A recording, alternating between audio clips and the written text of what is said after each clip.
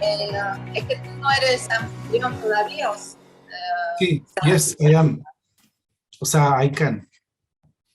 You can. Yes. I do it now. Okay. Okay. Okay. Perfect. Super. Okay, shall we start? Yes. As you want. Yes. Wait a minute. Yes. Wait a minute. Yeah. Okay. Yeah. Thank you. Copiar.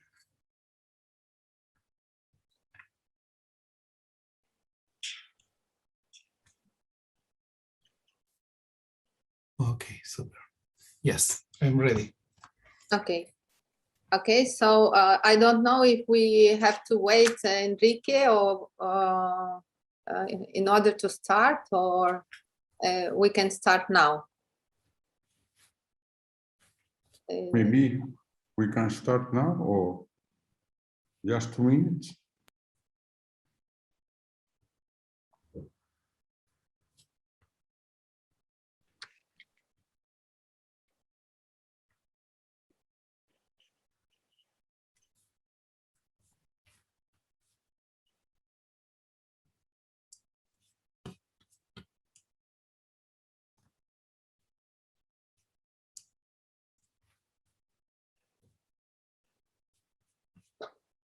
I can adapt the time.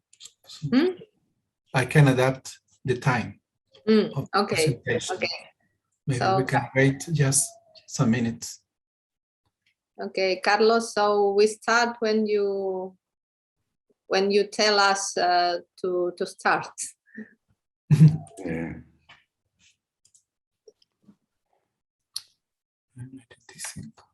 Yes.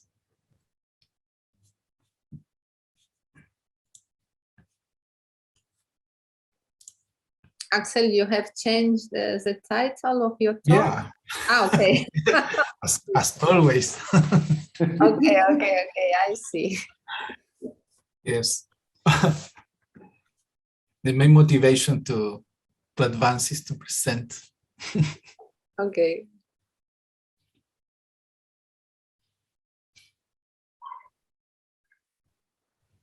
Buenos días, Jaime. Hola, buenos días. Good morning. And good evening for the people in Europe.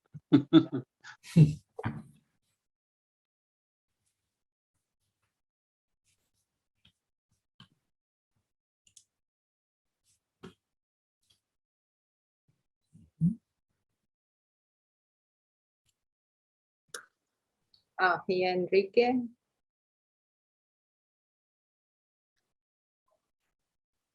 Super. Okay. So we can So go. let us start. First of all, I would like to thank the organizers for to make possible this conference in honor of Enrique. And also would like to thank Enrique for your scientific contribution in the many fields of applied mathematics, and also for transmitting your knowledge to scientific community and for the students, for the young students especially. And happy birthday to you, and I'm happy to be here. It's I know you since for many years, and I remember very well your birthday. It was, in fact, it was my PhD thesis. You were in the jury of my PhD, and it was the day of your birthday. So happy birthday to you. So let's start. Let's start with the first conference of today. It is a pleasure for me to present Axel Oces from Chile. Axel Oces is a specialist of control and inverse problem for PDEs. And now today he will speak on two inverse problems in biomedicine, light sheet fluorescence microscopy and MRI obstacle detection. So please, Axel, go ahead. Thank you, Anna. It's an honor to be here. I share completely the same feeling as Anna. It's the same, exactly, maybe the same story. During my PhD thesis, I met Enrique, and I did a small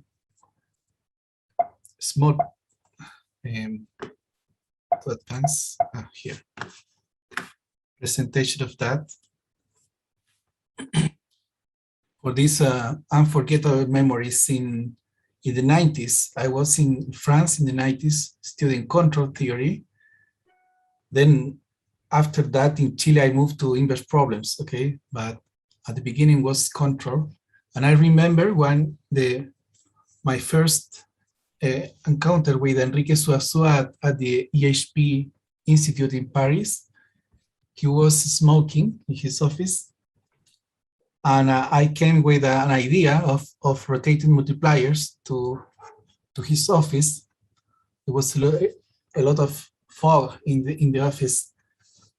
And he said me, okay, please explain me that and go to the blackboard. Okay. So in 15 minutes, I explained the idea and he was completely open to discuss, and he invited me after that to Madrid. It was the last year of my PhD. A little bit crazy since just 1 month before my daughter's born in Paris. And then I met Carlos Castro, Sorin Miku, Luz de Teresa. Luz de Teresa taught me about Jaime Ortega, the existence and uniqueness of Jaime Ortega, who did a parallel career to me, so it's really amazing. And also I visited some museums I remember in Madrid, as the Museum of Paul Klee. And then also Enrique accepted to be in my PhD thesis, as Anna is the same case. So many thanks for your support all these years. All this organization of congresses between inverse problems community and controllability community in Chile were very important for us, for our development. And I remember your quick travels to Chile. Once you were just 1 weekend in Chile, I remember. You did a talk and then you lived the country. So it was really, really crazy. Thank you for all that. In general, for supporting Math Blossom everywhere. And there's no anniversary without a gift. So this is a gift for you. Draw for your anniversary. So who has drawn this? Myself. Oh, I mean, that's I didn't know this dimension. Thank you. Yeah, Axel. it's another dimension. Yeah, it's a pandemic. It's a pandemic colorari. The pandemic dimension. Yeah, that's great. Thank you. Yeah. I remember this last workshop you mentioned. Yeah, unfortunately it was very quick travel, but I was also in CMM, and as usual it was so nice and useful. Yeah. By the way, you said that I was smoking in my office, so of course you say it is certainly true. But I remember also when I was a PhD student, I think Carlos also used to smoke in the office. No, yeah. Carlos. For a few years he was, yeah. And at that time it was common, right, that people will smoke in offices. Yeah. Now it sounds like impossible to.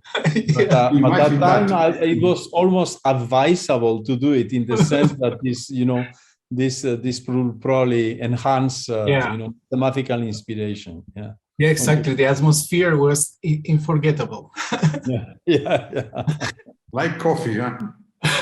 And coffee, yes. Okay. So I start with the first part of my talk. I will not enter in the details of proofs, since to be honest, I don't remember very well the proofs are very technical in general. But I wanted to just to the point that how these controllability techniques I learned during my PhD and my first years of career were very, very, very, very useful to attack another type of problems, inverse problems, and in particular in medical applications. And one of them is light sheet fluorescence microscopy. It's a problem that arises from the Faculty of Medicine in Chile. They have a microscope, and they say us to do a mathematical model, or to try to build a mathematical model for this technique. And then another problems arise naturally. So we arrived to the backward uniqueness of the heat equation, for instance, was really non-expected at all. And the other subject I will present, if I have time, if not, it's not serious, is about obstacle detection. Okay. So light sheet microscopy is a technique where you have a probe sample, and you try to observe this probe is not completely opaque, is semi-transparent in general. So you pass a laser by the object, and you try to observe the object slice by a slice. So there's a camera. So there are two steps or two stages. One is the excitation or illumination of the probe, and the other stage is the detection of the object. But there's another thing. There's a material that is fluorescent, and the idea is that the laser excites this material, and then the laser is off, and you can see the fluorescence, the marked cells by a fluorescence chemist, or you can observe this. I will explain this here. This is a typical image you can see, and you can illuminate the probe from the left or from the right. And then what they do, they just merge both images, one side by side, and try to compose an image. But there's a problem at the center, since there's a lot of blur and there's a lot of artifacts. And this is mainly due to the diffusion of the media, the light diffusion or the fluorescence diffusion. So the idea was to build a mathematical model for this technique. And what we did is just describe mathematically these two stages, the stage of excitation of the laser and the stage of how the camera captures this fluorescence light that is excited by the laser. So in general, here some notations. We say that H is the height of the laser, S is the dip, the laser dip, X, Y are the main reference here, and H is the entry point of the laser to the probe. So this circle represents the probe, represents the organism you are seeing that has some boundary. Okay, not typically not circular, but okay, is just a diagram. So from the mathematical point of view, the first stage, the illuminating stage, is modeled by an equation that is called the Fermi pencil beam equation, that is typically used for lasers, and it's just a diffusion equation, a transport diffusion equation, or radiative transfer equation that is approximated by a sort of Laplacian in the angle. Okay, so it's supposed that the laser is spreading in some way, and when you compute the exact solution, what you have is that the laser is indicated here in the figure, behave as a vertical Gaussian. So if you cut the profile of the laser in a vertical line, you see a sort of Gaussian that depends on the dip and on the attenuation of the media. This is very important, on the diffusion of the media. Here is the diffusion coefficient. I mark it in red, okay? And also you have the attenuation of the media. And this diffusion of the media influences the standard deviation of this Gaussian. Okay, so in general, if you model what is the the quantity of material that is activated, the fluorescent material, it depends also in the concentration of fluorophores, the concentration of the material that is fluorescent.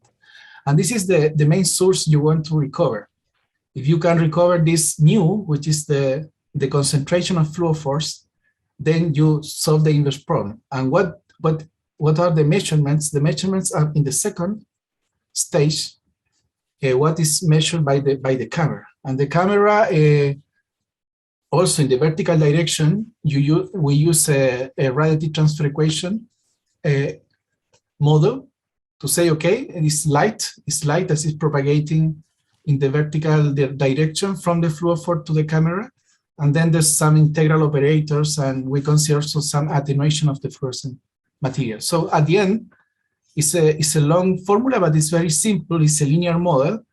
You have some measurements at some depth and height that depends on the fluorescence concentration, also at the depth and height. So, this formula depends on the main diffusion of the media for the laser diffusion. Since alpha is finally a function of, is here. Alpha is a function of the diffusion of the laser. So the inverse problem is to recover mu from P, essentially.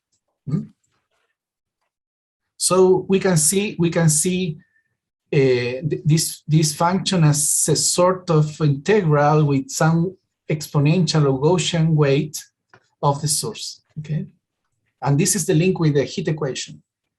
After that, yeah, since the kernel of the heat equation is a Gaussian. Okay. And nu will be a sort of initial condition. So here's some numerical simulations to have some intuition on the problem. The idea is that you have a concentration of fluorophores or density of fluorophores that is unknown, and then you can pass a laser, and the laser is illuminating just one slide. This is the 2D version. And the camera received some signal that it's exactly this concentration where the laser passed. Okay, so this is the main idea. So you have a measurement of the camera for each height. You pass, you can scan this probe and have a lot of measurements, and then you try to recover the density of fluorophores. Okay, so mathematically. Of course, the two important problems are uniqueness and stability of this inverse problem. Uniqueness was already an interesting problem since we found the connection with the heat equation, and stability is more involved. And we arrived to some Lipschitz stability. Was really unexpected.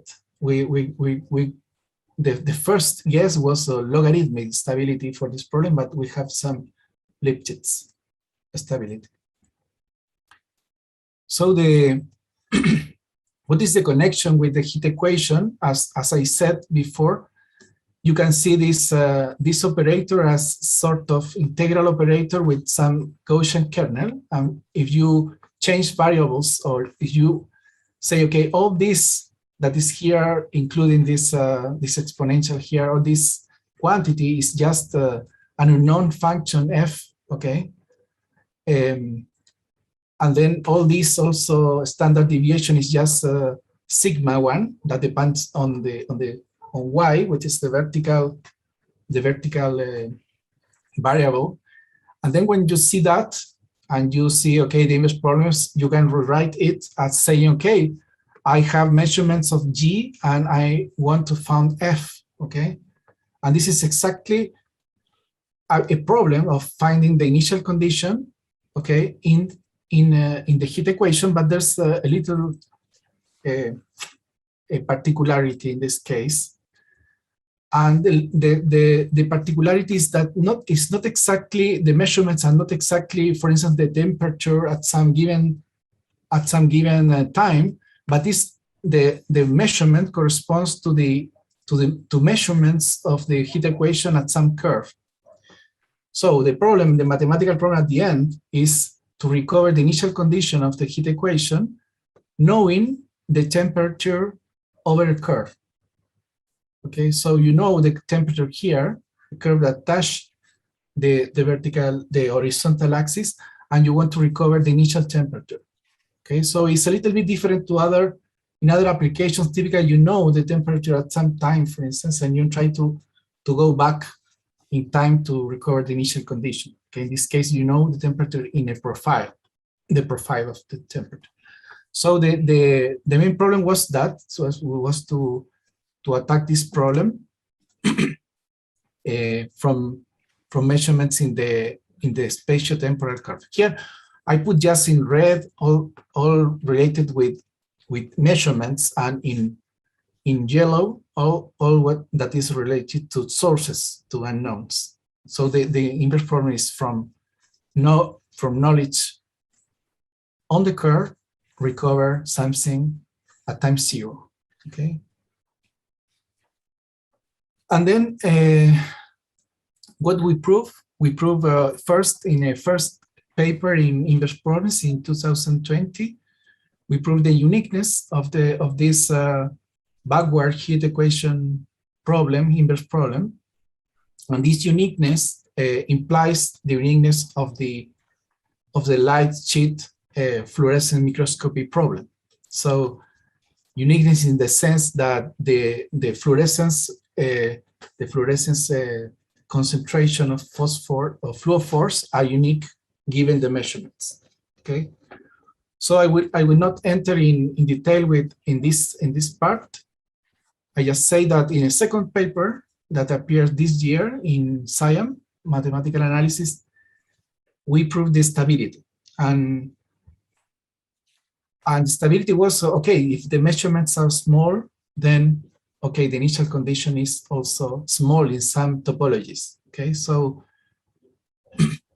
the main step to prove that this Lipschitz stability passed by considering just one sign of the initial condition. We suppose that the initial condition is non-negative, and then we prove a first Lipschitz stability, and it's very important this sign assumption to prove the Lipschitz stability.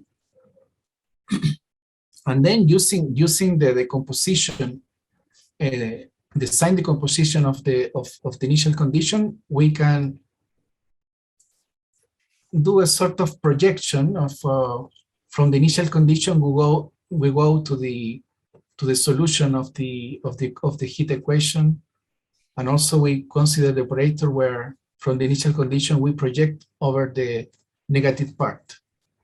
And using some, I will not enter in the details since the time is bounded. We use some unique compactness argument to prove the stability estimate. So it's not constructive, if you want method to prove the stability. And we were inspired in some paper of Chervova and Oksan. And this implies at the end in our application, the result is interesting by itself, but in our case, it implies some stability for the light sheet fluorescence microscopy problem also. Okay, and we need some technical hypotheses related to the regularity of this fluorophore concentration, and in terms also of some location of the fluorophores away from the boundary. And I will skip, I think, the proof of this, but just the idea in this figure to prove it's interesting things since we translate the problem of knowing the temperature over a curve, try to recover the initial condition into a different problem in a non-bounded domain. That is, if we know the temperature at some curve, then we know, in some sense, the temperature in some domain with a bounded complement. Okay, but it's typically also in control of the heat equation in non-bounded domains. Okay, so the observation region or the control region is with bounded complement in this case. And this is the main idea. And to do this, what we did, we introduced some sort of energy that is just integral of the solution over horizontal lines from the curve to the infinity. And by integrate this energy and by doing some estimations, we can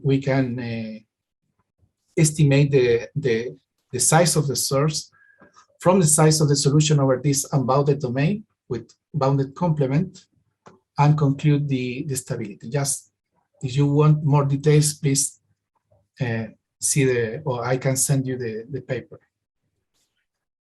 And I wanted to say just here, since we cite also some works and one work of Enrique, we can also prove logarithmic stabilities with less assumptions over the support of the initial condition, and it passed by Kahneman inequalities and etc. This is typical in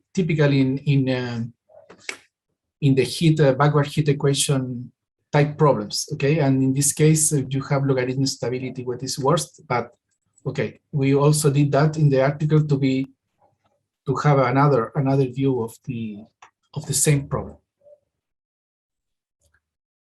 And we also did some numerics. For instance, here you have the original problem where you just merge both images, and also you have in the center line here in the center axis of symmetry, the vertical one, you have here the profile, and you can recover something which is very smooth. Okay, but if you use the model and you use techniques for solving the linear problem or the minimization problem using this functional, this model, mathematical model, you arrive to something which is much more detailed in this part. That is the problem in practical microscopy. Okay. Also for the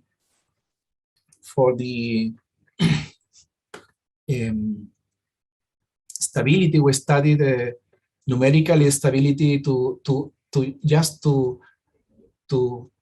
see if numerically this Lipschitz stability exists, and it was the case. So we construct some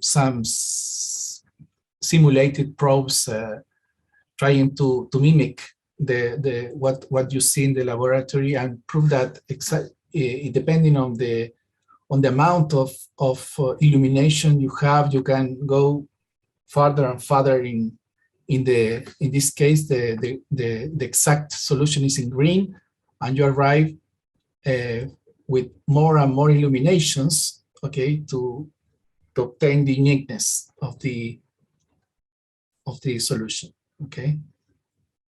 Of course, if you illuminate just one side, it's not okay, but both sides is okay. This is the final theorem. Okay, the second part, I will go.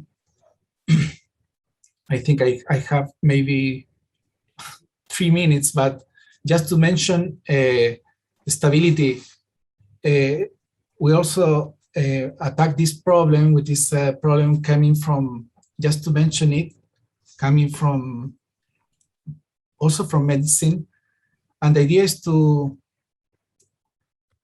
recover the shape of the valves in the heart from velocity measurements, and velocity measurements that you can obtain from MRI measurements. So with MRI, you know, MRI, magnetic resonance imaging, you can also find not only concentrations, but not only densities, but you can also find velocities, the velocity of blood. And if you have the velocity, the idea is to use this velocity to find something in the fluid. In this case, the idea is to find obstacles. The valve is you can see the valve as an obstacle. And the main idea, without entering details, is that you replace the obstacle, in this case, the valve that is here at the left-hand side, by a resistance. This is the main idea. You replace the value by a resistance, so a coefficient in the equation. You get away the value and you put a coefficient in the equation. And the main idea is to change the inverse problem. The inverse problem is to find the shape of the valves from the velocity measurements, local velocity measurements.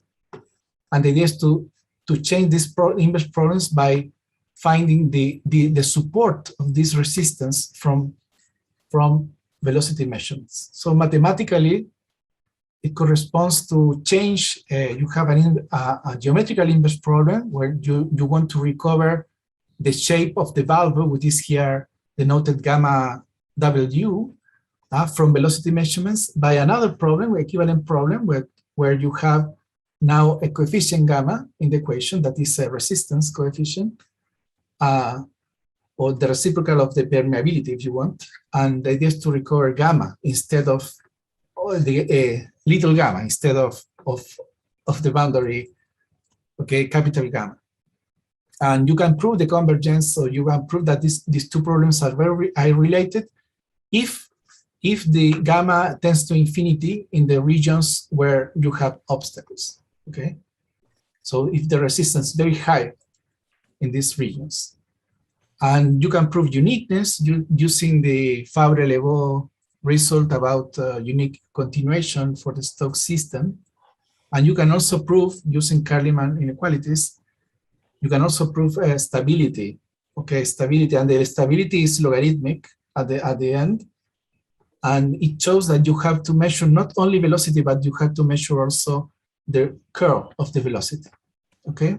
So the right functional to minimize is velocity plus the curl of the velocity, okay? But it's a very difficult problem. You have some geometrical abstractions regarding the weight, the Kaleman weight function. And we have also some numerical results here.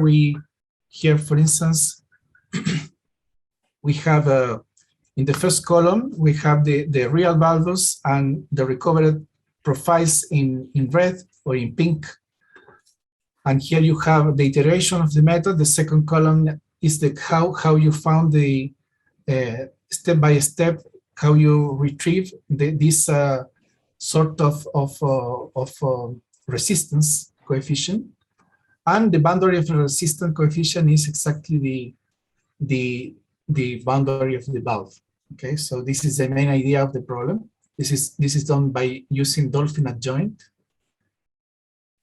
And we also have some simulations how to recover, for instance, objects in fluids using velocity.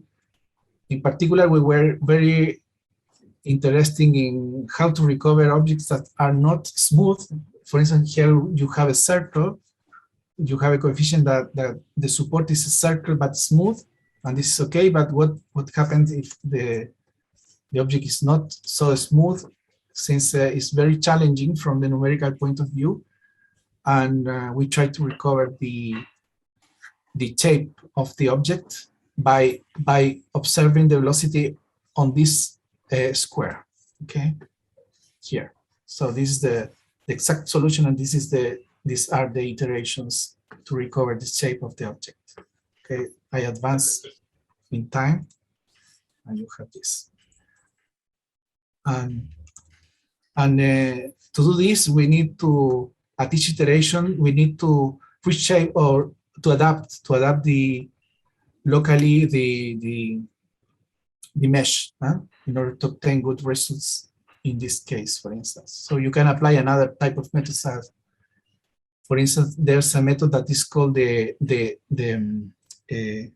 spectral adaptative also method, that consists in choosing the spectral basis, but adapt this spectral basis to the shape of the object. Okay, this is the work of Maya de Wuan.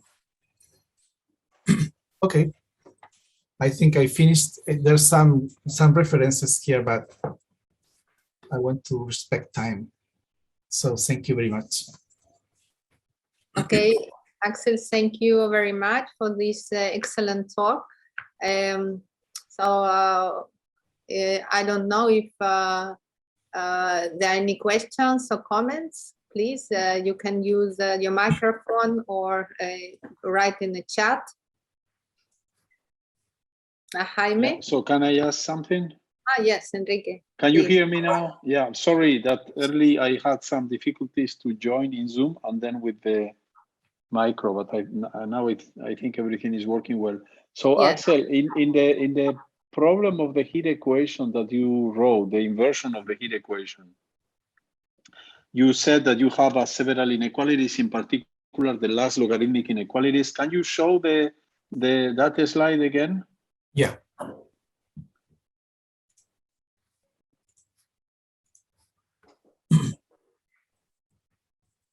Sorry, I have to go backwards. Go one by one, I will arrive. Yes.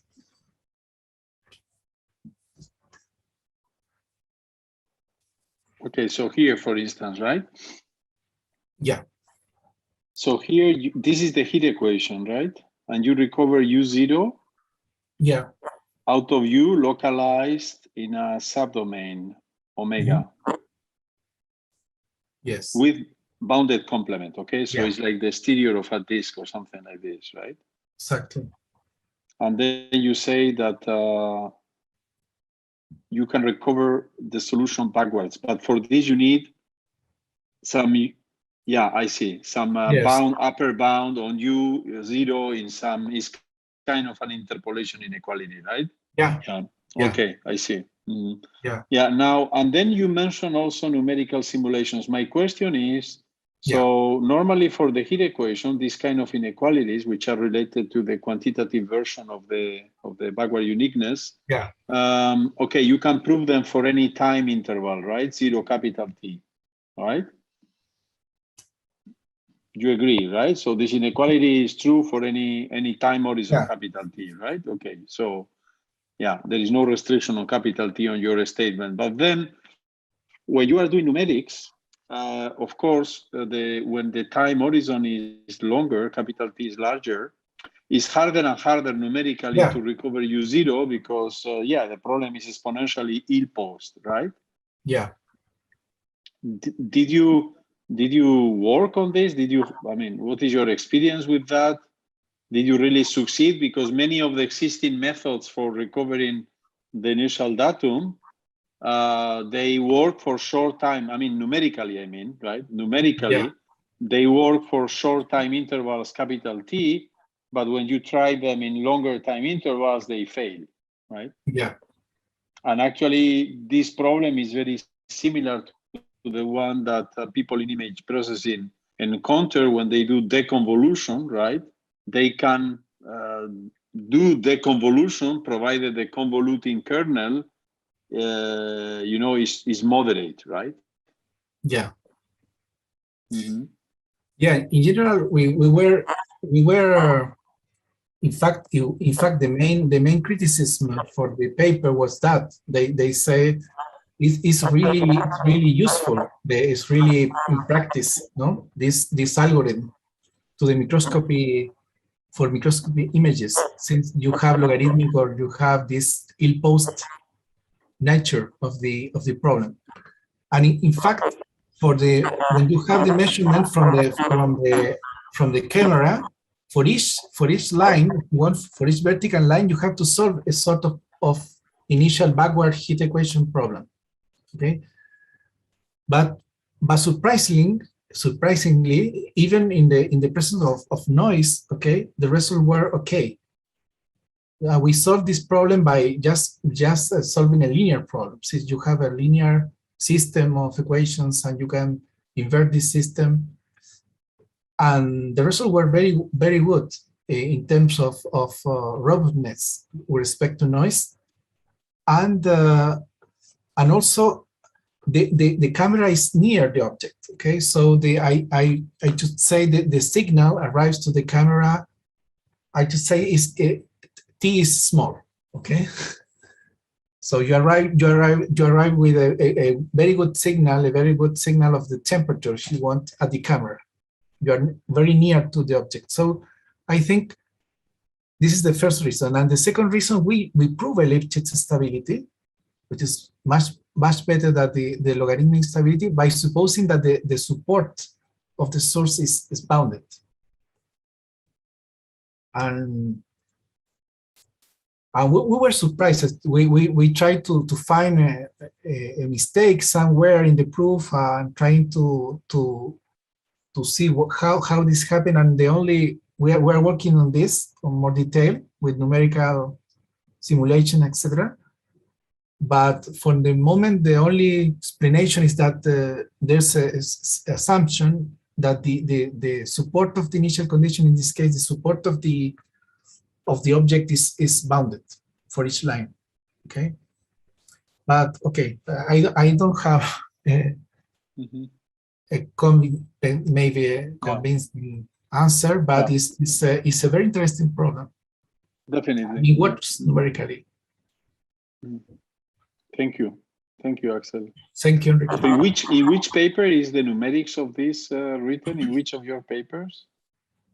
In the first one, that's the direct model, and we solved the inverse problem with a linear system. And in the second paper, in the science paper, there's more details about the stability, numerics and stability. This, for instance, these figures are from the second one. Okay. Thank you, Al. Thank you, Axel. Thank you. Jaime, please. Hi, Axel. How are you? Nice to see you. Jaime.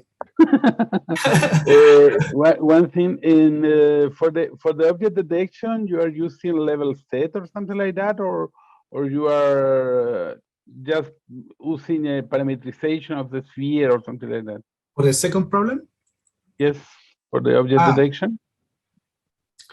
For the object detection, what we do is here, for instance, what we do typically I will show you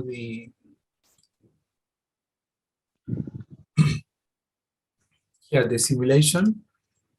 Once we in this case the number of parameters are infinite. You know, are all the infinite elements should be the degrees of freedom of the function of the mesh. Okay. Yeah. Of the mesh. So you have a lot of parameters, but at the end, what we do, we just cut horizontally this function and we find local maxima.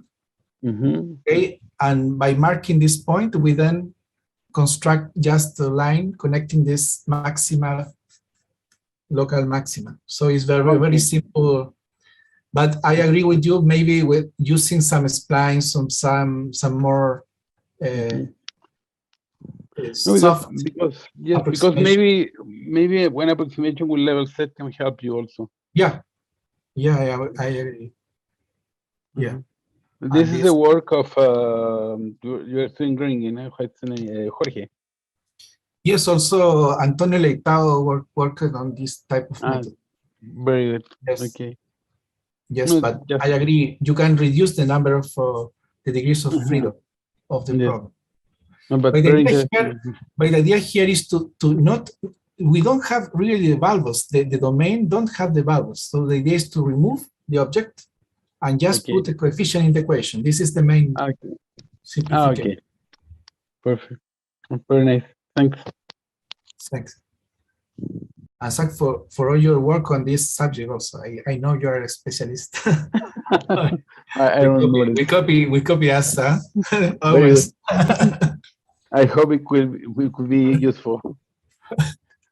Yes. More question or comment from the audience?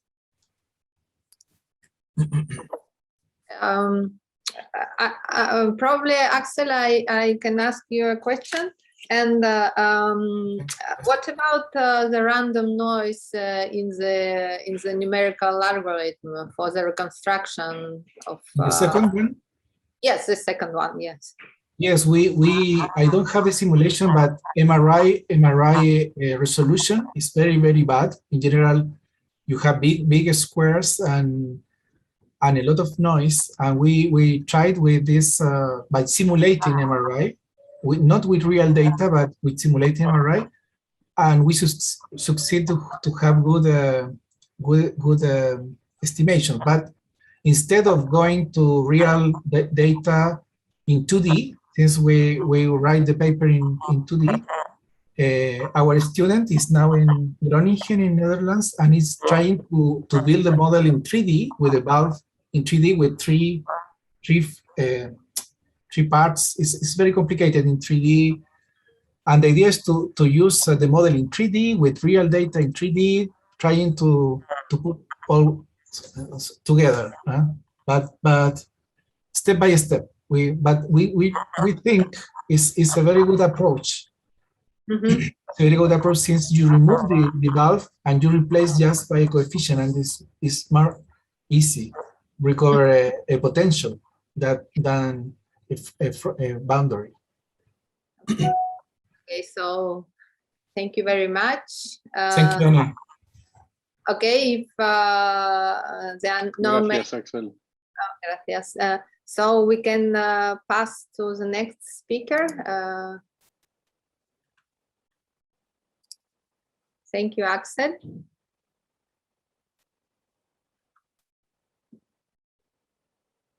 Suzanne. Hi, everybody. Hi. Hello, Enrique. Hello. Hello, everybody. Hello, Shu. Hello, Enrique. Hello, Shu. How are you? Fine, and you? So, Very good, very good. Yeah. Yeah, So I'm despite very all difficulties, we are still all good. Yeah. oh yeah, everything's great. So you are in Sichuan? Yeah, I'm at home, in fact. Oh, good, good. Okay, Yeah. but you even at home you have many mathematics books, right? Oh yeah, right. Yeah. Okay, my good. art. Yeah. Is to feel Yeah. safe, huh? Yeah. Yeah, Okay. yeah. Yeah. And how is life in Sichuan now? Can you Now it is, walk to office and everything, or? Yeah, we can go to office, in fact. Yeah. Okay. We can go to office almost every day. Mm-hmm. Yeah. Good. So now it is about 9 o'clock in the evening. Yeah. Oh, it's too late for you. Yeah. Okay. Yeah, So then you should give the talk before you sleep, yeah. right? So Yeah. So this is why maybe I cannot attend yeah, these the end of the lectures. series. Yeah, Yeah. definitely. Yeah, Okay. because the difference Nice to is see you, 11 Shu. hours. Yeah. Yeah.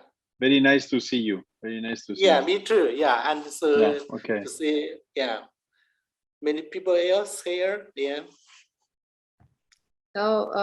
So Professor, can you try to share your screen, please? Sure. Just one moment. Okay.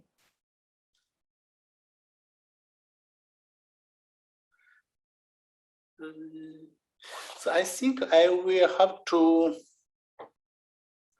Oh, just a moment.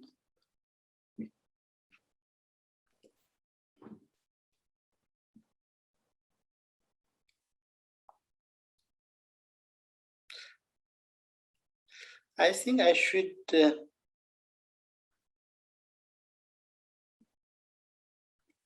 It's okay. We can't see. Okay. It's fine. Yes. Yes. Now we can Yeah. see. Great. We can see your slides. Great. Okay. Yeah. Okay. Are you ready? Yeah. I'm ready. So. Okay. So. Thank you very much. Let me introduce you. So we have now Professor Xu Jiang. He is a specialist on control and also stochastic differential equation, control partial differential equation, and also stochastic differential equation. So he will speak about operator valued backwards stochastic Riccati equation and application. So please, as you want. Okay, thank you, Anna. So thank you for your introduction. So I would like to thank the organizer to invite me to give this talk. In fact, it's my great pleasure to attend this workshop in honor of Enrique for his 60th birthday. So you know, I know Enrique almost 30 years ago. That is about 1994, when I began my study of PhD thesis. So, and in fact, I met Enrique in a conference in 1998.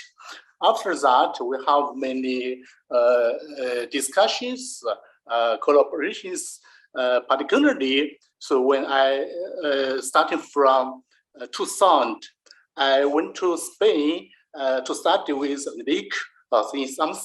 In fact, Enrique is my scholar mentor for many years. And also after that, in fact, he's also my beneficial friend up to now, in fact. So you know, I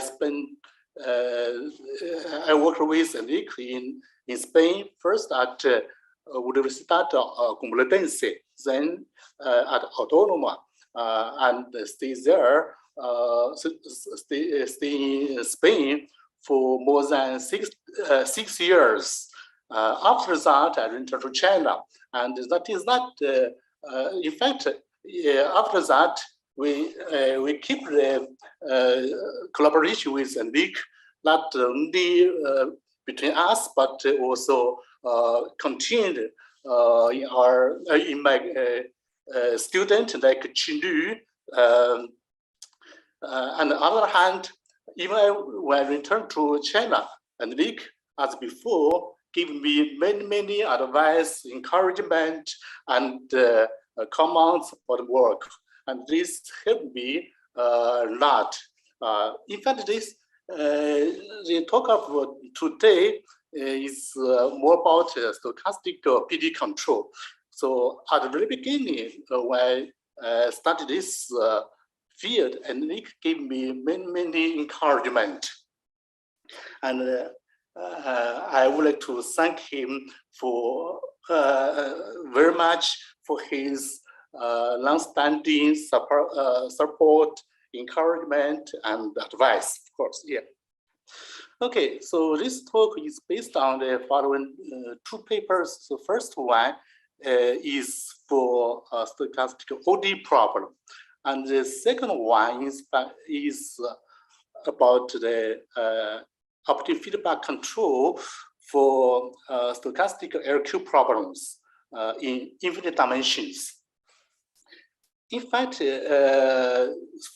for more reference, so I would like to mention this book. It is published, and this is something like an introduction to the field of control of stochastic PDEs. Okay.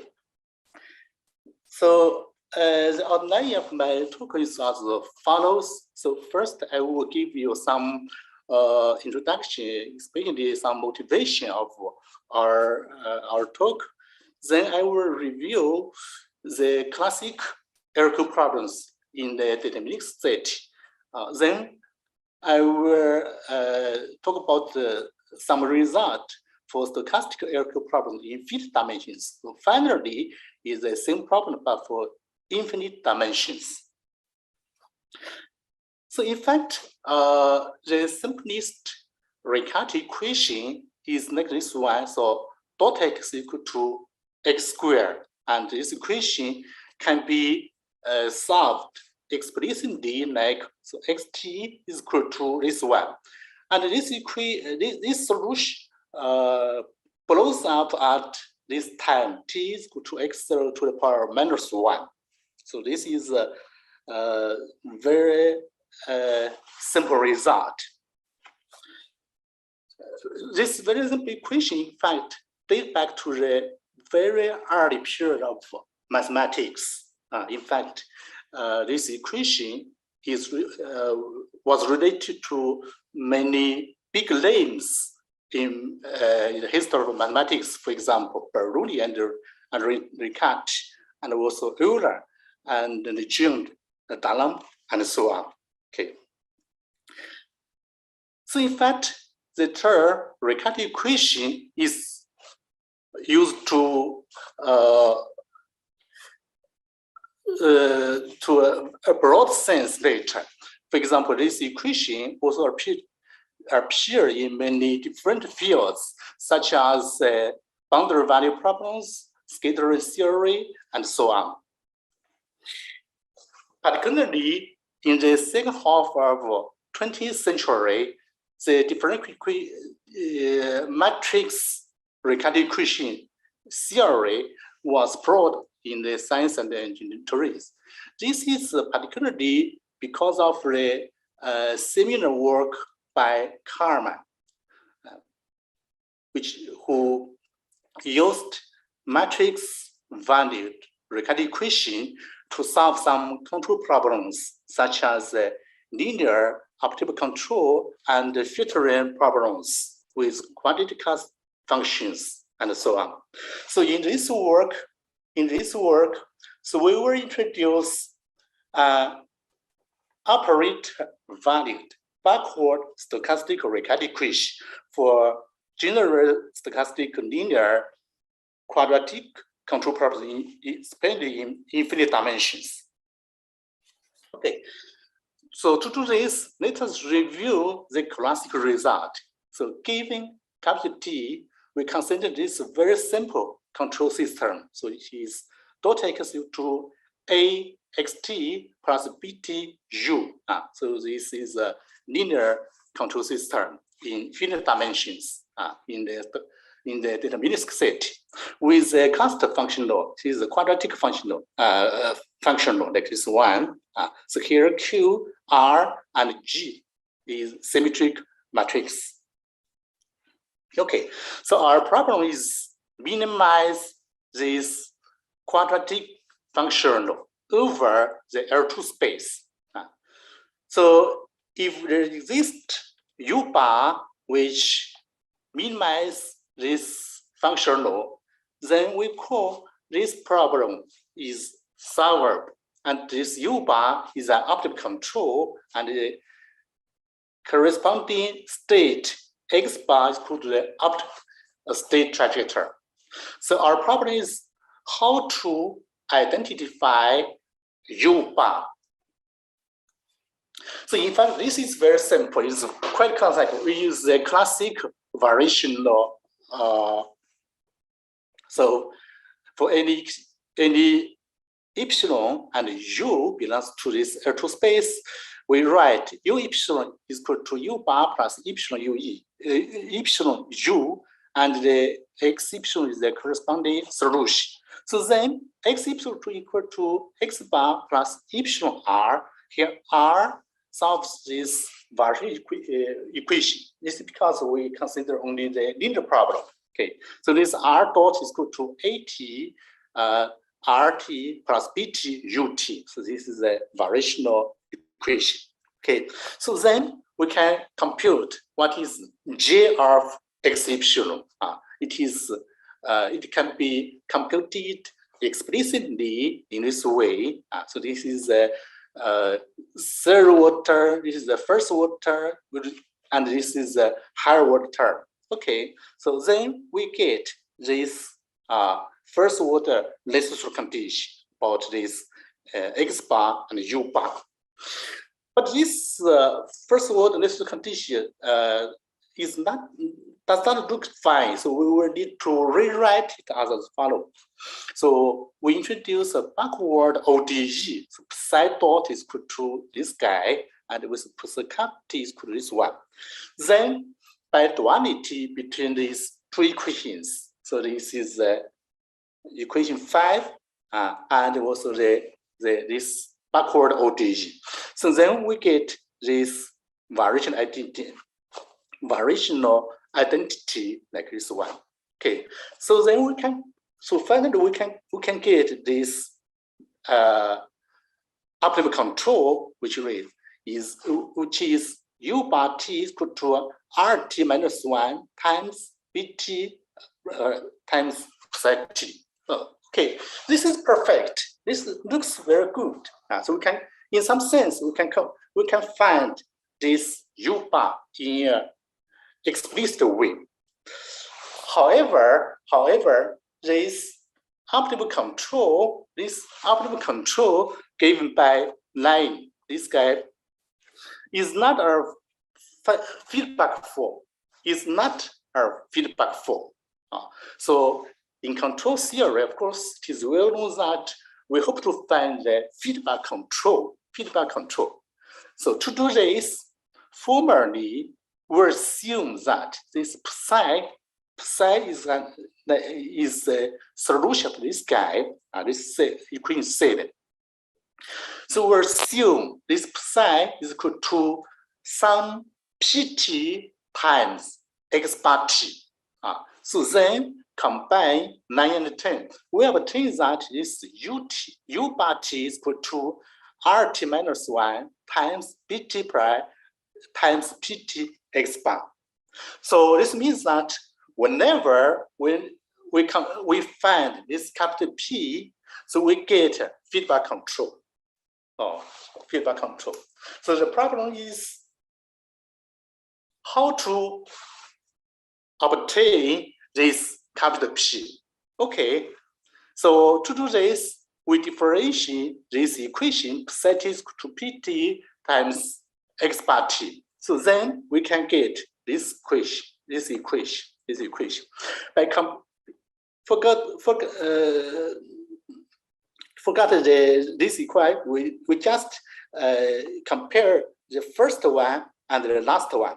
So then we get we have to choose this capital P satisfy this Riccati equation, which means that we need to assume that this dot P is equal to minus pt times at minus at pt plus this guy minus qt, and the final data is equal to capital G.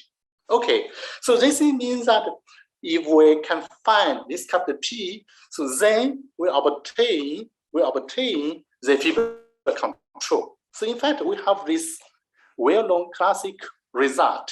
So this means under some assumptions on the capital R, here in fact is if capital R is uniform positive.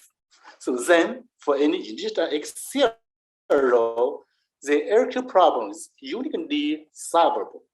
If and only if the Riccati equation, so this really nonlinear Riccati equation admits a uniquely solution, capital P belongs to this space. Here we have to have to be careful because this equation, this is Riccati equation 12 is a nonlinear equation. So generally, because of its nonlinear rate, the global solution is the globe solvability is not guaranteed. However, this equation comes from the LQ problems. So here this theorem says that if the LQ problem is solvable, then this Riccati equation is also globally solvable. Okay. However, we will see a completely different phenomena in the stochastic set. In the stochastic, we will see this. We have to reformulation the problems. Okay. So now let us see the stochastic set. Okay. We first consider the finite dimensions. So it is the stochastic LQ problems. Okay. So this is omega f, capital F, P is a complete filtered probability space. And this capital F is a filtration. And here we assume this is a natural filtration generated by a one-dimensional Brownian motion W. Okay. For any n and m and the unit delta s and eta, we consider this controlled equation. So here the equation is very simple. It's a linear equation. So dx is equal to ar x plus b UDR. And this is a drift term.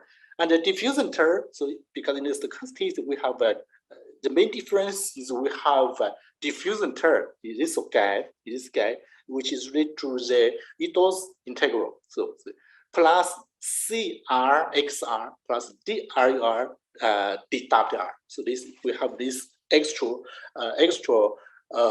diffusion term.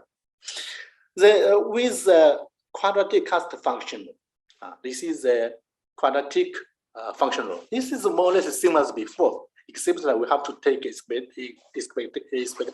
Okay. In the above, so UT is in this L2 space. So this space, it is a space of admissible controls, and X is a state variable. So our problem is almost can be posed as before. So we hope to find U bar which minimizes cast function. This is a problem. So this is a stochastic LQ problem in finite dimensions. Similar to the deterministic set, Riccati equation and their variants are fundamental to study SLQs. However, in the stochastic set, we have to consider backward stochastic Riccati equation. For example, for our problems, the desired backward stochastic Riccati equation takes a following form. So it is dp is equal to. So this part is more or less the same as before. However, we have an extra term plus lambda dw. So we have an extra term. This is the martingale term or diffusion term plus lambda dwt. And also this is some difference about the nonlinear term. So this is a nonlinear term. So nonlinear term, we have this K. This is the more perilous pseudo inverse. This term is very similar as before, plus R. This capital K is R plus D, P, D. But we have also this capital L. This capital L, we have, if it is quadratic with both capital P and also with this capital lambda. So this is much more complicated nonlinear problems. Okay. This equation, in fact, in a very much simpler form, was introduced first by Unham in 1968. In the early works on SLQs, the coefficients A, B, C, D, R, and G assumed to be deterministic. In this case, the Riccati equation, this equation, in fact, if all of the coefficient is deterministic, then this equation is also a deterministic one. In fact, in this case, lambda equal to 0, lambda equal to 0. Okay, this is more or less, in some sense, this is a simple case, but still there are some difficult problems, even this simple case. It was Bismuth who introduced, it is the first work that addressed the study of SLQs with random coefficients. So in fact, this equation 16, so this equation 16 was first introduced by Bismuth, but at the time, this equation is only introduced formally. And also at that time, only some very special and simple cases can be solved. Okay. In 1992, Penn proves the well-positiveness of the equation 19 under the condition that this capital D equal to 0, which means that there is no control in the diffusion term. Okay. The general case that is in the finite dimension,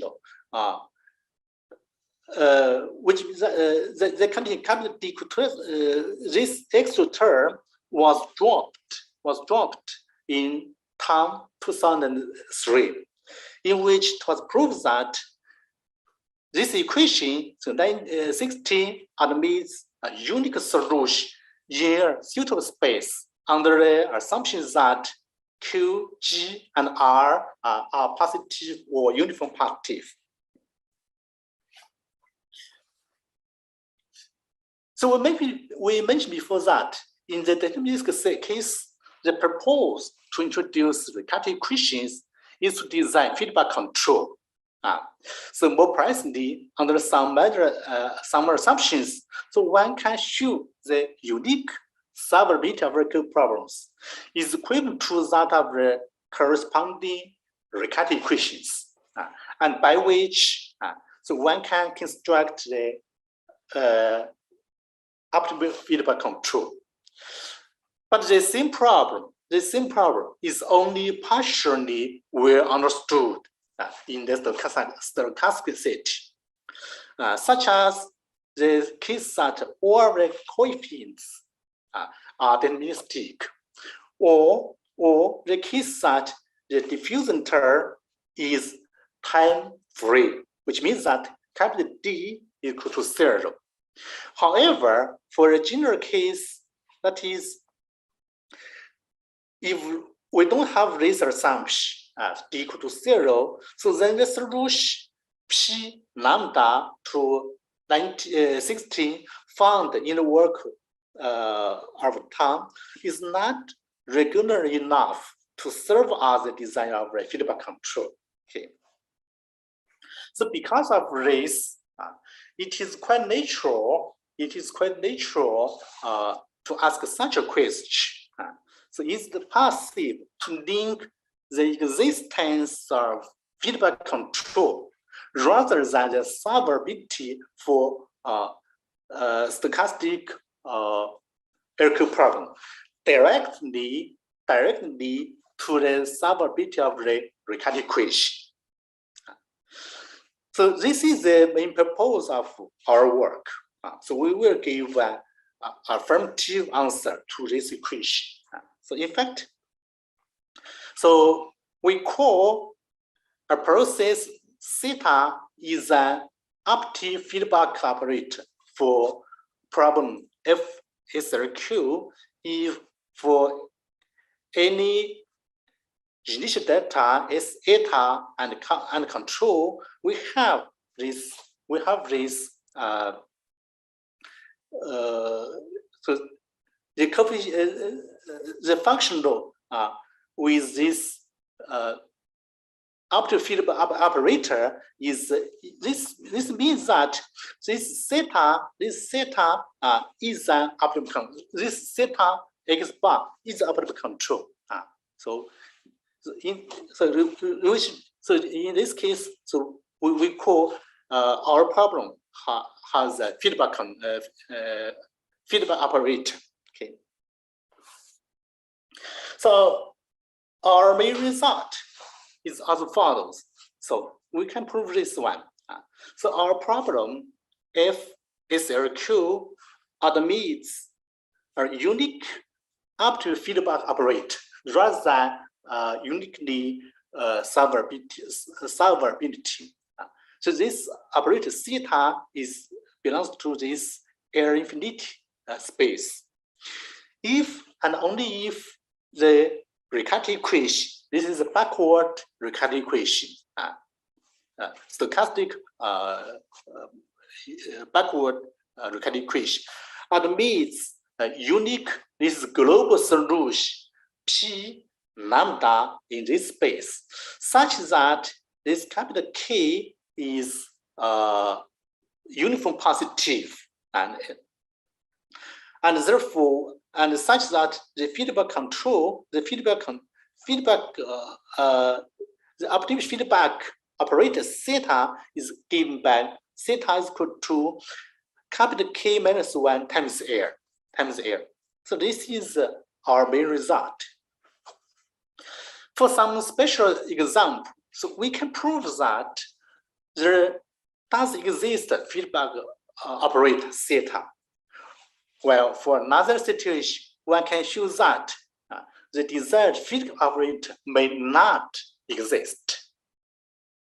So there is a very interesting problem.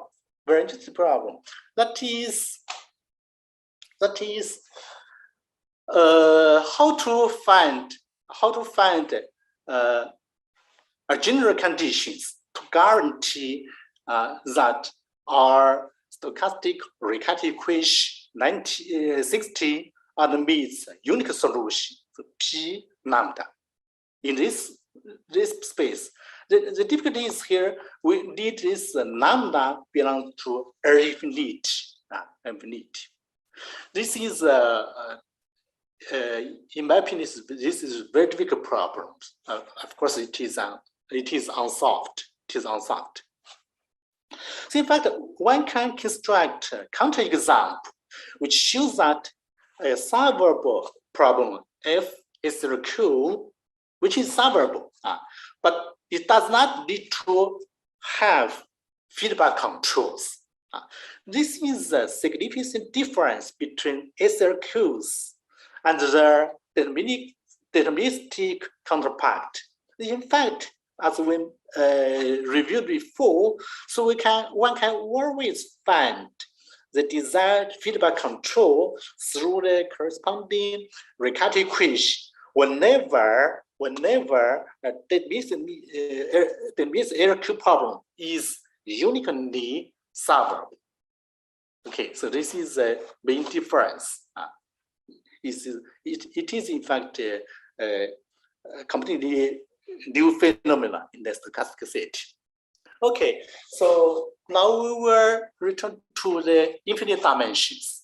This is the same for RQ, but in infinite dimensions. So we need this Hn and the capital U are separable Hilbert space, and A generates a C0 semigroup. So we can formulate a problem very similar in the infinite dimensions. So for initial data S eta, so we consider this controlled linear stochastic evolution equation dxt is equal to A plus A1 times xt plus BUT. So it's the drifter, and also we have the diffusion terms CXT plus DUT times DWT. Okay. This DW as before is one-dimensional Brownian motion. Okay. With these quadratic Castle functions, this is also, and also we can these coefficients. So A1, B, C, D, and Q are suitable operate via the stochastic processes, and also. So now, very similar as before, we can formulate our object control problems. So our problem is for each initial data S eta, we hope to find U bar which minimize this functional. This function is quadratic function. Okay, the functional is like this one. Okay. So for our problem SRQ, because of our work in infinite dimensions, we introduce the notion of optimal feedback operator as follows. Okay, so an operator theta belongs to this very strange space. By the way, I don't have time to explain you. It is a suitable operator, stochastic operator. It's called optimal feedback operator for problem SRQ if this inequality hold for any delta and control U. Here theta as before, theta x bar is is in fact the optimal control. Okay. So also we introduce operate value backward stochastic Riccati equation. So this is our Riccati equation. This equation looks very similar as before, but the main difficulty is this lambda is an operate valued process. Okay. So in fact, this is a new essential difficulty in the start of this equation. Okay.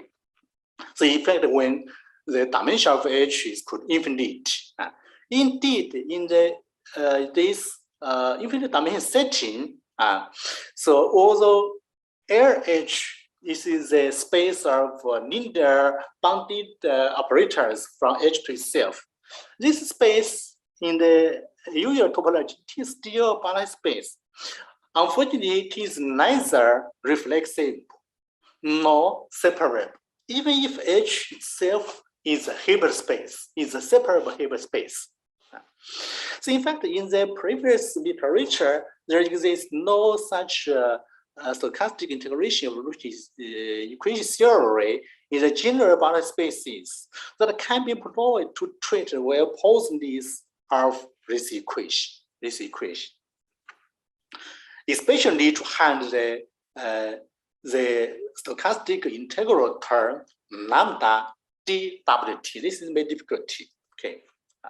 So in fact, I don't have time to explain it. This is related to a long-standing unsolved problem in non-commutative homological analysis. Here, where of course, everyone knows, generally speaking, you want to start the difficult nonlinear PDEs. So people need to introduce new concept of a solution. For example, viscosity solutions for HB equations, renormalized solutions for KPZ equations. So here in this work, so we introduce another type of solution, that is transfer solution to our operator value backwards stochastic Riccati equation 24. So even this concept of transfer solution to operator value backwards stochastic Liapoff equation was first introduced in our previous work in 1914, and it was important to study first and second one subsequently for stochastic optical controls in infinite domains. So here, in fact, this notion is also can be used to our nonlinear problems. So in fact, I will not go to the details, but here we just we need to introduce two forward stochastic evolution equations. So dxi. So here, vi and xi valued in a Hilbert space. This is very important. It is a Hilbert space, but if not rather than LH. The space of operators. Okay, so then so we call P lambda is a transfer solution to our nonlinear equation 24 if the following three conditions. So this is the most important is we need this like transfer solution for PDEs with non-harmonious boundary problem. So we need this this variational inequality holds for any t c1, c2, and u1, u2, v1, v2. Okay, this is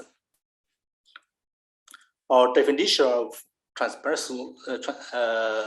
solutions. Okay, so our main theorem is as follows. So suppose that A generates a sincere group, but this is a technical assumption. So this assumption can be dropped in a recent work by Qinyu and Tianxiao. So then our problems SLQ admits optimal control optimal feedback operator theta if and only if our Riccati equation admits transfer solution P and lambda in this sense. In this case. And in this case, we can really find the up to feedback operate. I think this, I don't have much more time. So I would like to say again, happy birthday, Enrique. So in Chinese, so we hope your 福如东海，寿比南山. So this is something like the English translation. So may your happiness be as immense as the sea, and live as long as the mountains. Okay, thank you for everybody. Oh, thank you very much, Sue, for this interesting talk. Some questions or comments?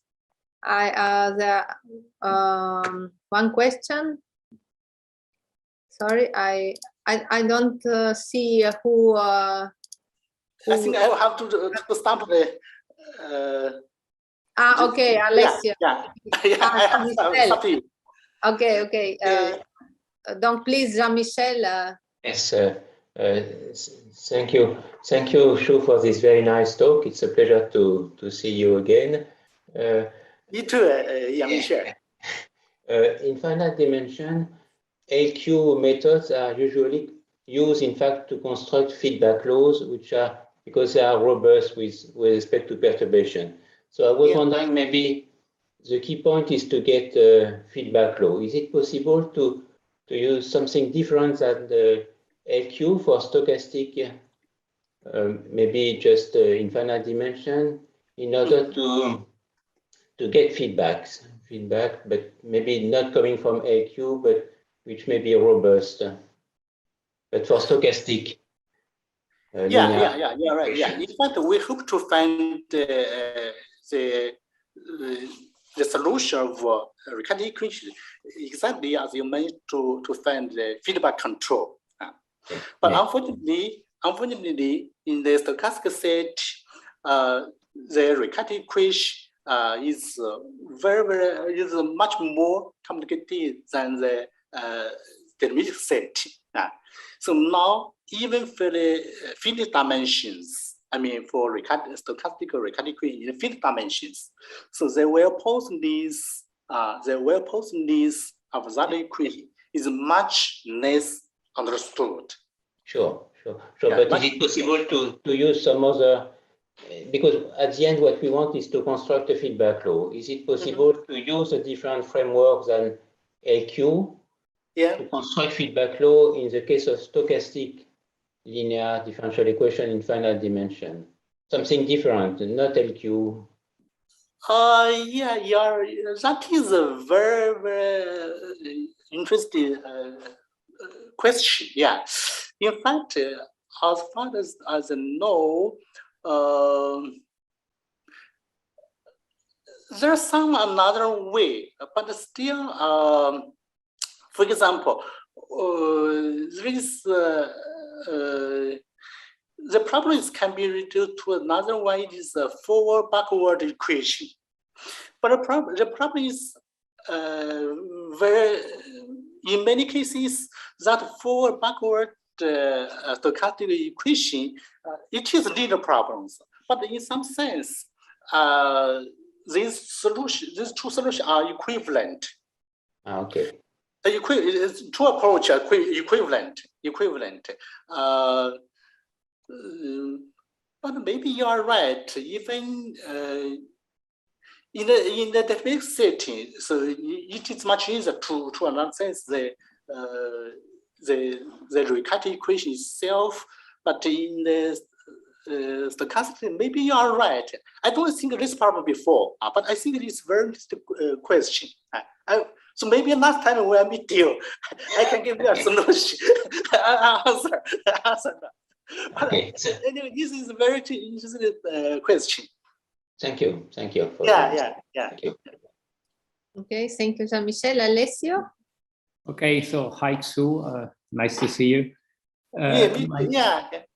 Yeah, my question is very simple. I mean, I've always seen this presentation with the stochastic, I mean, I'm talking about the finite dimensional case. So I've always seen this with this Brownian motion, but I mean, could you have differently some other, say, a Levy process or jump processes in your dynamics, say?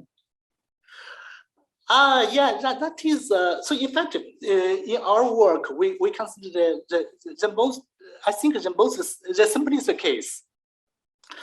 Yeah, of course, there are many cases, many problems that were not addressed in our work.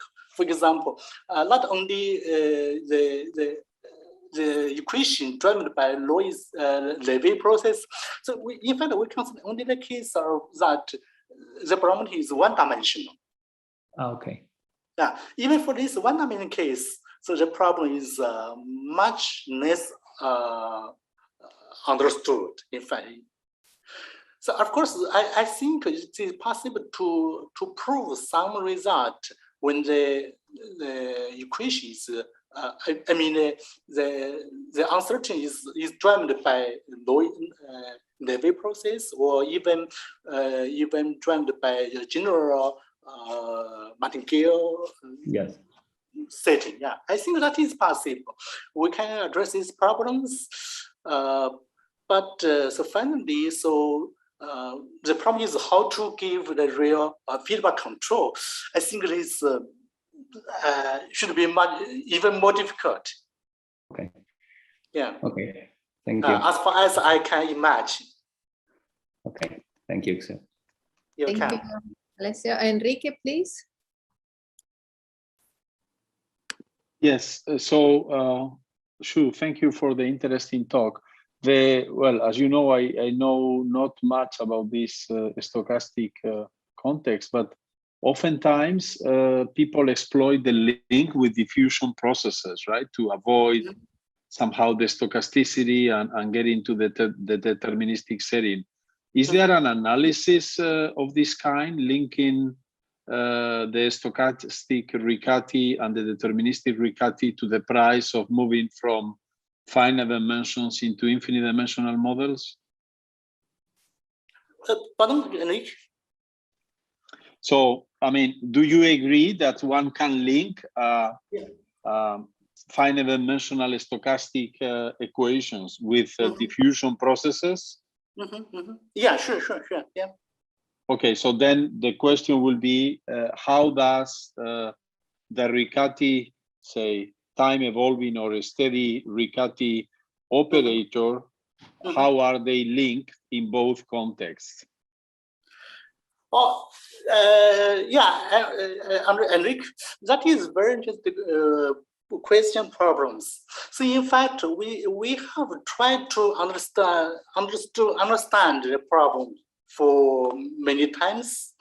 So in fact, in some sense, so this is I think I have wrote some notes, but it is in Chinese, unfortunately. So my understanding is that for the equation problems, so in some sense, diffusion, I mean, stochastic equation can be linked relationally to heat equation, for example. But unfortunately, this is equation. This is a problem of equation. But for control problems, I think the link is not as clear as the equation itself.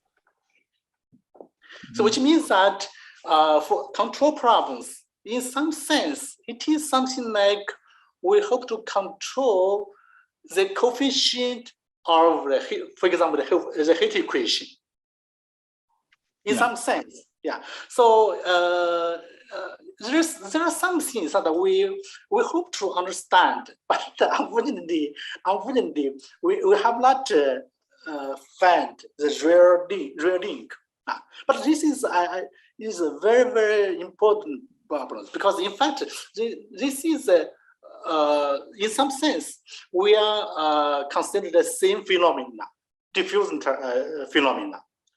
There should be one unified theory, I think this is what they hope tell me. Yeah, but the problem is how to unify these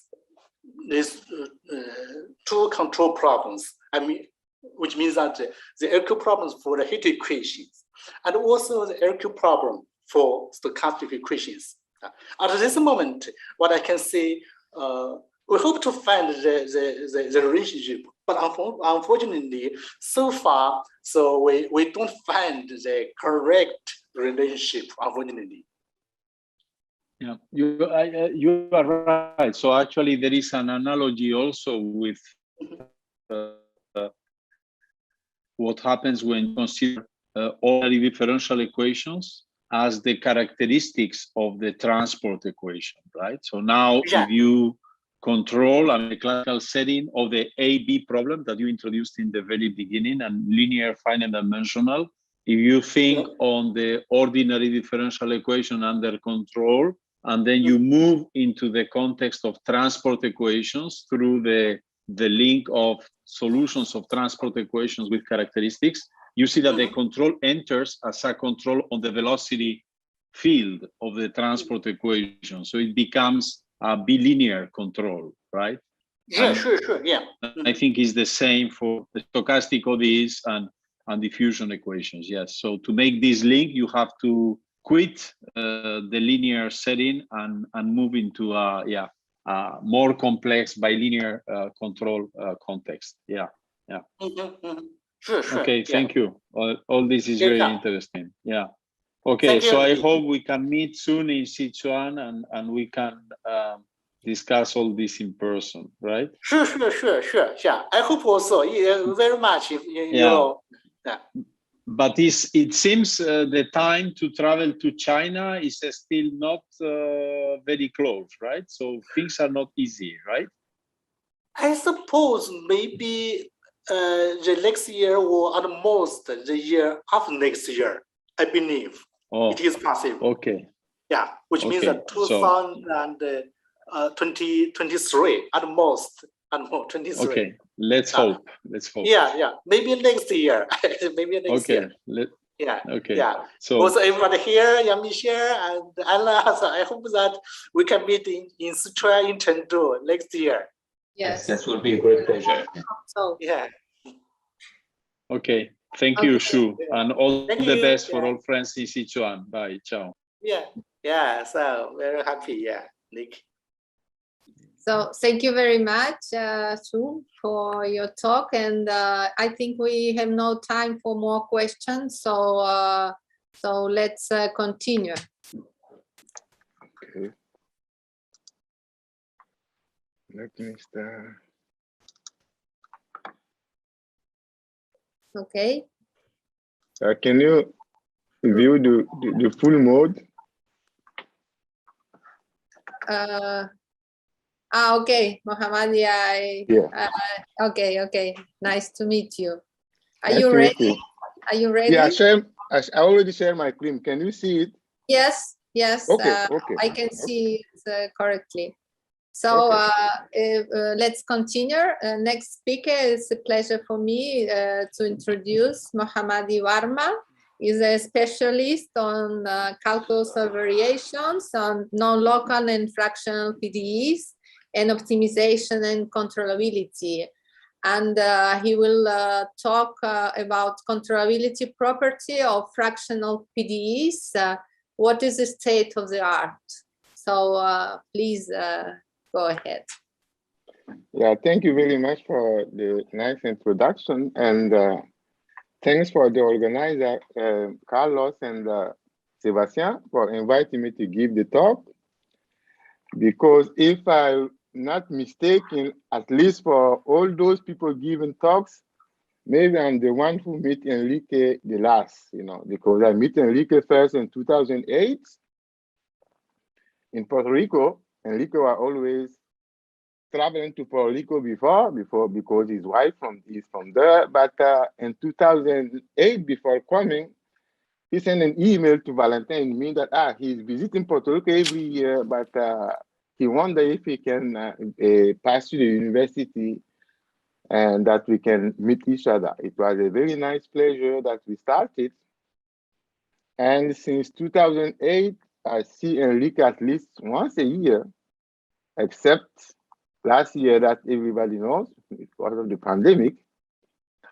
And when I know Enrique at that time, I was still an assistant professor. Then when I met Enrique, I was just listening to him because I was afraid to say, things that, and I also was not doing control theory.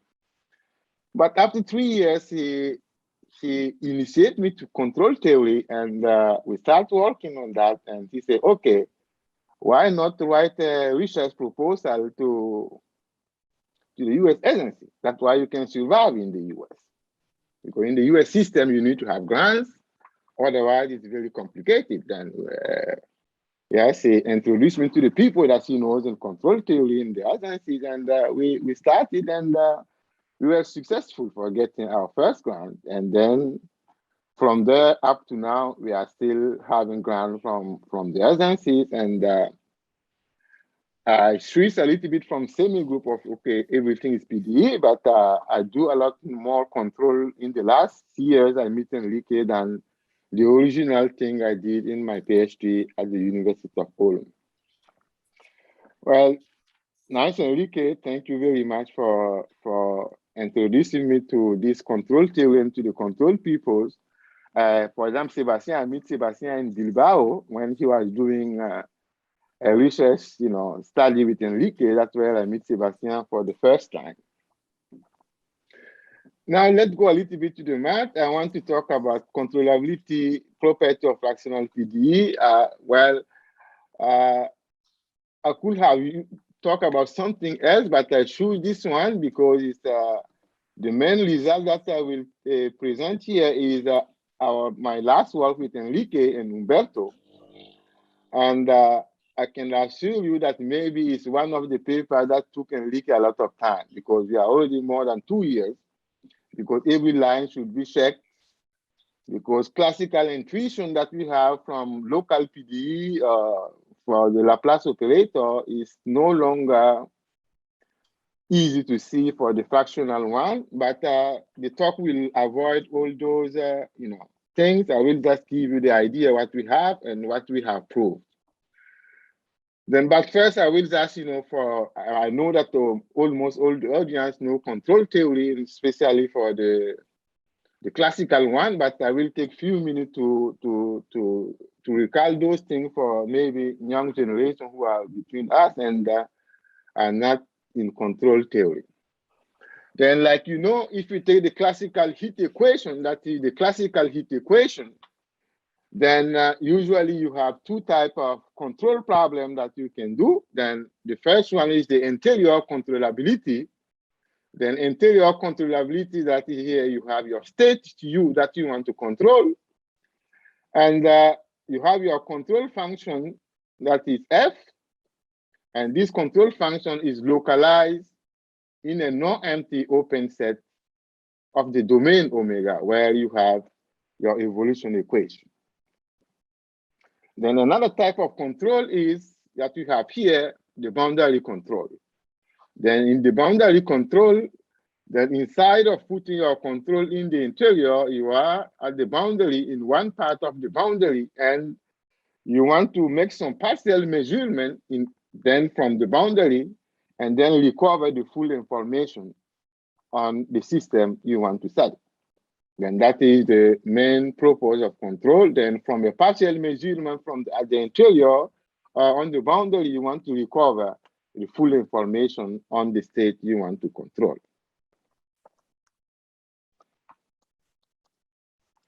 Then for the, let's see what is.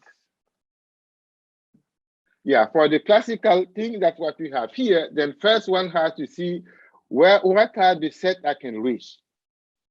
Then of course for the interior control, then what you can reach is U of t, t is the time, and you take F to be your control, that is an L2 function on omega times the time. Then that is the set where you can reach for the interior control. The same for the boundary control, then you have the set of reachable state is all the UT where G, your control is in L2 of omega, a gamma times 0t. But usually, okay, if you consider, finite energy solution for the interior control, there is no problem that taking F in L2, you are sure, for the heat equation to have finite energy solution. But for the boundary control, if you have Dirichlet boundary control, it may happen that G in L2 is not enough to have finite energy solution. Maybe at that time, if you take L2 its value in H1/2, yes, that will work, but it's not a big deal. If it's not, one may consider a very weak solution, or usually solution called solution by transposition.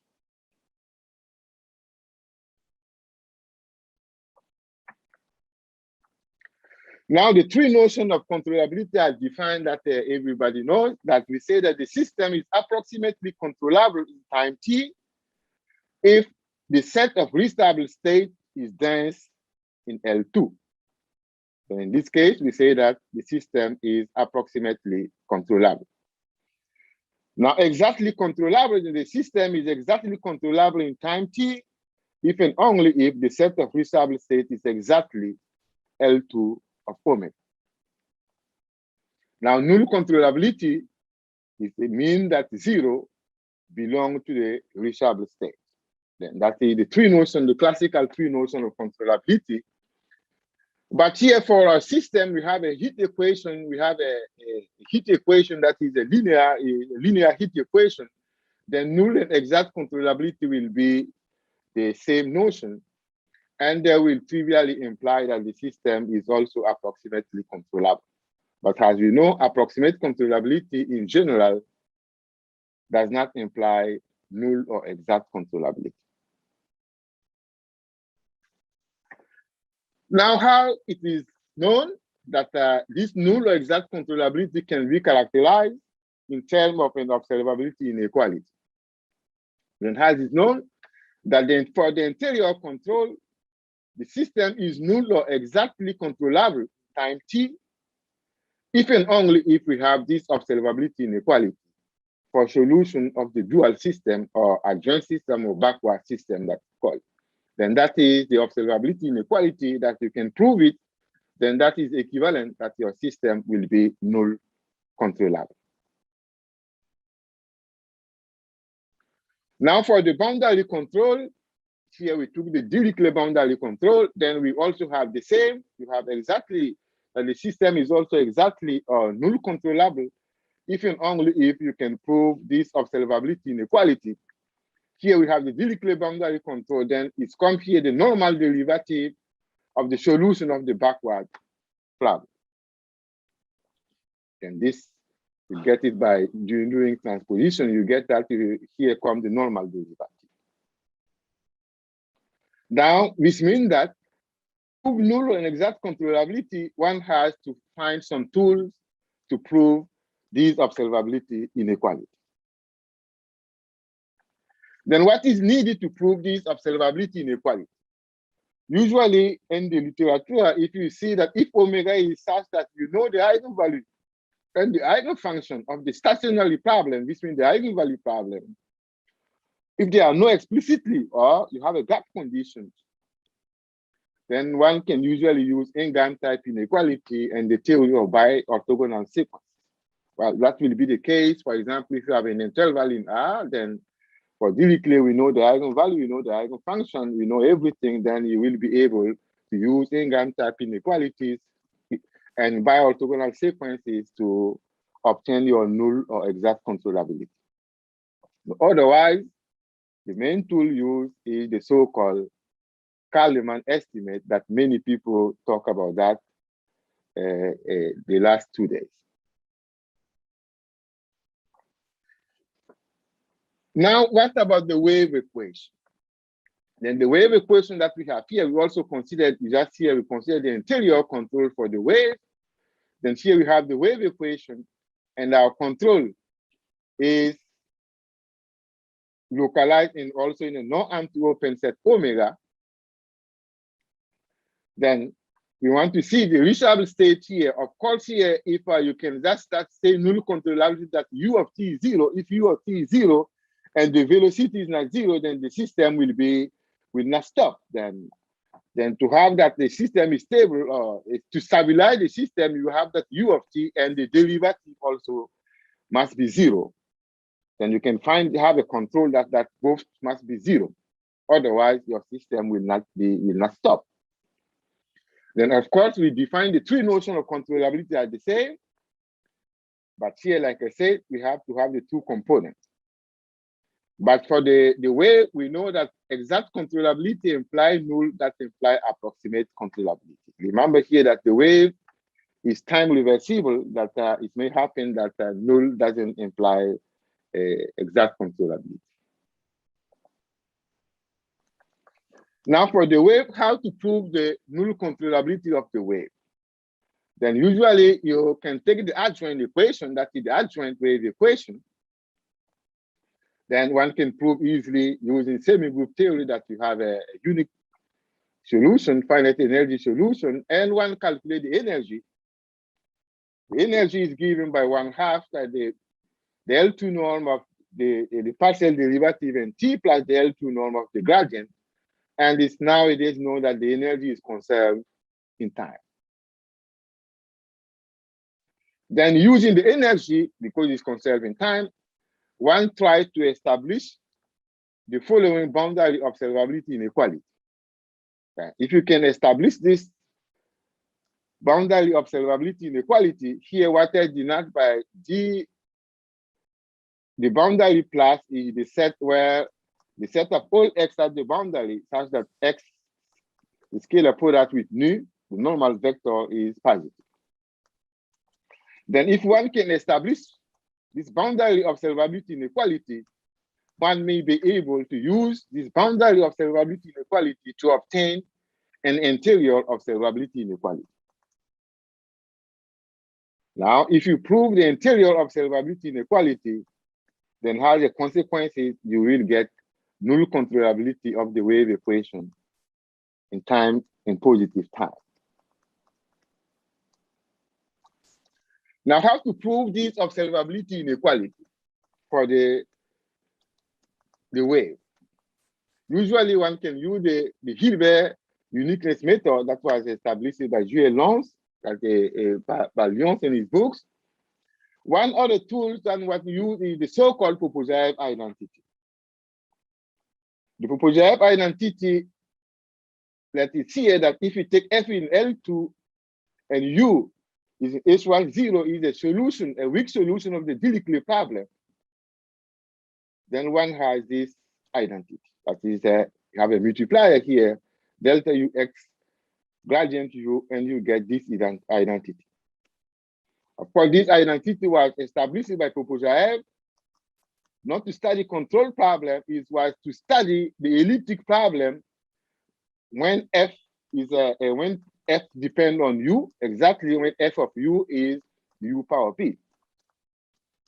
That's what was the main purpose for Popozaev for this identity, and help him to find the optimal P where you have solution and everything. Then later, several other applications of the Popozaev identity is misprint of this Popozaev identity have been found in control theory. In summary, for the classical one, to study the controllability for the heat equation, the main tool are Ingham type inequality, bi-orthogonal sequence, and Kalimann inequality. For the wave, we have Hilbert uniqueness method, or the method of multipliers, and also micro-local analysis. Those are the main tools used to study the controllability of the classical heat and wave equation. Now let's go what we call the non-local model. What is really a non-local PDE? That what we have a non-local PDE that we know is a differential equation that may involve integral terms or pseudo-differential operator of fractional order. What we will use here for us, we will take those pseudo-differential operator of fractional order that are particular case of non-local operator. But usually what they model, those are typical model anomalies phenomena like transport or diffusions. For example, if you go in elasticity, The Pieris-Navarro's equation arrived in the description of phenomena of dislocation dynamic in crystals. Also in material science, non-local model take into account that the stress in a point may depend on the strength in a neighborhood point. That is this non-locality. Also in population dynamic, non-local reaction diffusion equation are models that analyze the interplay between food dependent growth and size dependent mortality in predator-prey system. Then we have a lot of other applications like in image processing, laser design, polymedia flows, and all. Now there are many literature on the application of these fractional or non-local PDs. Then the typical fractional operator that we're going to take is the fractional Laplace operator. How is defined? Then you give a real number between 0 and 1. The fractional Laplace operator can be defined as the pseudo-differential operator with symbol modulus of psi power 2s. Then it means it's an operator on order 2s. Then minus delta S of U is defined, that is a constant, a normalization constant, the inverse Fourier transform, then here times the symbol and the Fourier transform of U. Then that is how it can be defined by using Fourier transform. But another way for defining the fractional Laplacian is using singular integral. That is more common. Well, how you do? By using singular integral, we define first this space that I call LS is the measurable function such that this integral is finite. Because I want to make an integral where I have a singularity at 0, then usually we take the principal value. What we do, we integrate far from 0. That's what we call minus delta S epsilon. Then we integrate far from 0. And we take the limit when epsilon goes to 0. Then whenever this limit exists for almost every x, then what we get is say that is the fractional Laplace operator. And one can prove that if the limit exists, it will coincide with the definition of given by using the Fourier transform. There is another way for defining that, the so-called the Caffarelli-Silvestre extension, that you take it and you take an elliptic equation now on omega times 0 on the cylinder, then you get a degenerate elliptic equation, and then you solve and you take the limit when t goes to 0. You will also get another definition of the fractional Laplace, and that is called the Caffarelli-Silvestre extension. Now, our control problem that we want to study here, that here we have the heat equation, but now with the fractional Laplace operator, we have our control that is localized in a non-empty subset of omega. But now for the boundary, unfortunately, we don't have boundary, we have exterior control. Then you have the heat equation, but here our control G is localized on a non-empty open set O that is outside the domain omega where we are solving the PDE. Why this? Here you see that boundary control is replaced with exterior control. In fact, this follows from the fact that if you take, for example, you take the elliptic equation, minus delta F, S of U is F, and U is G at the boundary, this problem is not well posed. There's no solution. In order to solve this problem, the function G must be known outside omega. Then the well-posed Dirichlet problem for the fractional Laplacian is that the function must be known outside omega. That is for this reason that we do not have boundary control, but we have exterior control. Now also here, we have the same characterization for null and exact controllability. Then the system is also null and exactly controllable in time t, even only if we have this observability inequality, where also here V is the solution of the dual system. That is exactly the same because this one doesn't depend on the fractional Laplacian. Depend only if you have an operator, self-adjoint operator, I think you can get all these characterizations does not depend from the fractional Laplace. But now for the exterior control, we also have the similarity here that the system is null or exactly controllable if and only if we have here also this observability inequality. Here we have like the normal derivative, but here this normal derivative is also a non-local operator that is defined what we have here. Then it is defined like the fractional Laplace operator, but here you integrate on omega and you take x to be outside omega. That's how you define the non-local normal derivative. Then here also, to prove the null controllability, that is equivalent to prove the observability inequality. Well, also here, what are the tools needed? Then if we know the eigenvalues, then we'll be also able to use Ingham type inequality and bi-orthogonal sequences. Otherwise, we have to use all the classical case, the Kalman estimate. But unfortunately, there are no Kalman estimates available for the fractional Laplacian on bounded open set. It's not known. Then for this reason, let's see what happened, what is known for the fractional heat equation. In one that in any dimension, the system is approximately controllable. That is okay. But in one dimension, the system is null or exactly controllable if and only if S is between 1/2 and 1. Then this result has been proved first by Umberto and Hernandez Santa Maria, and later Umberto, myself, and Enrique, we use it to prove other type of controllability.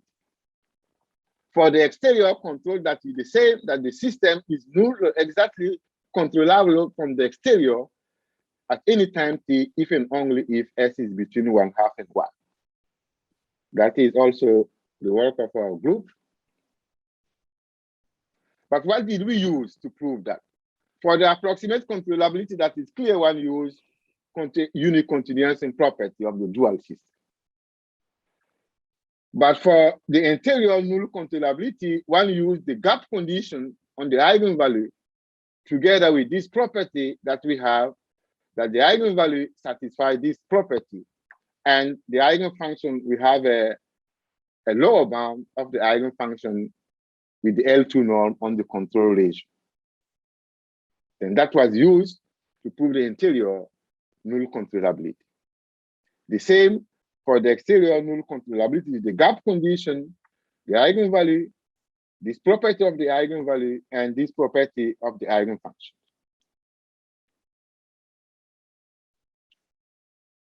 But now we want to see the multi-D fractional heat equation. We know what happened in one dimension, but now what happened in dimension L. And that is the heat equation that we have there. Then let me recall here, then we know that the system is null or exactly controllable if and only if we have the observability inequality. But how we said before, there is no Kalman estimate. Then, and also we do not know how to prove this observability inequality without using Kalman estimate. Then for that reason, that we will proceed differently. What we do to do it, let's start first introduce the fractional order Sobolev spaces, that is the H of Rn, that is function L2, such that the Galliano semi-norm is finite. And you also know HS0, that is function is HS, that is 0 outside. While this space, if omega is, let's say, has a ellipsis continuous boundary and S is not 1/2, then this space is exactly the closure of test function in H1. But even if omega is C infinity and S is 1/2, if S is 1/2, this space is exactly the so-called Lyon space. Now let's consider the Dirichlet problem. The Dirichlet problem that for the fractional Laplacian minus delta S of U is F and U is 0 of the boundary. And the weak solution is defined exactly like the Laplacian. Here we have, that is the bilinear form corresponding to the fractional Laplacian, then if this bilinear form is integral of fv for any v in H0, then we have what we say the definition of a weak solution. Then one can prove that it's only lax milligram that for any f we have a weak solution. But the big problem, let's see what about the regularity here. That if you have a weak solution of the Dirichlet problem, if S is between 0 and 1/2, then U is in H2S. But if S is greater than or equal to 1/2 and less than 1, then U is in H2S minus epsilon. Well, after that, they said, we see here that, and then what happened, and if U here, we just have 2S minus epsilon. So then Enrique, myself, and Umberto, we proved in 2017, but at least any weak solution is in H2S block. Then we have only H2S block. Then this means that if we take here the Dirichlet problem, then the classical maximal elliptic regularity result does not hold if S is greater or equal to 1/2. And only one can achieve a maximal local elliptic regularity. Then that is the big problem in the analysis of our controllability problem, because we do not have enough regularity. Then one can think that maybe the Dirichlet problem know that we don't have maximal regularity. But what happened with the eigenfunction?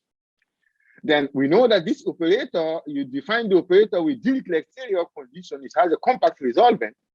Now, if we take the normalized eigenfunction associated with the eigenvalue, then solution of Dirichlet problem, we have exactly the same result like the classical, like the result that we have there. Which means that we know that if S is less or equal to 1/2, the eigenfunction does not belong to H1. But if S is between 1/2 and 1, it is in H2S minus epsilon. In terms of continuity, the eigenfunctions are continuous, Holder continuous with Holder exponent S. That has been proved by Rostow and Serain in 2014. And one can prove that the eigenfunction is not in CS plus epsilon for any epsilon positive. This result has been proved by Valdinoshi and Servade in one dimension, and Enrique, myself, and Umberto generalize that in any dimension, that the eigenfunction does not belong to this space for any epsilon positive. Now, how are we going to prove our controllability result? We start with the adjoint wave equation. Then we consider the fractional wave equation here. Then here also we write the energy. The energy is given by 1/2 the L2 norm plus the 1/2 the gradient. What we call the gradient S is here, the bilinear form that we take here, this norm. Then that is our energy. And also like the Laplacian, the energy is conserved in time. Now, we recall this proposed identity for the fractional Laplacian that we will use. It has been proved by Rostow and Serra. He said that if F is in L infinity, F is in L infinity, and you take a weak solution of the Dirichlet problem, then we have this proposed identity. Remember that that is true for any F, but remember that we say that if S is less than 1/2, well, U is not in H1. But remember here we have a term X gradient.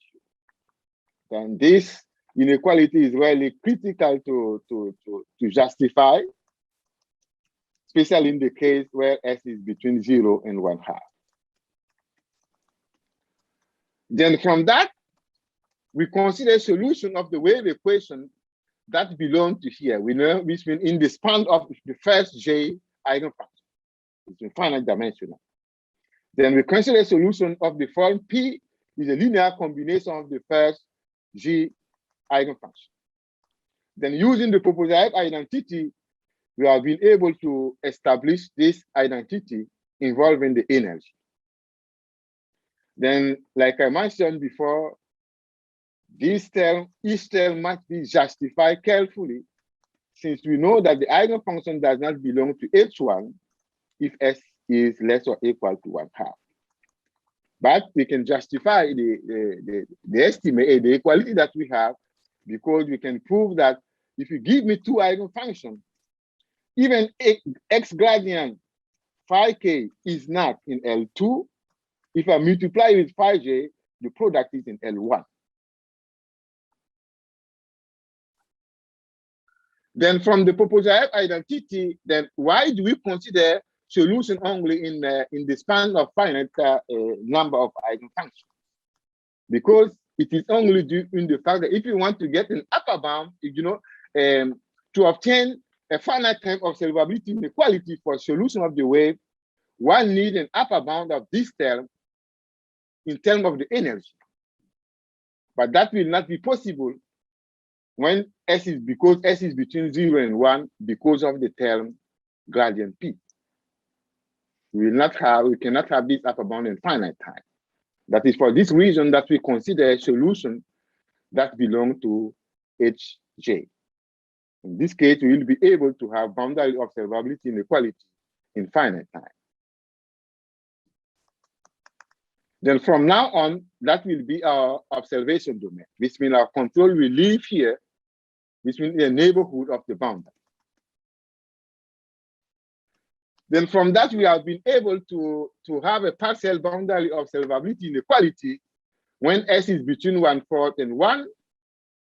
We can prove that there is a constant dependent only in S such that the energy at 0 is bounded by this term, then C of A divided by T minus T0 for any T greater than T0. And we have explicit formula for T0 in terms of the eigenvalue. And that is the critical inequality that we need to have this boundary observability inequality. Then we use this boundary observability inequality. We have been able to have now an interior observability inequality, but remember always it's only for solution involving a finite number of Fourier modes. Then with this observability, we have been able, then we can conclude that we have here that projection of solutions here, y and yt are 0. We have null controllability for the projection. But this result, even if it's partial, is the first available result regarding the null controllability property of the wave equation. Now, our second step is to use transmutation technique. Why that? Because we want to transfer the observability inequality for the wave, for low frequency solution of the fractional wave, into observability inequality for low frequency solution of the heat equation. Well, to do that, we will use the so-called transmutation techniques that has been amply studied by Alvedoza and Enrique. What they did, they give an inversion of the so-called canal formula. In fact, what is the canal formula allow one to transform solution of a wave equation into solution of a heat equation. And in the paper, Alvedoza and Enrique, they provided the corresponding inversion formula. And that this inversion formula that will help us, that will exploit to obtain a partial null controllability result for the fractional heat equation. And that's what we get, that if S is between 0 and 1, and omega is as what we have found a neighborhood of the boundaries, and V is a solution in HS, then we have this observability inequality for the heat equation. Then like before, a consequence of this partial observability inequality is that the projection of solution is 0, omega. Now, we want to adapt, this is the last step, is to use the Lebot-Robiano strategy. Then I want to adapt the well-known iterative Lebot-Robiano strategy to obtain the full null controllability of the fractional heat equation. But we do it differently compared to the original version of Lebot-Robiano, where they started with the stronger quantitative version of the uncertainty principle for eigenfunction packets. But here, we replace it by the quantitative version of the frequency-dependent null control of the fractional heat equation.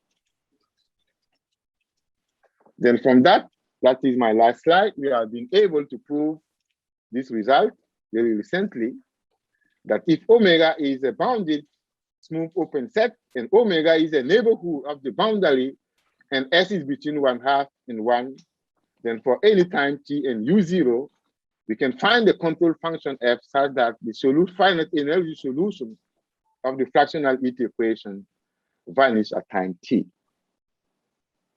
Well, the result is sharp because even in one dimension, we already know that the fractional heat is not null controllable if S is less or equal to 1/2. Then that is the result we have been able to prove. The proof is too technical, I didn't include the proof. Then thank you very much, Enrique, and feliz cumpleaños, joyeux anniversaire, and happy birthday, Enrique. Merci, Mohammadi. Gracias. Okay. Thank you very much, Mamadi, for your interesting talk. So let's pass to the questions. Question or comment, please. Okay. Okay, Rajesh, you can ask. Thank you very much for this extremely interesting and informative talk. I was quite impressed. So, I mean, before I forget, I would like to request you for the slides of the talk. I mean, you can, yeah. But there are some questions on this. So, I mean, I'm not an expert, but I have some of curiosity. So I was looking at 3.6 in the equation, where using Poha-Saib you had meaning energy estimate or something like that, but it seemed local, and also the final results seem to say that. And at some point I'm a bit confused, because at some point you said that the control has to be from the outside of the domain, but it seems that, meaning the control can be through, meaning through you have an interior control or something like that. I mean, I'm a bit confused. So if you can well, you have two. You can have interior control. That's not a problem, but we cannot have boundary control. The boundary control should be replaced by a control outside the domain. Okay. And about the estimate 3.6 in this, meaning it seemed like it was a local kind of estimate, meaning, but I was looking. We have inequality. 3.6, we have inequality that by using the propositive identity and the formula of the energy. Yeah, but is it a local? It's a local energy? Yes, or? No, it's the same energy for the fractional Laplace. Okay. Okay. Fine. And one more question, if you don't mind. So, I mean, I didn't see in this approach any of the techniques which might have been could be useful from the approach of Caffarelli-Silvestri. Meaning, is there a way to approach these problems through their formulation of the? No, because in the Caffarelli-Silvestri formulation, if you are in a boundary domain, if you use this formulation, you get the spectral fractional Laplacian. And the spectral fractional Laplacian is known because it has the same eigenfunction like the Dirichlet Laplacian. It's only the eigenvalue is power s, and over there is not a big deal. On the boundary domain, you cannot use the Caffarelli-Silvestri. Only on all Rn, then you can use Caffarelli-Silvestri. And here we cannot use Caffarelli-Silvestri. Okay. And last question, maybe, meaning, so what spectral properties of the fractional Laplacian could be interesting to study in this context? Like, well, up to now, on one interval, one know an asymptotic of the eigenvalue. There is no exact formula, even in an interval. You cannot have an exact formula. There is an asymptotic. But from the asymptotic, we have been able to prove that we have a gap condition. Okay, have a gap condition, and from that we use to prove the controllability in one dimension. Thank you. So thank you very much, Rajesh, for interesting questions. Sebastian, please. Thank you, Anna. Thank you, Mahamadi, for your nice talk. It's a pleasure to see you again. Thank you. Mahamadi, do you think that the case of exterior control for the wave equation can be replaced in this case to obtain a exterior control for the heat equation? Assuming, I don't know, if the region of the exterior control for the wave equation is near to the boundary, something like that? That is not the problem. The problem, we will not have this transmutation, the transmutation techniques will not work. Ah, okay. Yeah. Okay. Ah, yeah. So the problem is only the transformation. The transformation. Yeah. Well, Perfect. transformation is one of the main tools. That's the main tool. You can do nothing. Yeah. Perfect. Thank you. Thank you, Sebastian. Gunther? Yes, thank you. Mahamadi, thank you for the talk. Let me ask a question about the relation of this fractional Laplacian to the Caputo derivatives or Riemann-Liouville derivatives. Is there anything known in this direction, or is there any relation that is visible? Well, let's take in one dimension, okay? If you take in one dimension, you can relate the fractional Laplacian with the so-called Marshall fractional derivative. Okay, is the Marshall. Yes. Then the Marshall is what the minus infinity Caputo minus infinity. That is in one dimension exactly the Marshall. Okay, thank you. Yeah. Okay, thank you, Gunther. Axel? Yes, was a question about the transformations. There's another transformation that is called FBI, you know it? That transform from the wave equation to a elliptic equation. Do you think this could be also a way to attack the problem? Well, because we want to study the control of the heat equation. Then if we transform it to the but in the case of the wave of the wave equation, we transform the wave to the heat, then we have information on the wave, we transform it to the heat, then we recover the information from the wave to the heat. Yeah. But there's another transformation that transforms the wave equation into an elliptic one, which is called FBI. Yeah, but I don't know if it will be helpful here to study the controllability. Yeah. No, I don't know. Was just that. Thank you. Because the wave and elliptic is up because the difference you have the minus, okay? Then if you can put something, then you can, from the wave, you can get to an elliptic because it's only the minus that you have. Okay. Okay. Thank you, Axel. Enrique, do you have a question or? Yes. So as Mahamadi said, I had the privilege of working with him for a number of years now, and I wanted to express my gratitude for the friendship and my admiration also. He now became a professor in the George Mason University in Washington, D.C. So he was courageous enough to jump again and to move from the University of Puerto Rico to the mainland, to the United States. Yeah, so it seems that also for Mahamadi, life is kind of a long trip, right? From, where he was born, maybe close to Ouagadougou, which is a marvelous city, by the way, that I had the opportunity to visit precisely 20 years ago in 2001.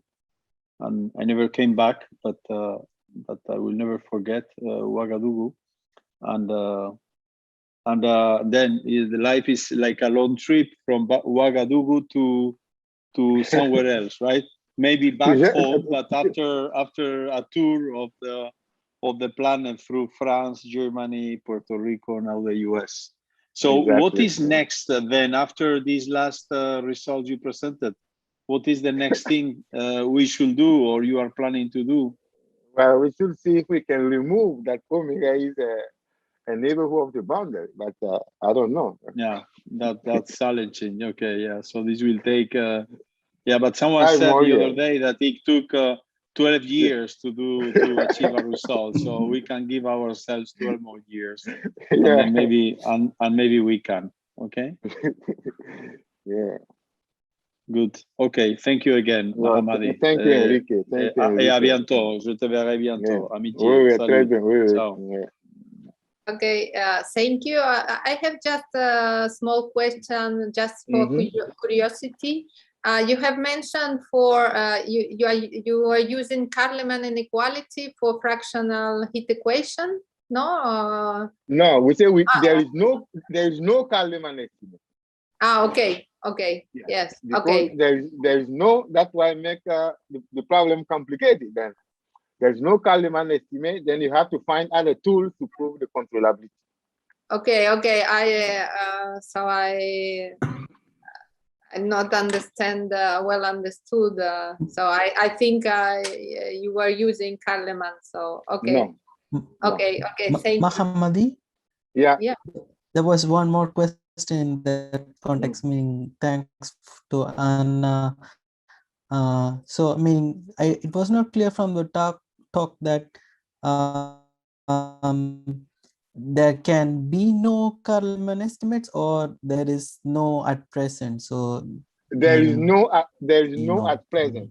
On the boundary domain, it's not available. There is no. It's not known. Me? Yes. Can you hear me? Hello. Yeah, yes. we hear you. Yes, we hear you. But but the thing that Rajay is not hearing. Do you hear Rajay? Yes. Yeah.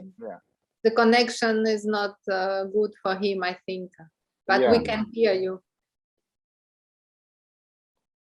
Rajay, then what I say, the Kahneman estimates are not available for the fractional Laplacian on boundary domain. They are not available.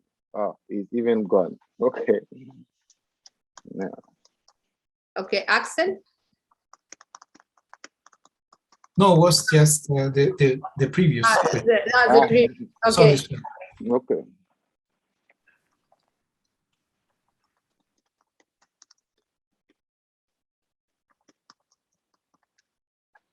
You are muting, Anna. Yes, thank you. So thank you again for your talk, and yes, and now we have a 10 minutes break, no, for a coffee break, no. So we start 11:40 time from Chile, and in 10 minutes. Okay. Okay. So see you. Thank you, Anna, for coordinating the session. Thank you. Thank you. Thank you. Thank you. Thank you very much.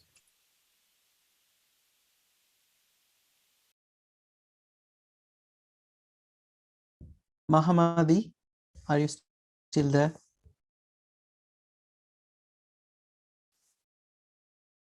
Hello? Yes, I'm here. Hello? I'm sorry. I lost you completely because do you hear me? I hear you, yeah.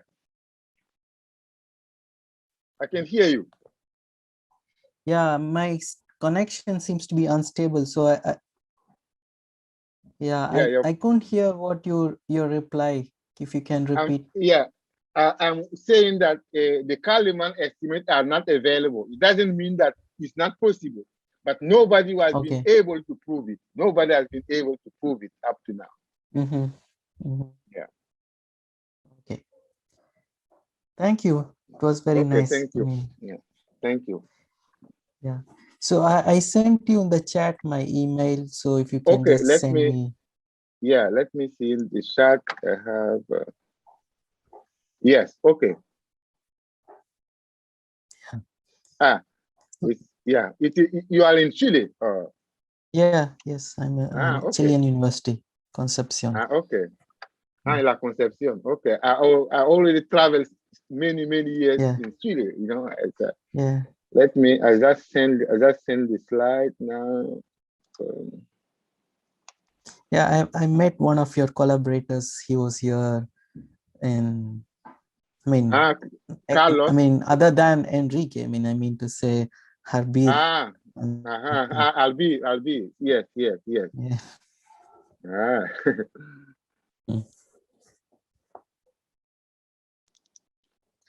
Okay. That's Sandy. Thank you.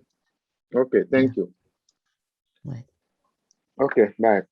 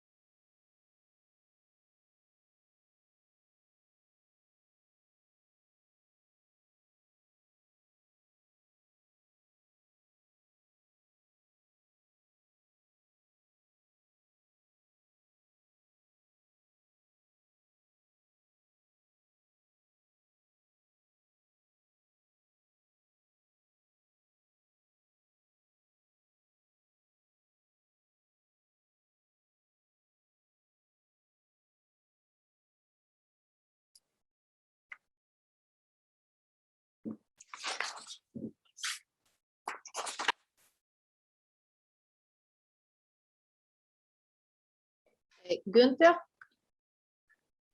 Anna, hello there. Good to see you. Do you want to try to share your screen for? Yes, if I may, but then I need to be co-host, right? Okay. I believe so. Well, I can try anyway, but it's not needed, Gunther. Huh? It's not needed that you are. Okay, it's not needed, then it's fine. Okay, so there we go. Just a second. Okay. And okay. Now I go for the full screen. This should be it, right? Yes. Okay. Yes. It's perfect. Okay. Yeah. So by the way, hello, Gunther. So Sebastian, are you using a special Zoom platform, or this is the standard Zoom? It's a special Zoom. It's Right, not for so, the university. It's a nice I Zoom. see. Mhm. Yeah, Yeah. It looks a bit different when you get in, Yeah. right? Yeah. yeah. Okay. Very nice. And this Zoom allows what? Is different? I mean, the way you manage the sessions is different, or No, it's like the eventually same. it's the same as It's the same, Yeah, but okay. you have more Option. to share I see. to present That's the also limited to transmission 1,000 to- people, right? Yes. Yeah. And you can create groups, no? Yes. We have more I options than the university Zoom. That is only the difference. It's a big difference at the end.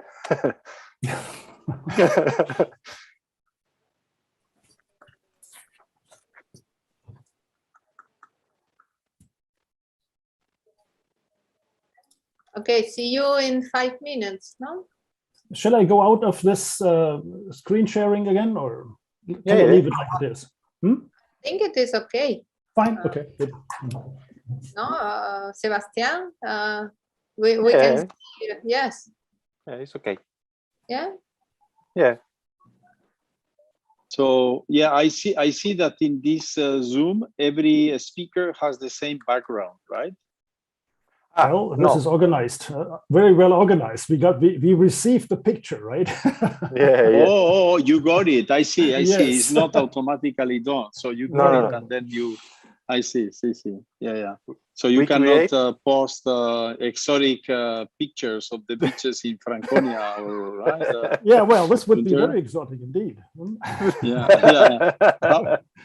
How is the weather in Bayreuth? We are this week in Bilbao, and it's awful here. It's raining all the time. We are in Germany, It's raining also. Yeah.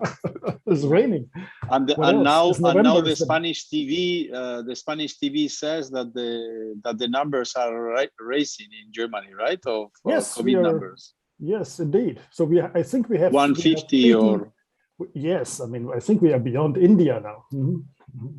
Yeah, but and why is that? Because many people I have no idea. Yeah, it's about the vaccination rate, I think, and it's the little ones, right? The 0 to 14 who are the most affected people. Okay, so this seems to be far from being over. It's far from over. The politicians don't want lockdown anymore, right? This is the problem. I think France is doing better now, right? And Spain also.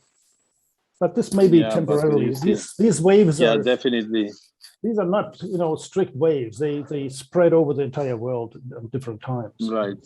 Right. Yeah. So Chuang told me, I think I mentioned that yesterday, that even in Beijing numbers are rising again. So even in China, where the measures are so strict, the numbers are rising. So yeah.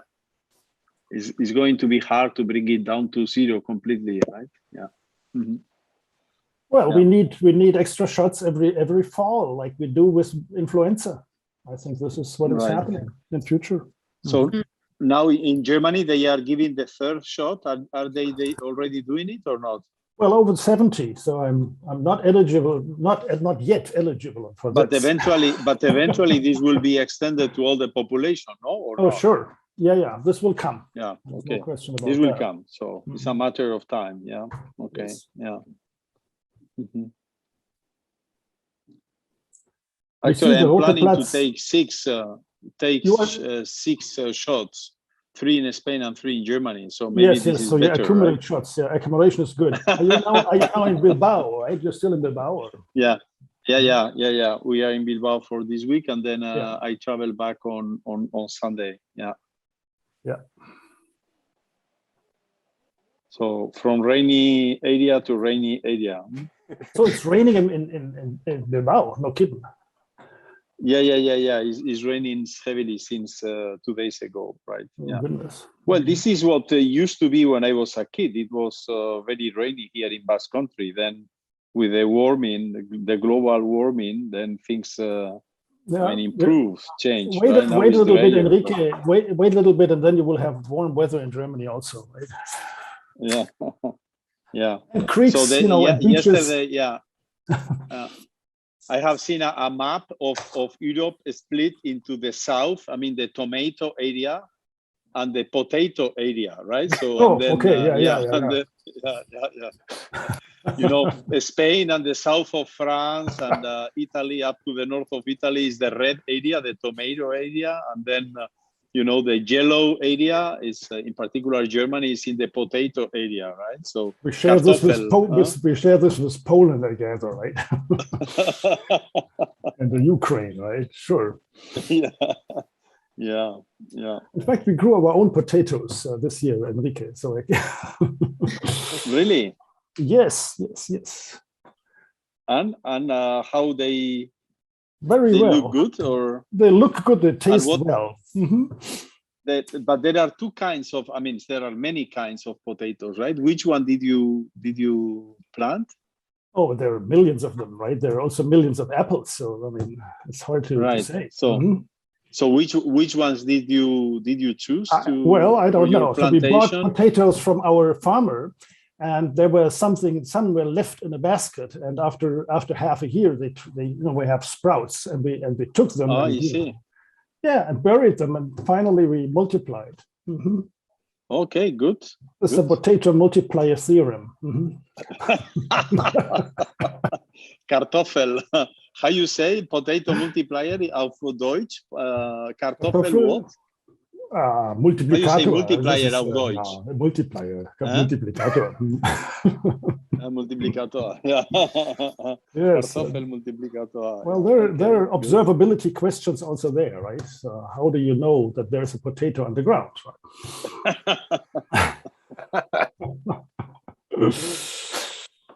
Well. Okay, so let's start.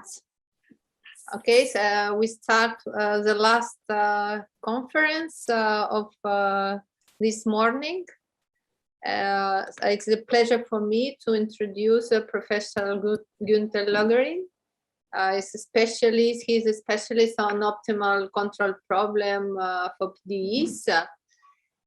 So he will talk about space-time domain decomposition of optimal control problem for system of hyperbolic equations. So please go ahead.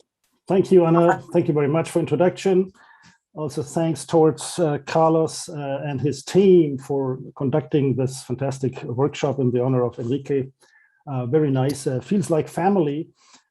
Even though Enrique, so we know each other, as I said in the very beginning, since '87, right? But we have only one paper, so that needs to change to get deeper into the family, right? But it feels very nice, and the atmosphere is great. So speaking of '87, you see, this was just 1 year after Jacques-Louis Lyons gave his John von Neumann lecture at the same SIAM annual meeting in 1986. And I remember well that after that, I talked to Jack Lagnese, David Russell, Tom Seidman, and all of them were completely stunned, right? It was completely incomprehensible at first rate. And it took a while until people realized, well, this is a variant of what has been done for 1D problems with moment inequalities, but was a lot broader. And I believe that, I wouldn't say none of the people in the audience, but very few of them would be here today without this particular achievement at that time. And I think it is always a matter of the right time, Enrique. So you entered the scene directly when this new principle was there, and in fact opened the field to PDE. Before that, no PDE people were interested in controllability. It was very, very few, maybe Walter Lippmann was one of the very few who was interested. So I think it is very important to be there at the right time. And as Alain Hérault also said yesterday, or the day before yesterday, it was just the time for you to enter the field. And you were a multiplier, energy multiplier in the sense of HUM, but also energy multiplier in the sense of publications and impact to the field, right? So when I was trying to prepare the lecture, I had two things to say. One would be the work that I started out with Fatiha and Canarsa Primarco on the generation, wave equation, and controllability, in fact, loss of control. And when I thought about your birthday, I thought this may be not the right theme, right? Then degeneration and loss of control at midspan is not nice to hear. And as Alain said, you still have 60 years to go, right? So we can speak about degeneration later, right? As I'm retired, you know, for me it's more natural to speak about degeneration. So now looking into your enormous output, you know, and the enormous, you know, the complexity of the network of collaborators, right? The first question one has is, how the heck do you manage this, right? How the heck can you control all these publications and the network people? How do you allocate problems to nodes in this respect? And this makes me think about domain decomposition, right? Space and time domain decomposition, which is like you first hear that in the bachelor course in numerics. I mean, the first time you do fast Fourier transform, you talk about divide and conquer, right? Or DVD ad impera, or in a bad wording, master slave, which we don't really like to hear. And knowing that you are very democratic, you know, and flat hierarchies, it is good to have domain decomposition that is flat and that is parallel, and that everybody is, you know, happy with his piece of work, right? And the domain decomposition we do here is something like this. So we go away from Karl Marx, you know, alienation of work, and make everybody happy in the sense that everybody optimizes his own problem. You will see that in a few lines.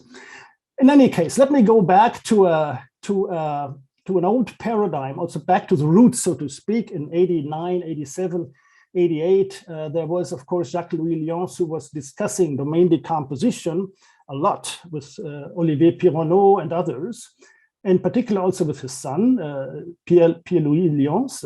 And I would like to start with this method, because you know, I will tell you later. So this is the paradigm that was introduced in a paper in 89 by Pierre Lyons. In fact, it was a proceedings, I gather. So you have the Poisson problem, and then you decompose the domain into two parts. You have continuity, of course, and you have the continuity of Neumann traces. And this is a plus because you have the normals on the correct side. So this is clear. This is not due to Lyons. This is just, you know, a way to interpret this. Now comes Lyons and says, well, now I take an iteration. And like this. So I do a Robin type iteration, or Robin type iteration, which is like this. So, and if you delete the indices, here should be an n+1 also. Then this is exactly the transmission condition that you would have, you know, at the common boundary gamma. So the proof was rather simple, in fact, and you will see today, and this is the reason why I present this in this fashion, the proof of Lyons in a different framework a little bit, but pretty much the proof of Pierre Lyons at that time. What is astounding and what is very nice about this, what I particularly like about it, is the following fact. Of course, you can write this as a minimization, Ritz type, you know, minimization of a functional. And now what you do is you take the original continuity condition and do a penalization. So his father, Jacques-Louis, was doing, you know, just the Lagrangian of this, and the son was doing somehow an augmented Lagrangian, even though it was not mentioned in the paper. This was later discovered by Glowinski and Letelec, in fact, so that this algorithm is in fact an augmented Lagrangian algorithm. And they use a Zuazua type algorithm for the saddle point iteration for this method. This is a famous thing, and the algorithm number 3 now in the book of Lorensky and Letalek is well understood. It's also connected to Passman-Rashford schemes and all kinds of things. And so it was the first time that this was identified as being such a thing. So it makes it somehow also interesting for optimal control problems, because you start, the domain decomposition itself can be seen as the realization of an optimization problem. And then you settle it up, you jazz it up and do optimal control. And this is what I'm trying to tell you today.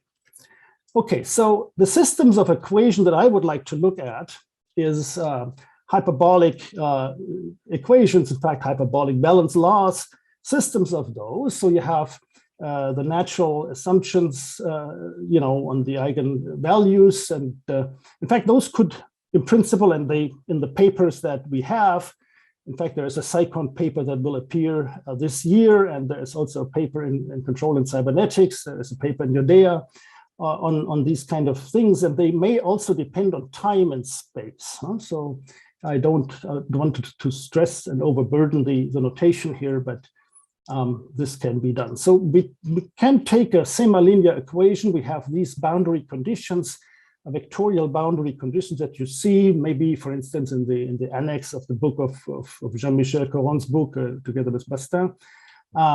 These are very natural things to happen. Why did I say in the beginning, or in the announcement of the lecture, that I'm talking about networks? Well, because this is precisely the format you can use for networks. And I will show you now an example for networks, which fits directly into this framework.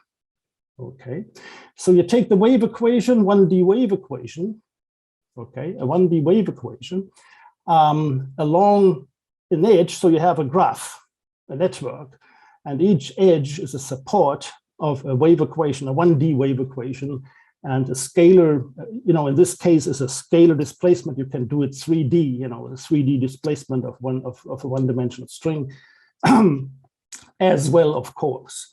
And you may have a nonlinear damping just for playing games, and you have, distributed controls. You have, at this point, you see there is I'm just taking a simple situation at this point, maybe a star graph.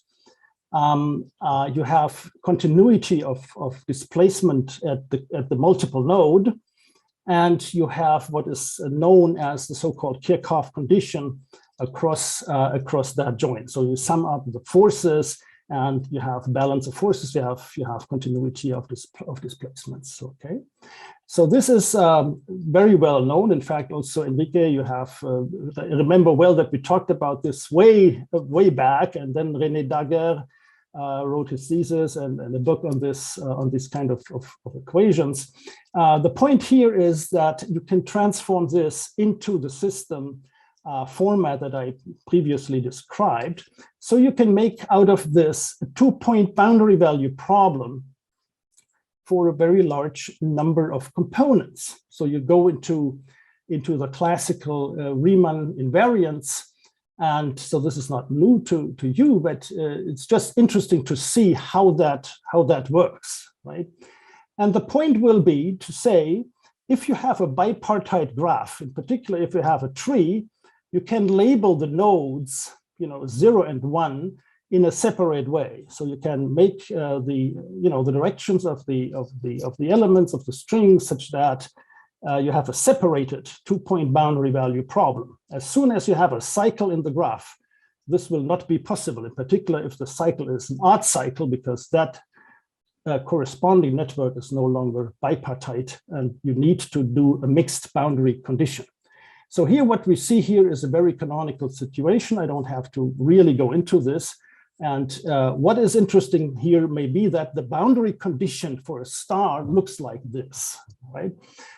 So if you transform the continuity condition and the Kirchhoff condition in the variables that I proposed here, then you have such a a boundary condition which resembles somehow a scattering. So S, the matrix S that is taking care of the Kirchhoff condition and the transmission condition is in fact like a scattering matrix.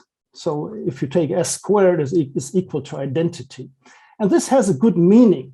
It has a very interesting meaning if you go into the interpretation of the discrete Laplacian.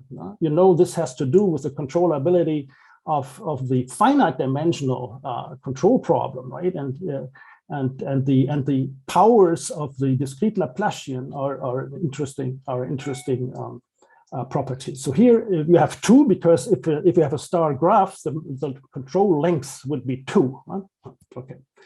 In any case, so this can be written down, as I said, as a 2-point boundary value problem and fits into this framework.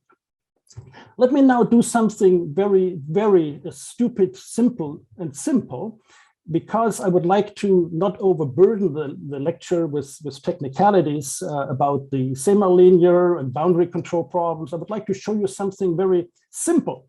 And in fact, it was mentioned in the last talk of the discussion about the relation between hyperbolic and elliptic, and you will see immediately how this comes out here.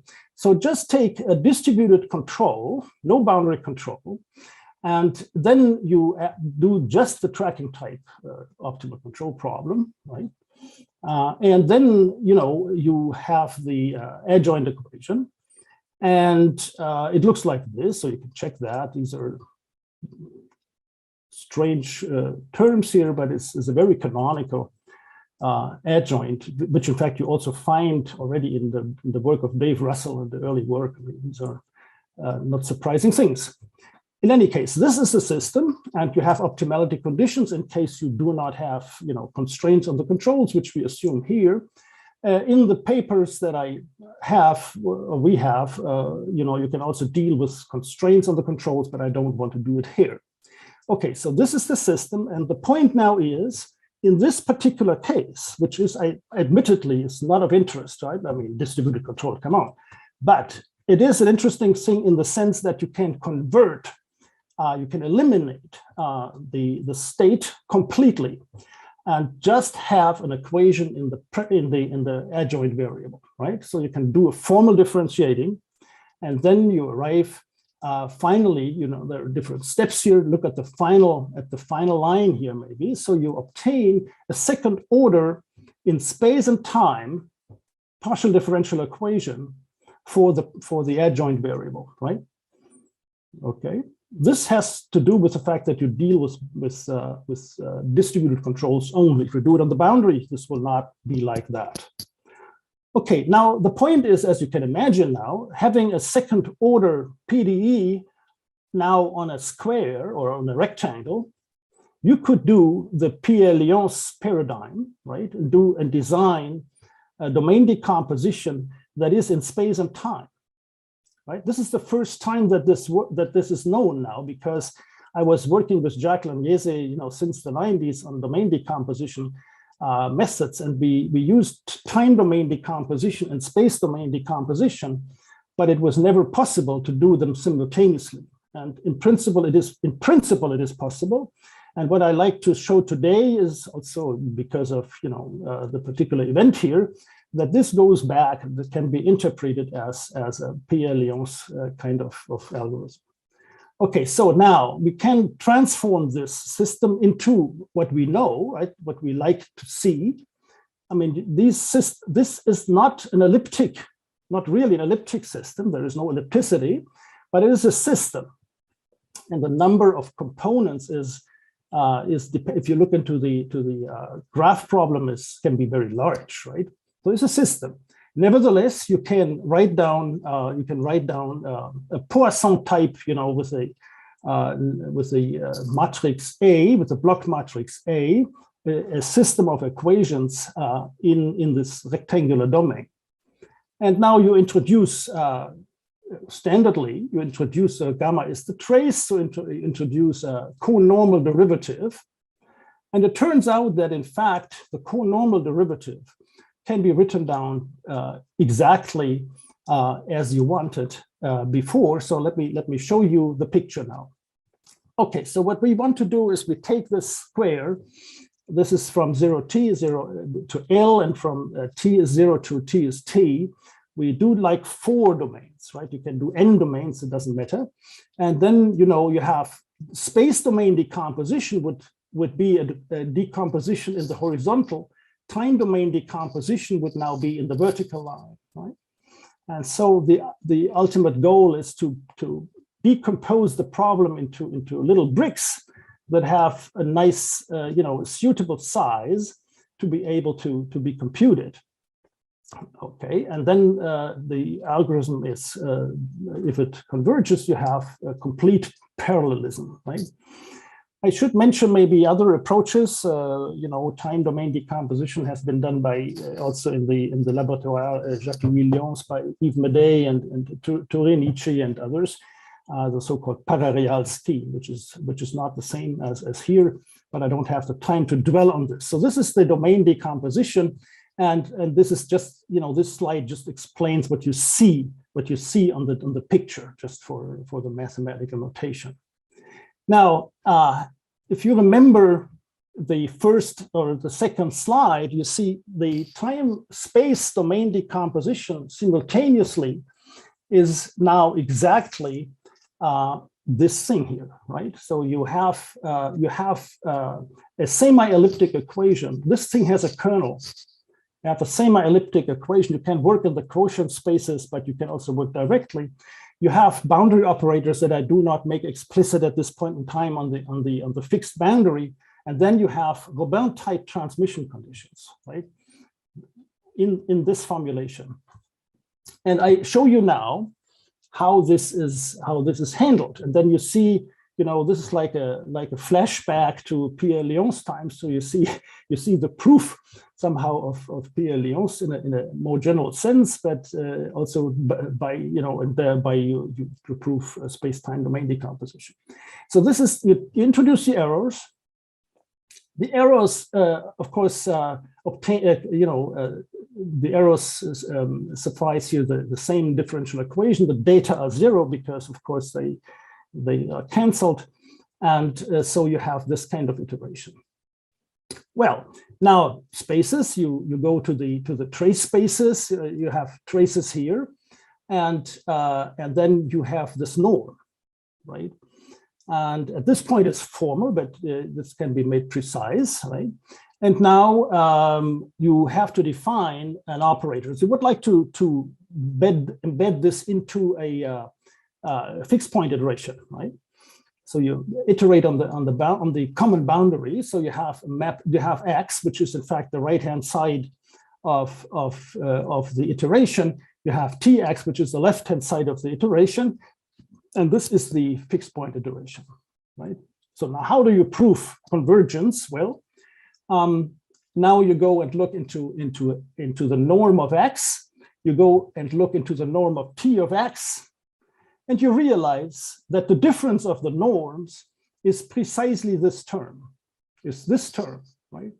And the idea of Lyons at that time was, of course, if you do integration by parts, you see this has a sign because this can be written in terms of the quadratic form that actually defines the PDE. And this is precisely what will happen, okay?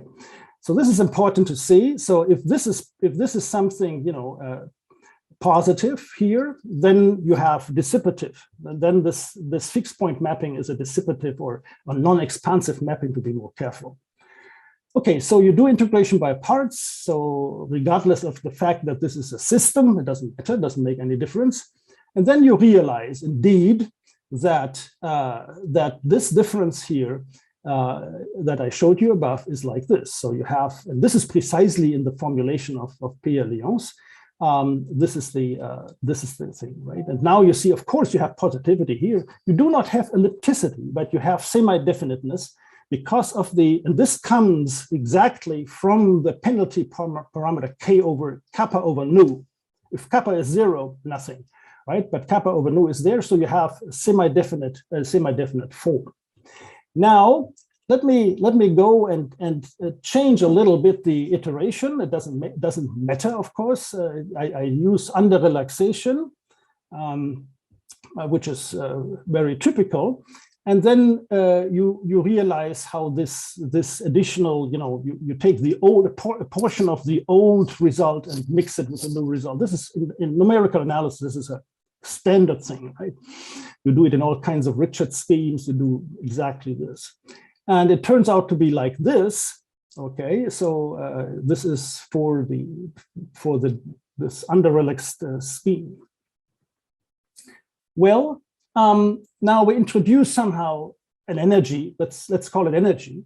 And now from the previous discussion, we realize that xn, the norm, is this En plus an Fn, while T of xn is the same thing, but minus an Fn. Right? So the point will be to show how, Fn should be positive. And in fact, it should be positive, you should have a bound, an upper bound, for lower bound for this, a lower bound for this in order to proceed. Okay, so these are trivial things to show. And then you iterate, you have this iteration, which you iterate down now to E1, right? And this looks like this. So you get an inequality of En in terms of plus this stuff here in terms of E1. So E1 just has the data, right? This is the first shot, so to speak. Well, I mean, this definitely implies two things, right? It implies that this sum goes to 0. N is now the number of domains, in our case it was 4, it doesn't matter. So this goes to 0. So, and the energy is bounded, right? And the question is, what can you draw from this? What conclusion can you draw from this, right? And then you reinterpret what A is in this term. So this goes to 0, right? This goes to 0.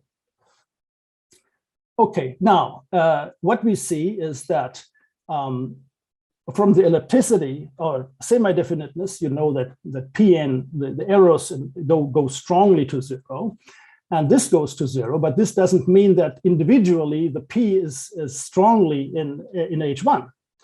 So you need something more, right? We need something more. We can show, of course, that the traces go weakly to, the traces, the Neumann traces and the Dirichlet traces converge weakly in L2.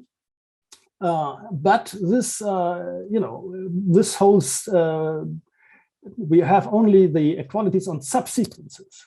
And this is something that is maybe comes along very innocently, but it's a crucial thing for all kinds of iterations. You see, if you have an iteration involving n and n plus 1, and now you have a subsequence, well, fine, but the subsequence need not be such that the next index is also in the iteration, so you cannot use. So for that matter, we need any way to conclude that the whole sequence converges, right? And this is done using this under relaxation, as a matter of fact. And this is a lemma that comes from Oppial. In fact, that was also used by Glowacki at that time, I believe. So you do this altered, this changed relaxation, under relaxed fixed point iteration. And then you have, using the result of Oppial, you see that, in fact, the entire sequence converges weakly, right? And this is the good news, right? Now we would like to, so we know now T is non-expansive, so we have seen that, and we know that 0 is a unique fixed point, and so we have conclusions in the weak sense for xn and T of xn. But we do not know from this, we cannot infer strong convergence. Here's another gimmick that we used, Jack and I, in our book, in fact, a lot. This is the theorem of Schäfer that says the following. A mapping is called asymptotically regular if for any x in a C, so that could be entire space, that this difference, so this is in fact, the iteration of the sequence tends to 0 strongly as n goes to infinity. And then there is the theorem, if T has at least one fixed point, then the mapping T epsilon, so the under relaxed mapping is in fact asymptotically regular. So you do have strong convergence.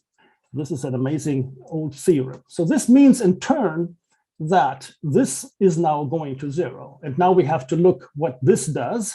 Okay, here is the expression for that. So we have, this is a bit tedious, you know, but you can believe me, if you do the real systems with boundary controls, you know, you're filling pages. And some of them who have been sitting in the Rome conference in Indam may have seen that. It was terrible. And I was shy to do this again, right?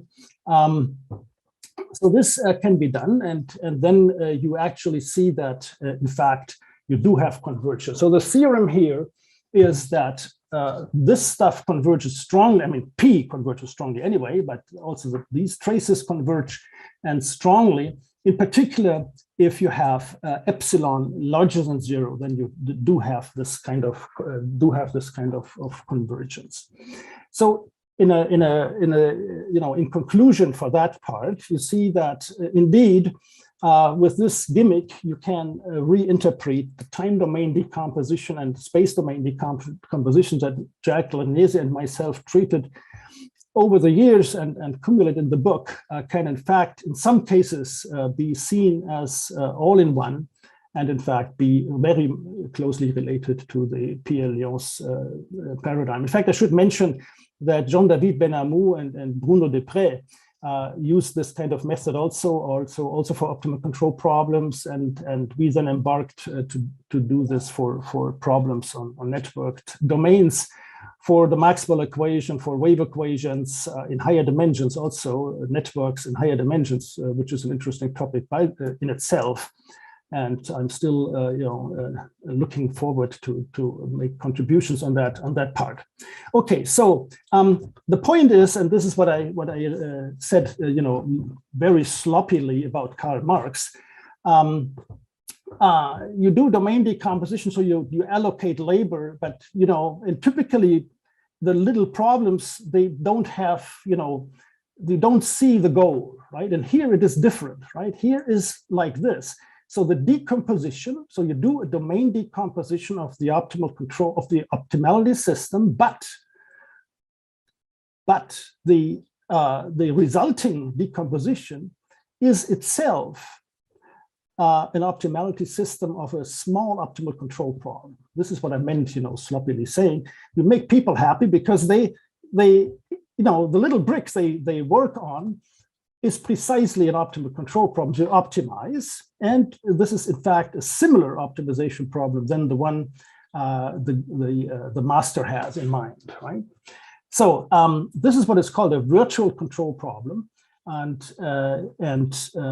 this can be used, in fact, this fact can be used if you go for numerics. I mean, it turns out that this domain decomposition is in fact a domain decomposition of an optimal control problem, not of a PDE. And also of a PDE, but you can use software for optimal control. And then you don't have to care about, discretizing adjoint equation and stuff. You just take it from the shelf, right? This makes it reasonable. Now, I have only a couple of minutes left. The real thing here, where you have boundary controls and stuff, this appears in Psychon. We did now time domain decomposition. This is the system. And what you do very naturally, of course, you have breakpoints in time. You have then the little bricks are then now time intervals with a full space interval, and then you have these transmission conditions across the time boundaries, right? And then you do the same. It looks a little different, but it is in principle the same idea. Is the same Pierre-Lyon's idea for this, right? So you take these somehow Robin type conditions, which are not Robin type at this point, but with hindsight to the Pierre-Lyon's algorithm, looks similar like this, huh? And it looks the analysis then of the corresponding iteration goes the same line. So you introduce, an X, you introduce the iteration, you introduce the spaces, and you prove convergence. even for a semi-linear problem where the semi-linear is smooth and small, or can be, depends on the parameters that you put into the cost function. Of course, you can compensate small nonlinearities by the parameters of the cost. Right. This is what is important to understand here. And again, I don't go into the details, of course. And again, you see that this time optimal control. That's not time optimal. That this time decomposed problem is in fact a sequence of time of control problems on small time scales, right? So you have on each interval, you have such a virtual control problem. See, the virtual controls are now these phi k's. Okay, so if you crank the machinery, do the Lagrangian, differentiate through and so on, you will find precisely the decomposed domain decomposition of the optimality system, right? Now let me finish up here with some of course we cannot read this at finite time. I do some experiments for the time domain decomposition for a very simple problem that comes from the wave equation. Do the first order writing, and then crank the machinery. What I show you is somehow the dependence of the under relaxation parameter. It turns out that this is a very important parameter. You see, finally is Zuazua, right? Finally is Zuazua, and Zuazua is slow. Zuazua is not. There is no convergence, exponential convergence rate or something, right? So it's much less than Parareal, where you have fixed convergence rates. Huh? But is completely parallel in contrast to the others. So with epsilon is 95, you have this behavior. I mean, what you see here is somehow how good is the match at the interface, right, of the adjoint and the state variable, and you will see it goes. If we take, and this is surprising for me, if we take epsilon as a half, it's almost two-step convergence. I mean, I'm not really showing the truth because it's a gradient kind of thing, and there's always saturation. If you do gradient, there's always saturation.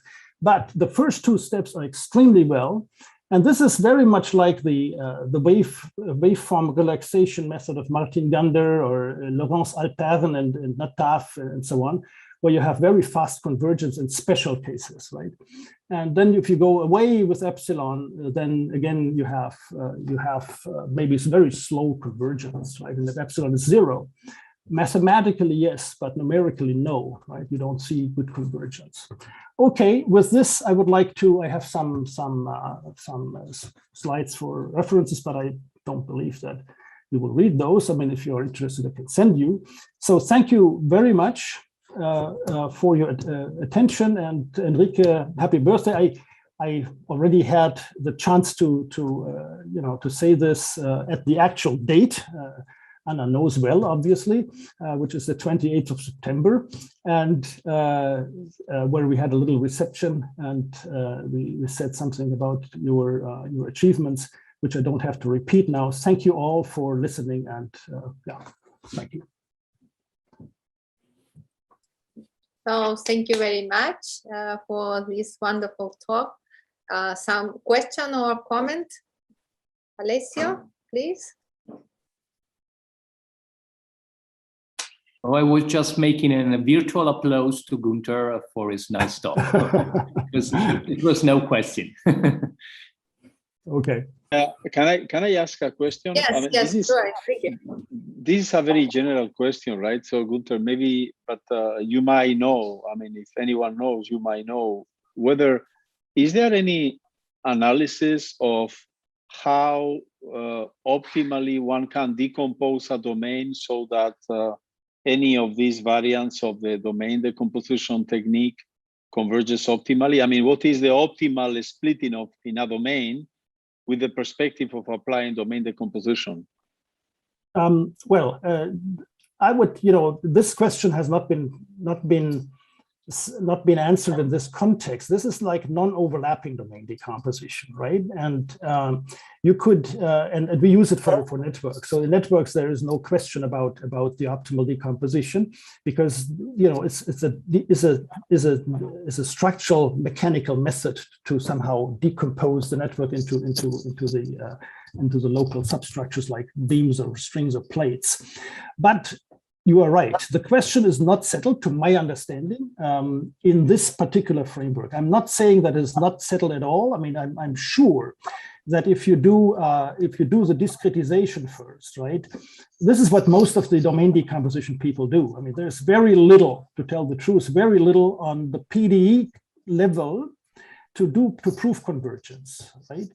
And one could, of course, do like somehow a shape optimization, thinking to bring this into place, to deform a domain and then see how the convergence is, right? But as I said, the convergence of the Zuazua, theoretically is there. You cannot say a lot. At least I don't know. I mean, there is some results on how do you do the under relaxation or over relaxation. But it's not clear to me how one would approach optimality. So in the case of non-overlapping or even overlapping algorithm, which is also, of course, possible here, which is done by people like Natav and Alpern and Martin Gander in Genève, there you have what they call optimal waveform relaxation methods, right? And this has to do indeed with moving domains in such a way that you get the highest convergence rates. And in fact, it turns out that in our case, it is similar, but it's not the same method. It's not just an alternating Schwarz. So in their setting, you said in the setting of NATAF, they do this analysis of what is the optimal decomposition of the domain? No, I mean, this is for what I know for 1D, you can solve explicitly, right? And then you see precisely what the convergence is in terms of the overlap, in fact, right? For non-overlapping, I don't know. I don't see it. And in multi-D, the analysis, with an the analysis interface, what we did complicated, right? Yeah, it's complicated, but you see what we did with Jack is, I mean, you have a folded plate, or you have a book, which you open. I mean, this is in fact like like multi-membranes coupled. Right. All this is possible, but as you say, your question is not answered in this case. So how would you, do the domain decomposition in order to reach optimal convergence rates? Yeah, because now, as you know, also in connection with data science and so on, people are reviving these ideas, but most often, the methods are heuristic. They say, okay, I take the graph Laplacian and I compute the second eigenfunction, and then the second eigenfunction has a nodal set, and I take the nodal set of the second eigenfunctions just to split the graph or the domain into two. But I wonder whether there is a link between, for instance, the behavior of the second eigenfunction of the Laplacian, the first one that has a non-trivial vanishing boundary interface, with the optimal, say, behavior of the domain decomposition. That's the kind of So you didn't see anything on this, right? In a sense, this is somehow insisting on the PDE stuff. If you look into what Madej did and with the parareal, right? So typically, if you want to enhance convergence, most of the people, as I said, do first discretize and then optimize. And then the parareal, which is somehow related to multiple shooting, is always a two-step kind of thing. So you solve on a coarse scale, which you could do here also. I mean, solve on a coarse discretization, the whole thing, and then you have good input for the fine scale, and this interplay between coarse and fine is as the bottom of the parareal, and that works fantastically. So, but this kind of method, I don't know of any optimal shape, optimal domain decomposition. Would be a good point. Thank you. Thank you, Gunther. So, by the way, I should take the opportunity to thank you for so many years of friendship and support. As people know, I am now a Humboldt professor in Erlangen, But what people probably don't know is that these Humboldt professorships are probably the unique, unique grants in which one person applies and the other gets the profit, right? So, well, this is because he's not the applicant. I mean, it's not no, but it's good that people know, right? It's not the applicant who applies. I mean, it's the university who applies for the applicant. And then in this case, the university meant Gunther Logerin writing an application that I was so lucky to then receive. So I think that is not, It's not pure altruism, it looks like it's not pure altruism because now we are proud to have you here. From your side, it is. From your side, it was because you were like, okay. It was so easy in your case to apply because, still,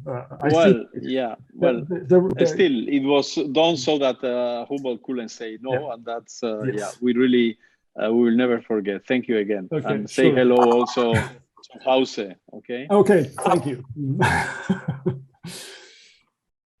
Thank you, Enrique. Thank you, Gunther. Axel, yes, your question. Axel. Yes. Just to say, I was also interested in this subject that mentioned Enrique, about how to, since I am working in here in Santiago as a group in discrete mathematics, working on this wave equation on graphs, and they do that. They put the wave equation in a graph, in a general graph, and then they cluster the graph thanks to the spectral properties at each node. And I thought also there's a beautiful field of research trying to translate some results of PDEs to graphs and the converse. So it's a very interesting topic, I think. Thank you for the remark. I would like to see this actually. I know that we have a big grant here in Germany, and Enrique is also part of it. We are talking about gas equations on networks, right? And the linear equation just resembles a lot the wave equation. So you have also semi-linear models, and clustering is a very good idea actually. Yeah, that's true. And with these methods, you can actually go down to individual elements. Right? I mean, you can. You see, this was a 2-point boundary value problem. You can cut in the middle. And then you cut artificially, but you can also somehow decompose, and this is the major part of the work, decompose the coupling at the boundary, right? So you get single strings or single elements, single plates or whatever being involved. So you can apply this to multi-link structures. Thank you. Just to remember. You're welcome. Thank you, Axel. So we have another question from Mamadi. Please. Yeah. Okay. Thank you, Gunther, for the nice talk. So even if it's the first time I meet Gunther online, even if nice to meet you. We have a paper together, So. Sure. But I have a question. Maybe it is out of your thing, but I'm asking myself how this domain decomposition will make sense for fractional operator, because for a fractional operator, inside always have interaction with outside. Then how this decomposition will be, because even if I'm inside, you decompose the domain in true and false. So the one who is inside one already interacting with everyone. Then no, I don't know. This was also my question. So we work a little bit. So I work with Giselle Mufu a bit, and also with Mani Mehra from IIT Delhi in India. And so we do these kind of problems for Caputo derivatives, and also you can do Caputo and Riemann-Liouville somehow to do a fractional Sturm-Liouville operator, right? And for that, I believe it's possible, but I'm not sure about this Fourier stuff. I'm not sure. That is it. Because I'm receiving questions now from people from the national lab in the US that are interested in this domain decomposition, and they're asking how they're going to do it for the fractional, and I cannot answer them anything. I think your equation, your Laplacian, is close to what has come to be known to period dynamics also. Exactly. Right? That is exactly. And this is fantastic. I mean, I see people talking about this is just great, and it's also great from the point of view of approximation, right? No, I don't. This is good. You know, I'm too old, maybe, but yeah. No, but given your input now, no. so I go into this direction. Thank you, Gunther. Thank you. Good. Okay. Thank you for the question. Okay, thank you, Enrique. Do you have another question, Enrique, or you are okay? Okay, so we have no time for more questions. Thank you again, Gunther, for this wonderful It was a pleasure. talk. Okay, so now we have time for lunch, and see you in 1 hour. Okay. Thank you very much. For lunch. Okay, so thank you. Bye-bye. Bye. Bye-bye. Bye-bye, Nick. Bye-bye, everyone. Goodbye. Bye-bye. Bye-bye, Shu. Bye. Bye-bye. Bye-bye. Have a good night. It's late in China. Yeah. Good. I want to go to bed now. No.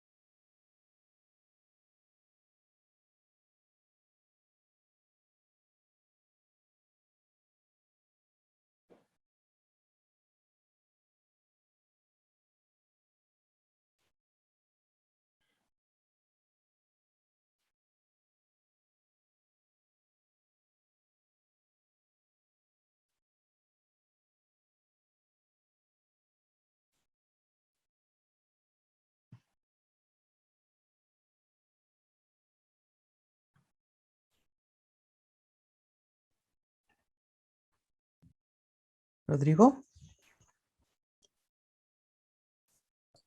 Hola, Rohit.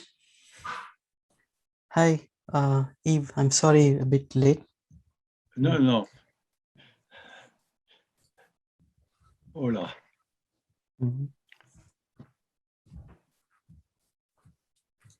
So I don't know if I can start presenting you, or should we wait till 1:30? I do not know. We have a minute to go. Yes.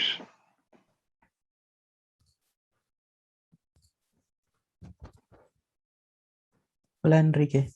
Hola, hola, ¿qué tal estás? Bien, todo bien. Estupendo. ¿A quién le toca ahora? ¿Es a Yves? Hola, Eve. Yves. Salut Yves. Salut, salut Enrique. Salut, comment vas-tu? Ah, ça va très bien. Moi, ça va très bien. Ça va très bien. Je travaille beaucoup, mais pas en terre du contrôle. Tu vois, je suis là par erreur. Oui, bon, tu es jamais par erreur, mais oui, je vu que tu vas nous parler, ça faisait penser à quoi? À pas les binaires, non? Ou des Non, fonctions non, qui... non, non, non, non, tu verras. Tu verras. Ok, c'est super. Oui. Bon, mais c'est peut-être pas quand même complètement indépendant des problèmes de, non, de type Ingham ou non? Il n'y a rien d'indépendant de rien. Voilà. Les bi-orthogonaux, des choses comme ça, c'est souvent Ah des oui, questions qui se peut-être. posent. Peut-être tu Voilà. trouveras un lien. Peut-être tu Ouais. trouveras un lien, oui. Super.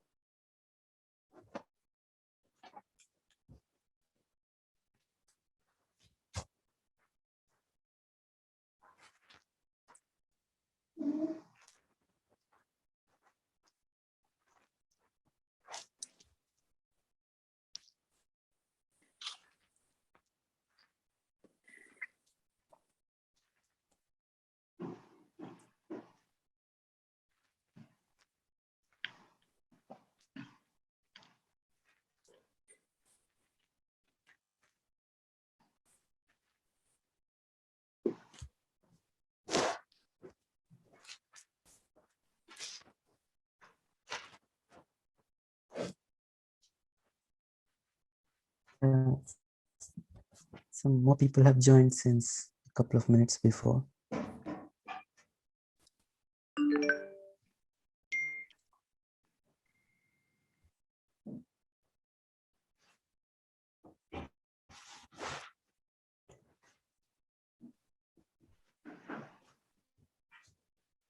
Maybe we should probably start, but actually, meaning this time, meaning one of the speakers seems that he will not be able to give his talk, so meaning we can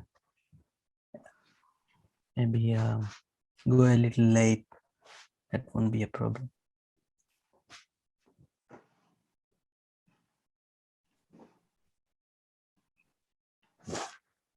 Okay, let's start. So the afternoon session. It's a great pleasure for me to be in this conference in honor of Enrique, and so I shall be the chair of this afternoon session. So it's a difficult task presenting someone so illustrious like Eve. So, but I'll try to do my bit. So, in some sense, one can say it's like is the plum on the top of the cake for this conference. So to have someone so distinguished like him giving a talk here. Let me just read some of the brief history of Eve. So Eve was born in 1939 Yes. And he initially started his career in mathematics as a number theorist, and then changed to new domains, like I think very important contributions to wavelets is what recalls my mind. And also it seems that he's moved on from that.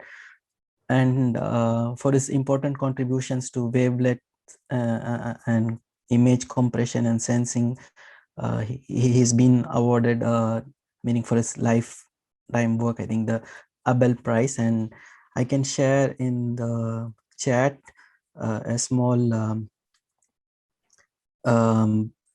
a brief history of his work, which appears in the Abel Prize. I don't know how you call it, the quotation. I don't know exactly. In the meantime, I will do it. So without delaying any further, so he's actually a professor at the emeritus, I guess, professor at the ENS Saclay, formerly called the ENS Cachan.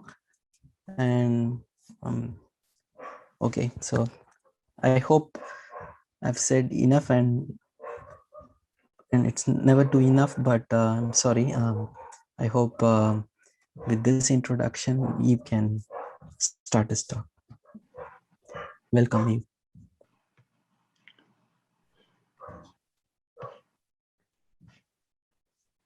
Also, yeah, I forgot to mention he's also the recipient of the Prince of Asturias Award, also, which is given for people in different domains, and he was given this quite recently also. Yes. So thank you very much for these very kind words. So the title of my talk is Spikes and Waves, and the type will be explained. Querido Enrique, gracias por tu talento, gracias por tu energía y gracias por todo lo que has dado a los demás. So I'm going to talk about crystalline measures, and I'm going, of course, to define what are crystalline measures. Then I will say a few words on quasicrystals. Then I move on to signal and image processing, talking about the work of David Dono. And then sampling and interpolation of truss function, which is related to and then the solution of Kepler's problem in dimension 8 and 24, and finally, generalizations of the Riemann zeta function. If I have no time to finish, I will leave the slides and you can then read the slides. So what are crystalline measures? So the notations are usual. The Dirac measure at A is a measure supported by this point, total mass 1. And in signal processing, it is often named a spike. So the trigonometric function exponential 2 pi I omega dot x is a wave, so a vibration. And then a crystalline measure is a sum of spikes, which is at the same time a sum of waves. Where the spikes are located on a locally finite set, which will be defined later, and the spectrum S is also a locally finite set. So we have a sum of spikes, which is at the same time a vibration, which is a paradox, but that will be explained. So fixing notation, the Fourier transform is defined with a 2 pi. A subset of Rn is locally finite if for any ball there are only finitely many x inside that ball. So it is a sequence of points tending to infinity. A locally finite set is either a finite set or a sequence of points tending to infinity. An atomic measure is called a crystalline measure if the three following conditions are satisfied. Mu is supported by a locally finite set. Mu is a temporal distribution. That means you can compute the Fourier transform. And the distribution of Fourier transform mu hat of mu is also an atomic measure supported by a locally finite set. Mu is a sign measure here, complex valued. It is not a positive measure, it is any sign measure. So the simplest example of a crystalline measure is the Dirac comb, which is a sum of Dirac measures on a lattice. Then the Fourier transform of mu is mu. So that's fundamental in crystallography and in many applications. So I repeat the definition. If mu is a crystalline measure, we have the sum of spikes, which is a sum of waves, where lambda and S are two locally finite sets. So in other words, the distributional Fourier transform of mu is also a sum of spikes. Mu itself is a sum of waves, and its distributional Fourier transform is also a sum of spikes. So there is a beautiful conjecture. If Dirac combs, that means lattices are accepted, a crystalline measure cannot be, together with its Fourier transform, supported by a Delon set. I'm going to explain what a Delon set is. So it has been proved by Nirlev and Alexander Olevsky in dimension 1, and it is completely open in dimension larger than or equal to 2. A Delon set is a locally finite set which is uniformly discrete and relatively dense, which means that there exists a small r such that any barrel of radius r contains at most a point in lambda, and another r much larger than any ball of radius r contains at least a point in lambda. So the big discovery was made just 1 year ago when Pavel Kurasov and Peter Sarnak proved the following theorem. There exists a uniformly discrete set lambda of real numbers, which is very different from a lattice, because the vector space over the rational generated by lambda is infinite dimensional. If you have Z, the vector state over Q generated by Z is Q, and is, of course, finitely dimensional over Q. And so it is the opposite to be a lattice. The first condition says that this discrete set is very far from being a lattice, and the sum without coefficients, so mu is a positive measure, the corresponding generalization of a Dirac comb over lambda is a crystalline. And so that relates to PDE. So the first proof of these results was obtained by Kurasov, studying the wave equation on quantum graphs, and it was seminal. So it's a wave equation on a tree, and then the proof was based on the generalization of the Chazarin-Duisdermatt theory on the Poisson formula, on the length of geodesics and the spectrum of the Laplace operator. So as Enrique was saying in the beginning, it is very much related to PDE. And so that's a quasi-crystal, it is a Penrose paving. I'm just saying a few words about the relation between crystalline measures and quasi-crystal. So a quasi-crystal is a Delon set such that the diffraction image of the atomic measure, which is written here, is also an atomic measure, a pure point spectrum. But now the diffraction image is not the Fourier transform. It is a square of the absolute value of the Fourier transform because it is an energy. And of course, this square of the absolute value is infinite and needs to be renormalized. And this renormalization, which will not be described here, is obtained by dividing by infinite quantities. Therefore, if lambda is a quasi-crystal, F is a fine set, the union is still a quasi-crystal.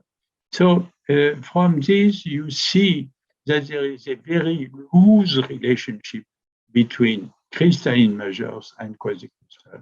So, it is written here, if lambda is a Delon set and mu lambda is a crystalline measure, then lambda is a quasi-crystal, but the converse implication is not true. So, the first non-trivial crystalline measure was discovered by Andrew Guinan, who was a number theorist, in connection with number theory and the Riemann zeta function. So this happened in 1959. But this construction would not be dilated because detailed at the end of the lecture, because I will not have time. So now I am relating this problem to signal processing and image processing. So that's the work by David Dono and Philip Stark. So they consider a class of signals which can be represented as a sum between a few spikes and a few waves. And the motivation is that many images can be modeled as a sum between a cartoon and a texture. Sorry. A cartoon image is sparse in the wavelet domain. A texture is sparse in the Fourier domain. So the wavelet domain, just by a change of bases, can be viewed as spikes, and the Fourier domain, in which a texture is sparse, are waves. Then Dono proved that a few spikes and a few waves are linearly independent. So let me be more precise.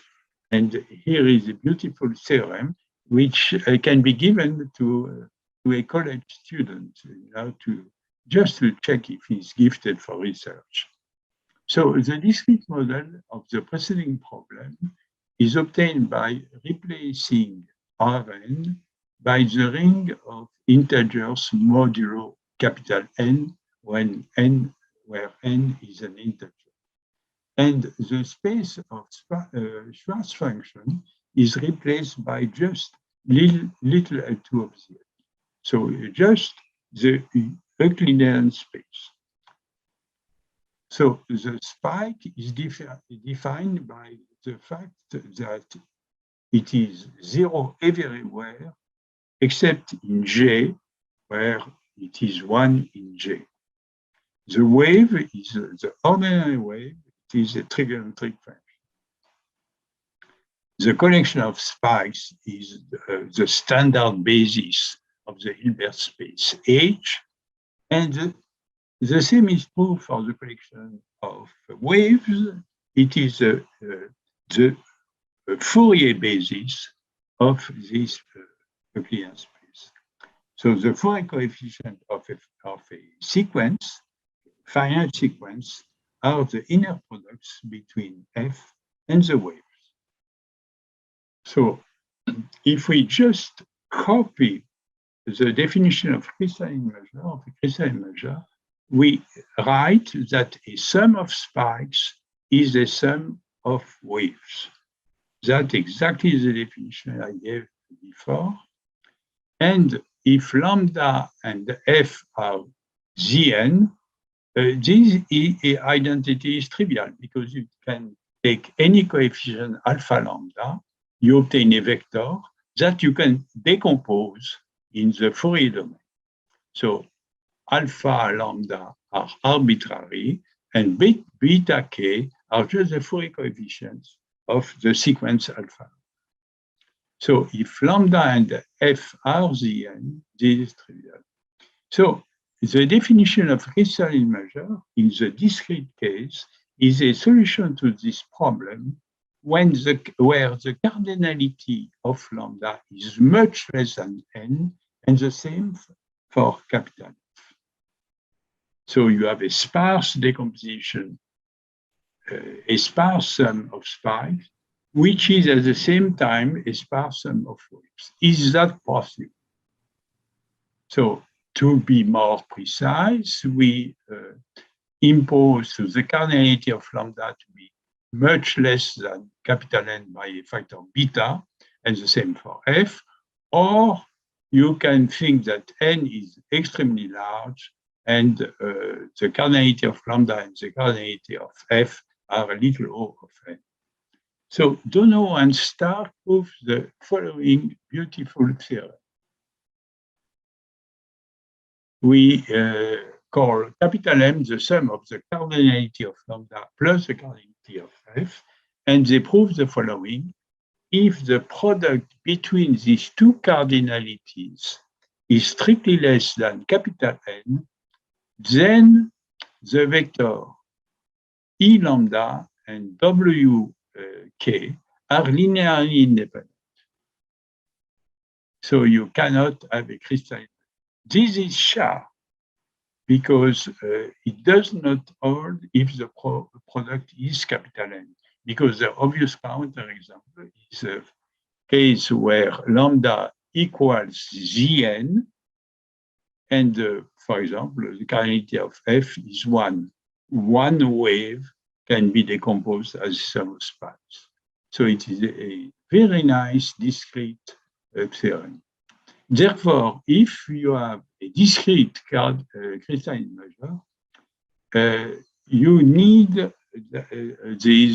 opposite inequalities, that the product of the two cardinalities is larger than or equal to N. And you want to impose that the cardinality of lambda and the cardinality of Fn are much less than N. So this discussion leads to an interesting example where the two cardinalities are the square root of N. And then you have an example, which is a Poisson formula in the discrete situation. You assume that you start from N naught, a large integer N naught. Capital N is the square of N naught. And F and lambda are two arithmetical progressions.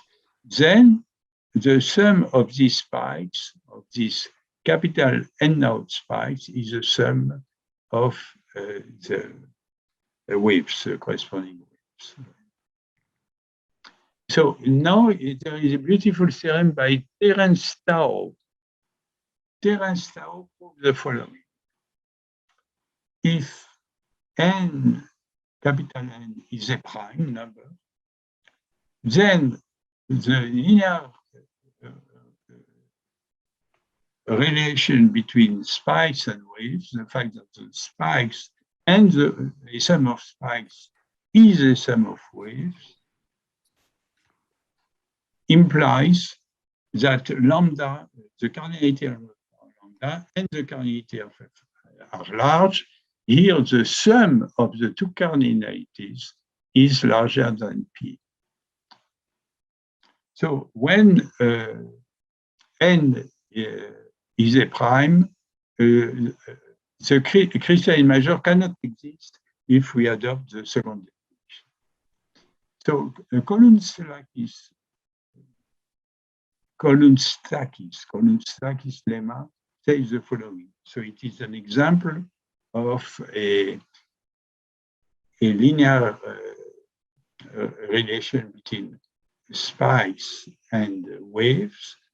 He proves that there exists a non-trivial signal supported by this arithmetical progression, 1 over 8 capital N, 2 over 8 up to 7 over 8. And whose Fourier transform, all the integers between N over 8 and 7N. So the length is 6N over 8, 3/4 of whose Fourier transform is supported by the same set.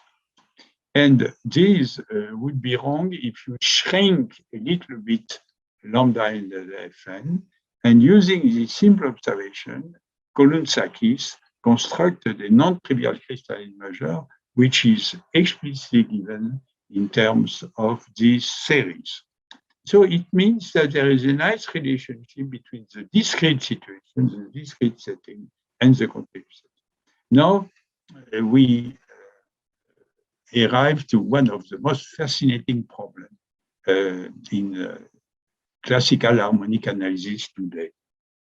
It is the following. Let lambda and f be two locally finite sets. We say that the pair is a pair of uniqueness if the following property is satisfied. For any function f belonging to the Schwarz class, we have the following property.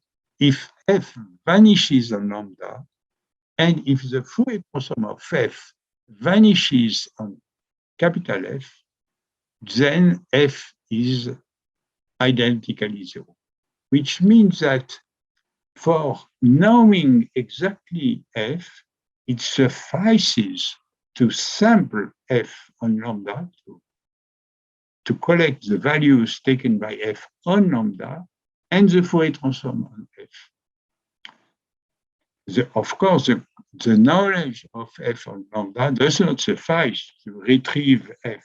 This lack of knowledge is compensated by the information given by the Fourier transform on f. So this is the definition of a pair of uniqueness. If lambda f is a pair of uniqueness, any Schwarz function is uniquely defined by this restriction to lambda and by the restriction of its Fourier transform to f. We will give examples. Of course, there are no classical examples. The only examples are very, very recent. One assumes that the number of points of lambda in a ball of radius J is polynomial in J for some exponent. In all the examples, it is satisfied. And that the distance between 2 points inside this ball exceeds J to the minus m for some exponent m. So that's a very natural assumption in this problem. Then the restriction to lambda of the space of Schwarz function is exactly the space of sequences indexed by lambda, which have a fast decay infinity, the same for f. And what we want to know is one step further. We want from the restriction of f to lambda and the restriction of f hat to capital F to get back f by a bilinear operator. That we will achieve in the main theorem. So the main theorem in one dimension has been obtained by Marina Biazowska and her collaborators. And she solved this problem assuming that the sparse function is an even function and lambda and f are just a sequence of plus minus 1 the square root of k of all the integers. If f equals lambda equals z, of course it is absolutely wrong. You have plenty of Schwarz functions that vanishes on z and whose Fourier transform vanish on z. It is trivial to construct comparison. You need sequences which are more dense than the integers. So if lambda f is a pair of uniqueness, every temporal distribution can be written as a series of spikes located on lambda and a series of waves whose frequency belongs to f. You have this beautiful formula if you have a pair of uniqueness, and it implies that for every u, the measure which is Dirac mass at u minus this series associated to you is a crystalline measure. It is immediate. So it is related to crystalline measures, and it is a beautiful way to construct new crystalline measures. So it is a second family of crystalline measures which have been obtained by Marina Wiazowska. So the beautiful theorem, which let me jump over that. Let me rewrite the theorem by Marina Wiazowska, which is a beautiful contribution. So she proves the following, and she's using the theory of modular functions. So we are close to algebraic geometry to prove this theorem. The proof is gorgeous, absolutely beautiful. There exists a sequence AK of X of even real valued Schwarz functions of the real variable X with the property that for any even Schwarz function F and for any real number X, we have the following identity. It is a beautiful identity because this sequence is completely explicit. AK is explicit, and the Fourier transform of AK is explicit. It is computed through the theory of modular functions. So every Schwarz function F is the sum from 0 to infinity of AK of X, the values of F at the point square root of K, plus the sum from 0 to infinity, the Fourier transform AK hat of X, the Fourier transform of F at the square root of K.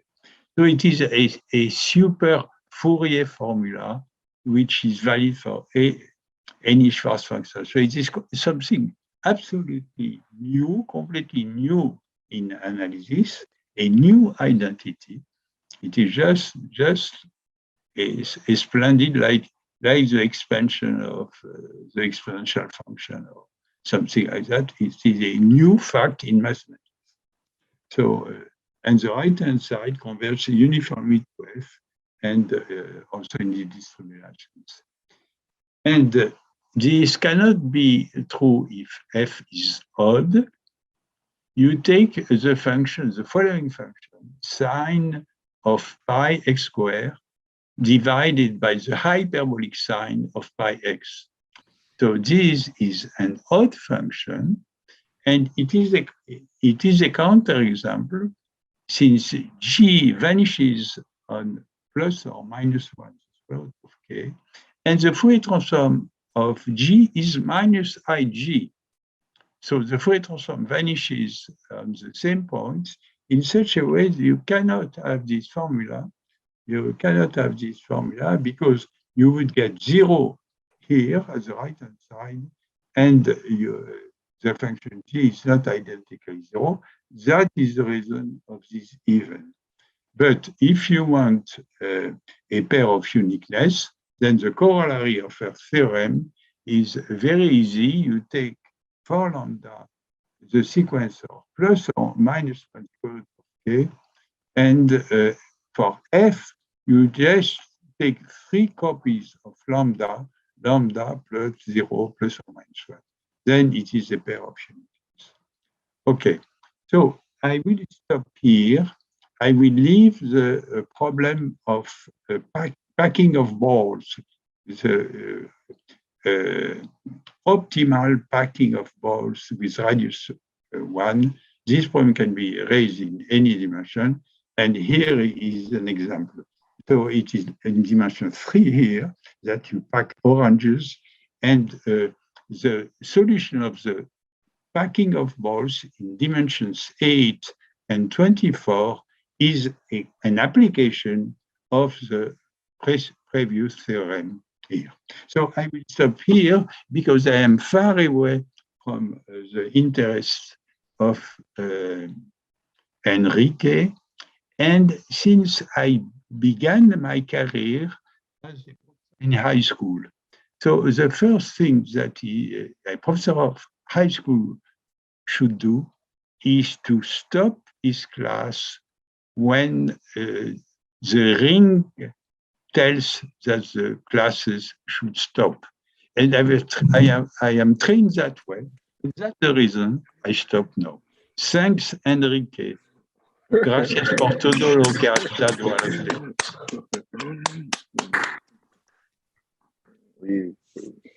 We thank very much Professor Mayer for his wonderful talk. So if there are questions, please go ahead. Yeah, so some of the works, well, when I met for the first time in the 80s, he had made some very beautiful results on together with Stefan Jafar, who is one of his PhD students, more or less my age, and a very good friend. Eve had results showing that there are solutions of wave equations that can remain zero on a point for a very long time and then suddenly wake up, like levitation phenomena, right? So if these kind of results in which you can somehow design the space-like support and the Fourier support of solution of functions, which seems to be a bit in contradiction with what one expects according to the uncertainty principle. Do you think could be used to design specific types of waves when thinking on the D'Alembert operator in space-time? Yeah, it is a very beautiful question. We did that with Ildefonso Diaz. So we related the construction of crystalline measures to the properties of the wave equation in dimension 3. So there is a very nice relationship, and you are absolutely right. Yeah. So I will send you the paper with Ildefonso. Yes. Thank you. Thank you. Very good point. It's a very good point. It means that one is always winding around the same point. You know, the work by Jafar 40 years ago is now jumping again, you know, in my interest in crystalline measures. So the point in studying crystalline measure was renewed. It was the problem was raised by Andrew Guinan, but it was renewed by the theory of quasicrystals, and people were wondering what was the relation between Guinan's work and Alexander Olewski was a person who renewed the interest in crystalline measures. So my work is a kind of collaboration with Alexander Olewski. So thanks for the question. Merci. Yeah, there's question probably by Carlos and then Gunther. So please. Okay, so thank you very much, Eve, for such a marvelous talk, which is able to combine fundamental areas in mathematics. You have been able to combine distributions with number theory and other areas of mathematics, which are all of them very important. In Tao's theorem, which is the role of the fact that n has to be prime? At least intuitively.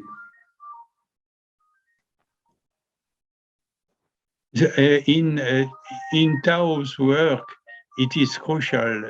Otherwise, his theorem is not true. The fact that capital N is a prime is only important in the theorem by Terence Tao. If capital N is not a prime, the theorem by Terence Tao is, you have obvious counterexamples. In the theorem by Donoho, you do not need that capital N be a prime. It is for any integer. So it is only in the terrain by terrain style.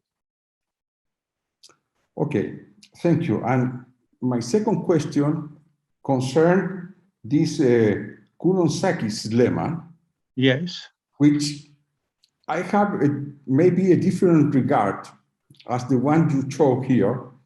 I look it as an inverse problem in the sense that you measure f and f hat in this sets lambda and capital F.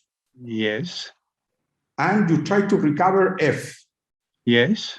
And the lemma says that you have a solution in the Schwartz, in the family of Schwartz functions. So in you are in the discrete case, so you have only a little L2 of capital N. In the lemma of Coulomb-Sakis, you are in the discrete situation. So Schwartz does not mean anything, you know. You do not have decay at infinity. You are on the ring of integers modulo n. So what the problem that Coulomb-Sakis solves is the following. You have two small sets modulo n, lambda and f, and you want a non-trivial function supported by lambda whose Fourier transform is supported by capital F. So it is a kind of uncertainty principle, you know. So this discussion, I should have said that, turns around the Heisenberg principle, that a function cannot be supported by a set which is too small, and at the same time, its Fourier transform be supported by a set which is too small. This is impossible. If a function is supported by a small set, its Fourier transform needs to be supported by a large set. So the game is to shrink as much as possible the support of a function and the support of its Fourier transform. And that's one of the basic problems in this construction of crystalline measures. Okay, many thanks, Yves. So thanks for the question, because it helps clarifying the problem. Yves, I have a question just out of curiosity. At the beginning, you mentioned the work of Pavel Kurasov on quantum graphs, which I know pretty well. So what is, and I think you mentioned that this is in particular connected to trees. Yes. Can you elucidate a little bit the connection to quantum graphs? And I see the same. Why it is called quantum graphs? No, I don't. I know that. This is not the problem. What is the relation to the crystalline measures? Oh yes, the relation is extremely elegant. It is beautiful. You know, there is a series of theorems telling that if you have a compact Riemann surfaces, the length of closed geodesics is given by the spectrum of the Laplacian. And that's a beautiful theorem which has been proved by Duistermatt and Chazarin. And the proof is based on the fact that if you take the sum of the Dirac measure based on the length of closed geodesics, its Fourier transform is exactly the sum of Dirac measures supported by the square root of minus lambda k, where lambda k is the spectrum of the Laplacian, but you have plus an integral term. So I asked Colin Verdier if there were some examples where this integral term would disappear. And if you are in the Riemann surface setting, it is just impossible. You have always this integral term. So you cannot have a crystalline measures playing with the Dewey-Stermat-Chazarin theorem. And Kurasov, who was working already in Russia on the quantum graphs, had the splendid idea that if you have these quantum graphs, simply this integral term does not exist. So he obtained for free, crystalline measures that way. The only point is to fix the tree in such a way that you can compute explicitly these lengths of closed geodesics and the spectrum of the Laplacian. So his source of inspiration was quantum graphs and the adaptation of the Chazarin-Dewey-Stermat theory. Beautiful relation. But what is even more beautiful is that there is a set of a formula in number theory called the Riemann-Weil formulas, which relate the sum of Dirac masses on the prime numbers to the sum of Dirac masses of the logarithms of integers. So you have this explicit formula, but you have an integral term in such a way that the theory of crystalline measures plays with is contiguous, is close to this magnificent theory of the Chazarin and Dewey-Stermat formula and the applications to number theory, which are the Riemann-Weil formula. Thank you. So thanks for your question. I have to say that I admire very much your work. Yeah, your talk. Yeah, I listened to your talk, and I found it beautiful. And I used to work with Pierre Mignons, so the mention of his work was warm to my heart. Okay, very good. Thank you so much. Because we also work with Sergei Avdonin on the inverse problem for the quantum graphs, right? So you detect, in fact, the tree structure, right? Okay, thank you very much. Thank you for your question. There's a question by Mahamadi. Yeah, Yves, thank you very much. And well, I'm not at the level to say that judge your talk because you are extremely. You are our mentor. That I have only two.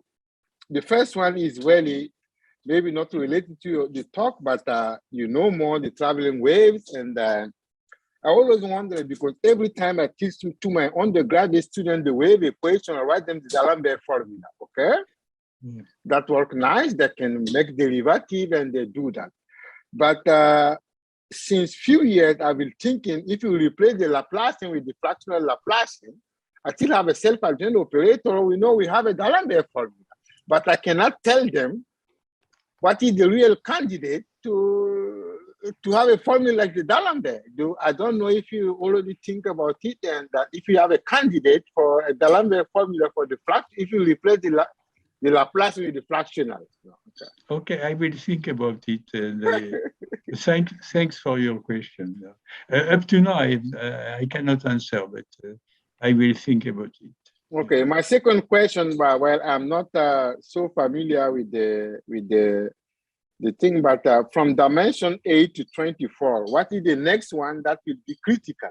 Yeah, the point is that it is not from dimension 8 to 24. It is only in dimension 8 and dimension 24. Because in these two cases, one has some candidates for the densest packing of oranges. Of course, we are not interested in oranges. The sparkling sphere or bowl. Yes, I spent all my youth in Tunis, and in Tunis we had some marvelous oranges, which were called sweet oranges, which were not acid, sweet, absolutely sweet. And I've never found that anywhere else, but I like these oranges. So oranges for me is warm to my heart. Okay, so you have two lattices, one in dimension 8 and one in 24, which are very, very specific, which are called Leck lattices, and which provides the densest packing of balls. And Marina proved that in both cases, and she proved that using these her work on crystalline measures. So the explicit formula she obtained for crystalline measures, and she proved that these packing, which were already known before, are the densest one. But the problem is open in general dimension, you know, and it is also intermediate dimensions between 8 and 24.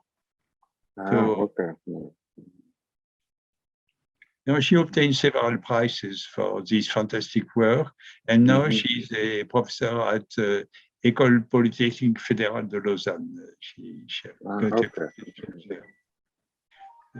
Yeah, thank you very much. Thank you. If there are no questions, I maybe a few comments. I mean, also I'm quite an outsider to this area, but it's very interesting to me. So so as you mentioned, I think after Carlos' comments, that the result of Dono and Sarnak is some kind of uncertainty principle, and so in some sense that it's now an uncertainty principle on the support of the function and its Fourier transform in some sense. Is that it? I do not know exactly. No. Did you hear my question? No. No, the point is that the telephone was ringing, so I stopped the telephone. And please repeat your question. Yeah, no, I was saying, so the result which you began in the beginning, I mean, the result of Dono and Stark. Yes. So it's a kind of uncertainty principle Yes, on the support of the yes, function and its Fourier transform. Yes, you are right. All these results are quantitative, very precise quantitative versions of the uncertainty principle, of Heisenberg principle. So they say, all these results say that a function cannot be supported by a small set, and at the same time, its Fourier transform be supported by a small set. And this is impossible. The only case is that the function vanishes identically. So that's what, so, and of course in Dono, the relation, so the precise relation is that the product of the cardinality of lambda times the cardinality of f shall be larger than or equal to n to obtain non-trivial function carried by lambda whose Fourier transform is carried by a capital F. So it is a necessary condition for finding a non-trivial function carried by lambda whose Fourier transform is carried by F, is that the product of the two cardinality shall exceed capital N. In Terence-Tao theorem, it is more precise. It is if and only if. While in Dono, it is just one way. You need large support either of the function or of the Fourier transform to have localization on the two sides. Yeah, thank you.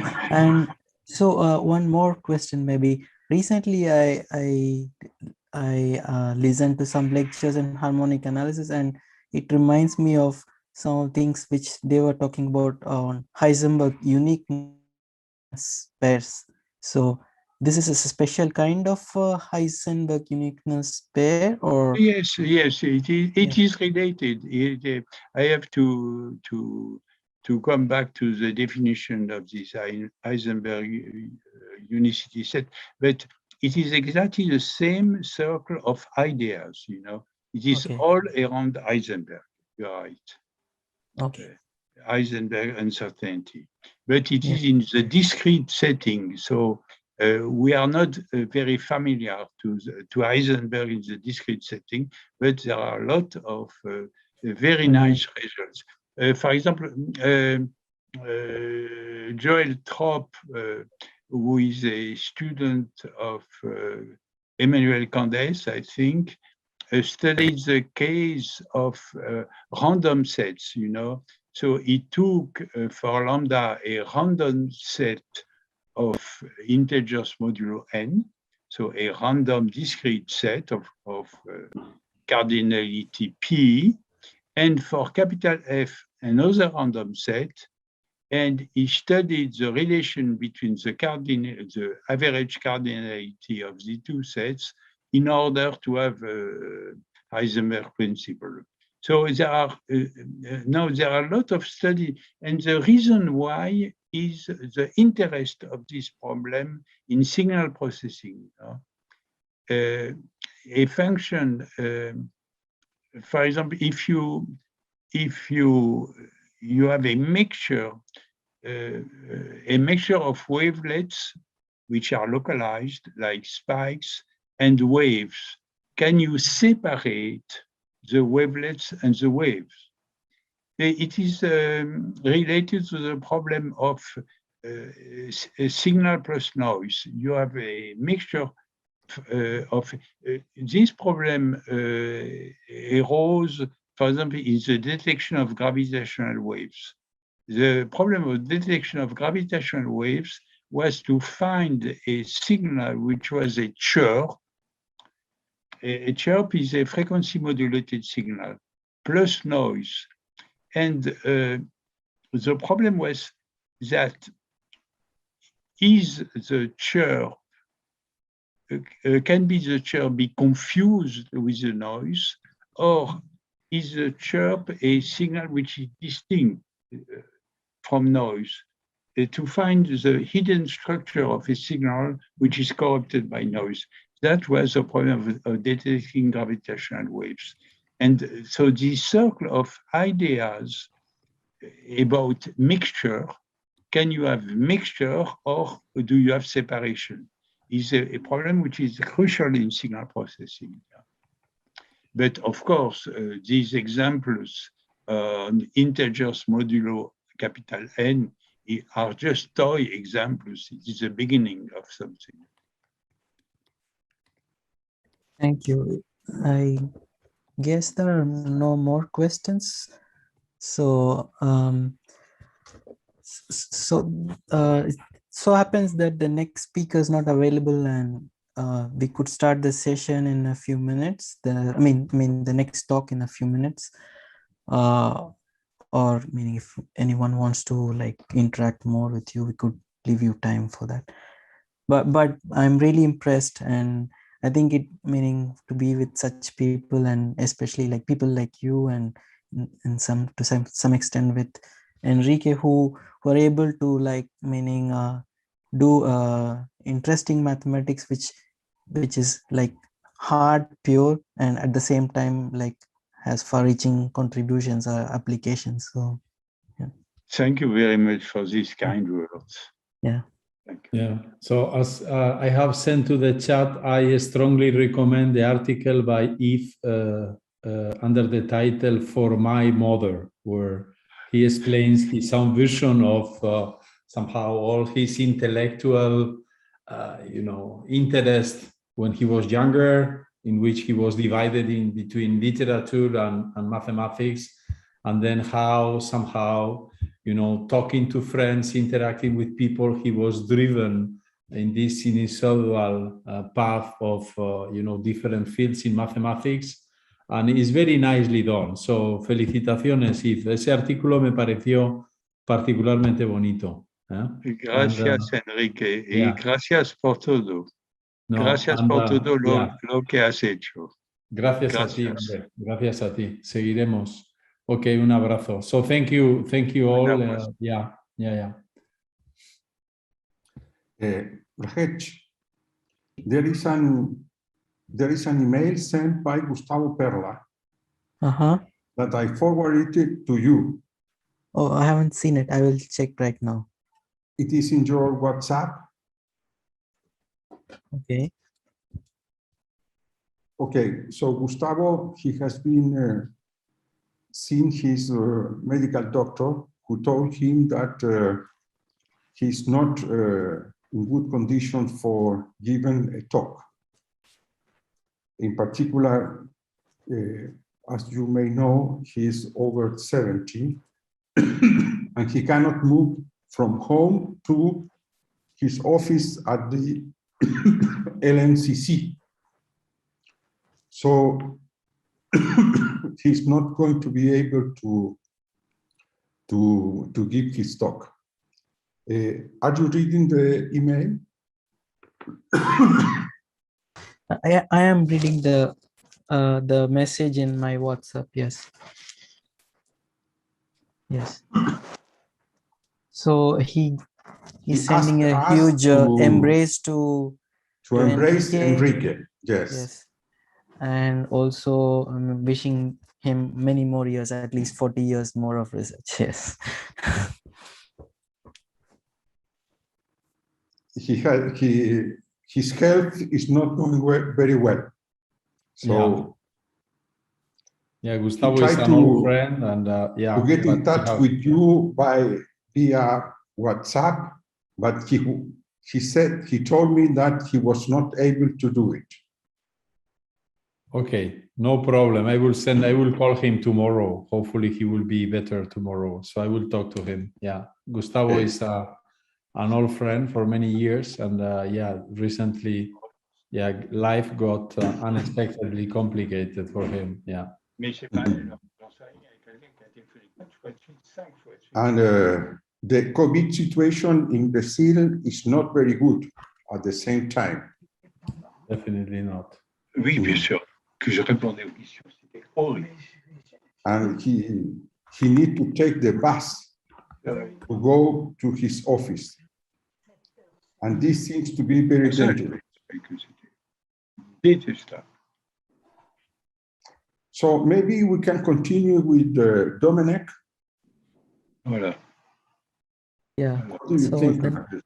Hasta luego, Meyer. Hasta luego, Yves. Alors. Bye, Yves, and thank you very much again. Thank you, Yves. Merci. So the next speaker in this session is Dominic Ruiz Balé. He's from the Universidad Autónoma de Madrid in Spain, and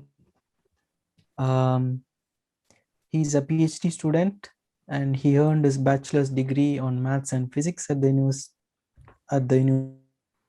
Autónoma de Barcelona, and master's degree in applied math in Erasmus Mundus program in Universidad de L'Aquila and University of Hamburg.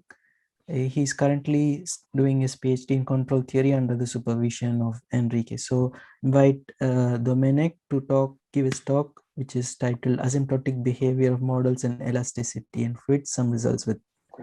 No, is it? No, I'm not sure if it's the right title. So constraint control in reaction diffusion equation, it seems. I'm sorry for the mistake. I think I don't have permissions to share my screen. Okay, yes. Okay. Okay.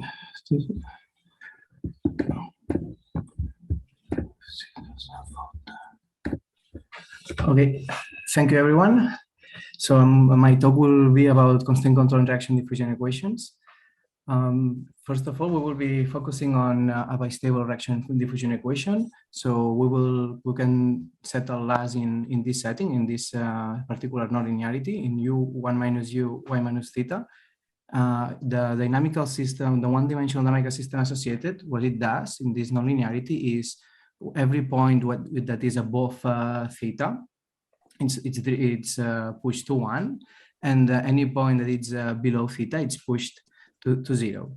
So, and this model can be modeling proportions, for it can come from evolutionary game theory or modeling also in certain things in mathematical biology. But the important fact is that the state preserves naturally the constraints between 0 and 1, which are natural for the quantities that they represent. And we want to basically to study controllability properties of that equation through a control A in the boundary, so that the quantities preserve their meaning. So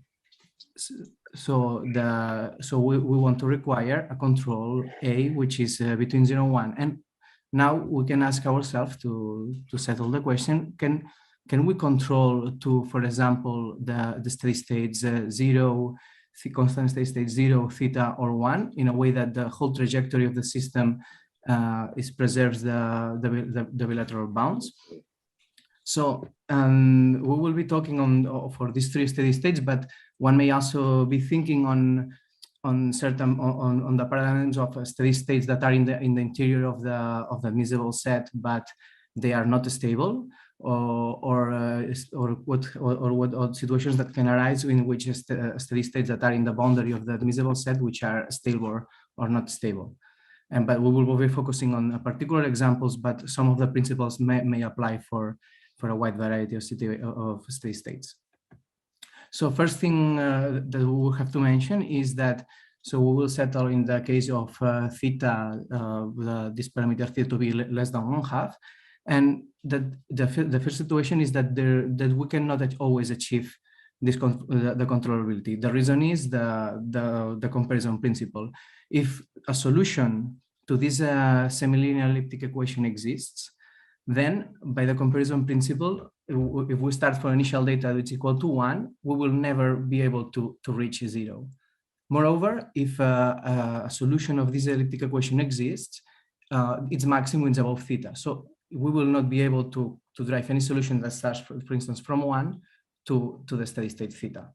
And how the solutions of this semilinear elliptic equation can be understood? So that one can write the energetic formulation, and one can see that when mu is very big, the convex part dominates, and one has a unique critical point, which is associated with a steady state 0. However, when the mu is decreasing, this other part starts to play a role, and one may observe that the other critical points appear, and also mountain passes. So, and these critical points will fulfill these equations, and will act as a barrier. So we will get a negative result for the full controllability. We cannot, there exists a steady state, there exists initial data that cannot be driven to theta.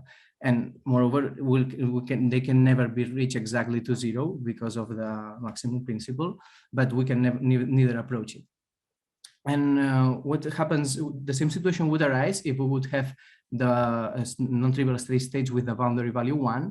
However, for this case, in which theta is lower than 1/2, one has the steady states around 1. The steady state 1 is unique. This situation can be seen from the sense of the traveling waves. So how which tools can we have for controlling in this setting? So one important tool is the staircase method. So the staircase method essentially tells you that if you have 2 steady states which are admissible, and you have a continuous and admissible path connecting them, you can control sequentially from, you can take a finite sequence of elements of this path, and you can control sequentially from one state to another, so that the L-infinity bounds are preserved. So, and this would be the main tool for controlling. So, but this here we have to emphasize 2 things. The first thing is that the t, the time needed for control, it has to be large, and this is a feature which is specific for the constraint setting. So and the other feature is that we need to construct this path of steady states. So a way to construct the path of steady states, we can settle first in the one-dimensional case. So we can understand, we need to find controls, different values of controls, so that the solution, the family of solutions is continuous and connects, for instance, the steady state 0 with the steady state theta. So, and this can be done by writing this elliptic equation as an ODE system. So when we write this as an ODE system, what do we have? We have that the steady state 0 would correspond to the point 0, 0. This point here, the steady state theta would correspond to the theta 0, this center here, and steady state 1 would be at this extreme here. So, and this black curve here that goes from 0 to 0, this is a homoclinic orbit, is an elliptic solution in the whole space R. So, and observe that here, this for the dynamical system, all the points that are enclosed by this homoclinic orbit, they remain always there. So this is an invariant region, and this can be used for building paths of a steady state by using the continuity of the ODE with respect to the initial data to construct paths that connect to one state to another.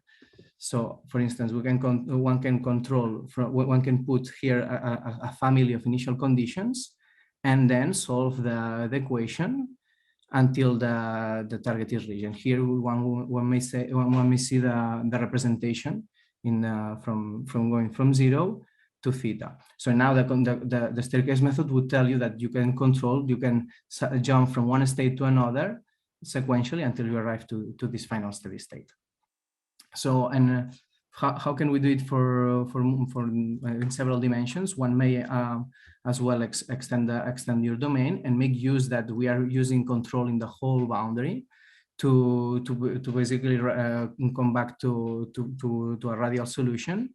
And one may also see that for radial solutions, since they dissipate, one can also build a continuous path of a steady state that connects 0 to theta. So, but now we have just construct a path. So the other thing would be to be able to attach that path. So we know that inside this invariant region, one can basically try to use the phase plane to connect the steady states. But we should be able to reach this invariant region. And we know also that since barriers can exist, we might not be able to access to that. So a way to try to understand what the controllability to the steady state theta could be equivalent to would be to define this set A, which is the basing of attraction of 0. So basically we put control 0, and we look all initial data whose omega limit is exactly this 0. So, and the thing we have is that to be able to control to theta is equivalent to that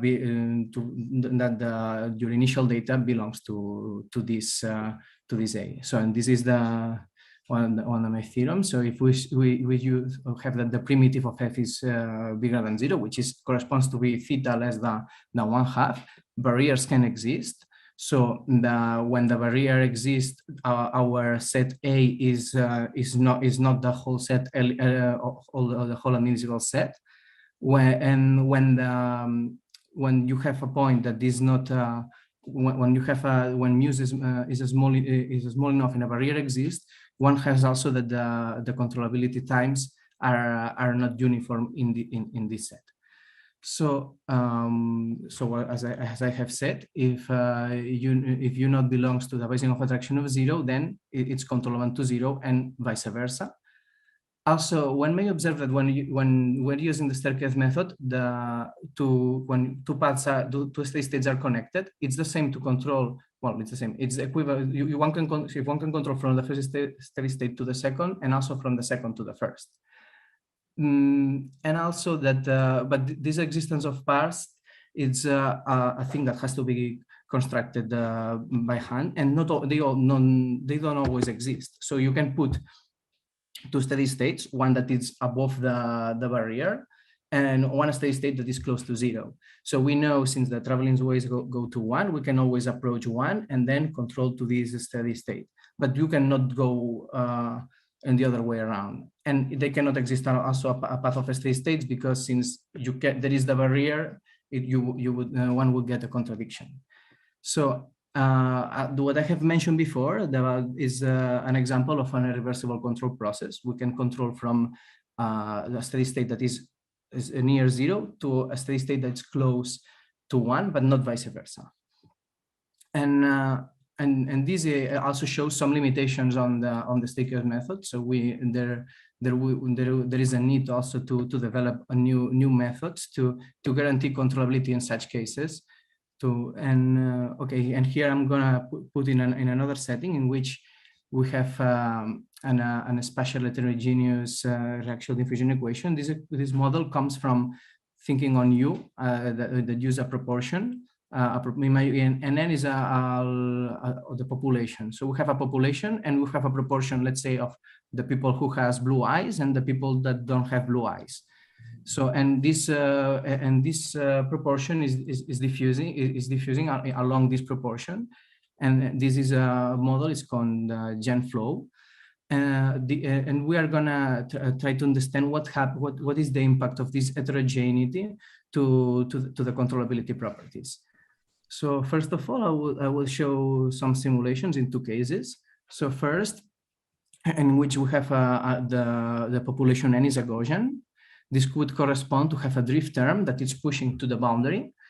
And we observe that, and intuitively, this drift is going against our boundary control. And we see that as 1 over sigma, this parameter 1 over sigma increases, the controllability time blows up. Whereas when we have this other case in which we have this exponential x squared over sigma, the control action is enhanced by the drift, and we observe that the minimal controllability time goes to 0. But what is happening here in the case of the Gaussian? How can we explain this apparent blow up of the minimal controllability time? And this is because a barrier exists. So there exists a barrier for to reach the steady state 1, even if the theta here is below 1/2, and here we have this blocking phenomena to reach the steady state 1. And this, since this solution cannot correspond to a minimal energy of the functional, it's a saddle point. We used a shooting method to prove this existence. So a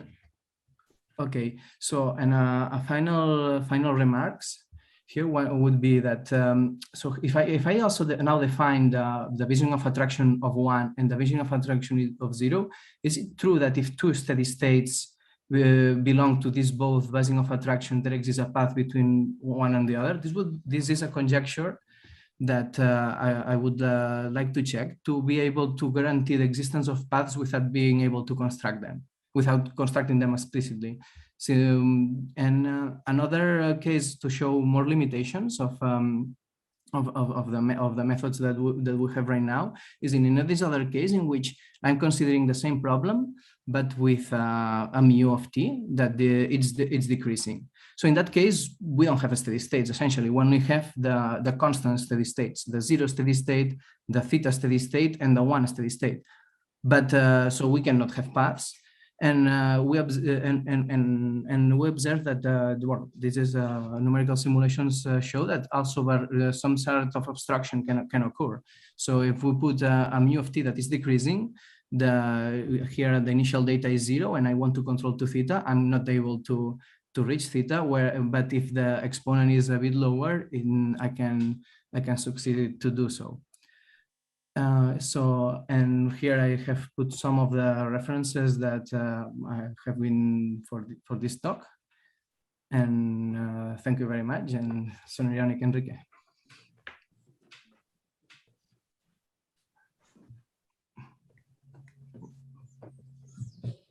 Thank you, Dominic, for the nice talk. So if there are people who would like to ask you questions, so please go ahead. I hope there's some questions. So in your opinion, Dominic, I mean, we have been working on this topic for a number of years. Mhm. I mean, if you have to advise to someone that wants to work on this in this context of control of rational diffusion models arising in math, biology, and social sciences, what will be the topic you will recommend to look at? So mainly these two things here, to see first if there is a way to not another method to control with constraints without passing through steady states, or a way to guarantee existence of path of steady states without constructing them, such as this conjecture here with the Bayesian of attractions. And on the other hand, like the non-autonomous systems that are non-autonomous, because it also shows that we need also more other methodologies to address these control problems. So these would be first the first steps, and then from this on, one may build also to go to systems.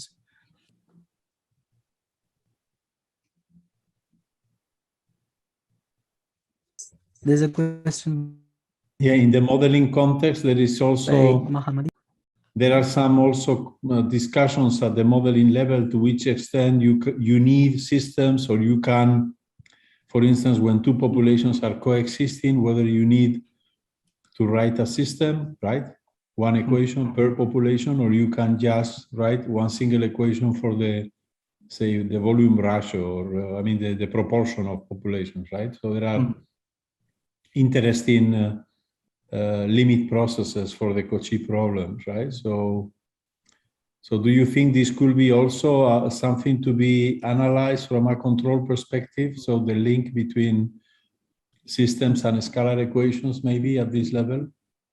Yes, also see as how can the tools from scalar can be transferred to systems. For instance, if we try to develop the same techniques for systems with the phase plane, the dimension increases, it starts to increase a lot. So to guarantee invariance of invariant regions or analysis there, it starts to be more complicated. Also, easily you jump to dimensions higher than 3. So I think that is it's a need also to even develop other methods. Thank you, Dominic.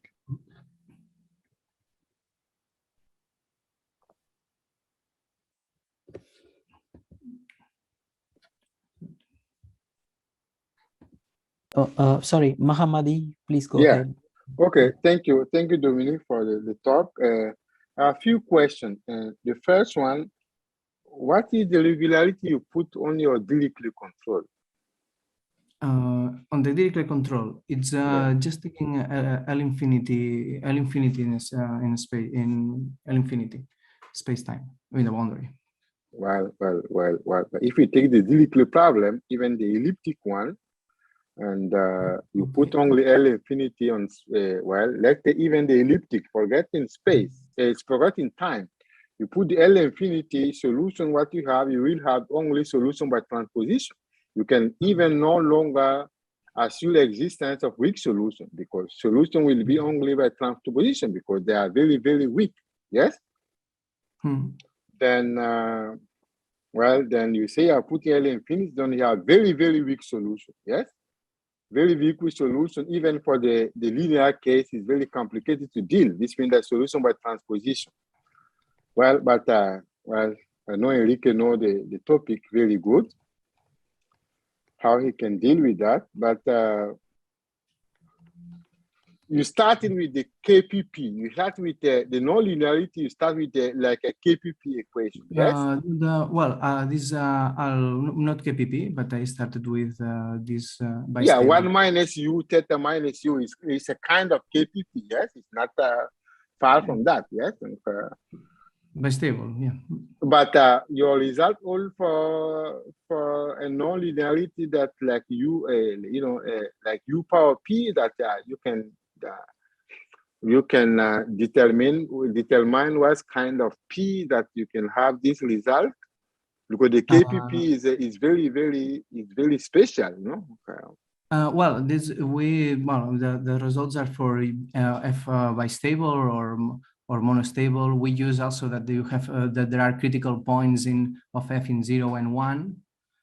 Yeah, that's not the problem. You can have you can even take a monotone non-linearity. It's not a big deal, but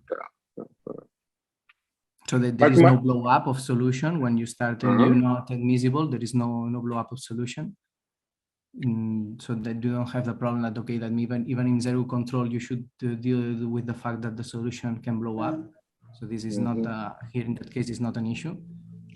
And the targets also, well, the targets also are in the the constant steady states, which are very regular. Moreover, the main thing here to use is the staircase method, which can be found here in this reference here below. Yeah, that is good. But my last question, you say that the T mean goes to 0. What? Your last, my last question, you say the T minimal goes to 0. Well, yes, but this is because you gain a stability. Yes, this is but not is not. But it depends on the parameter sigma. It's not.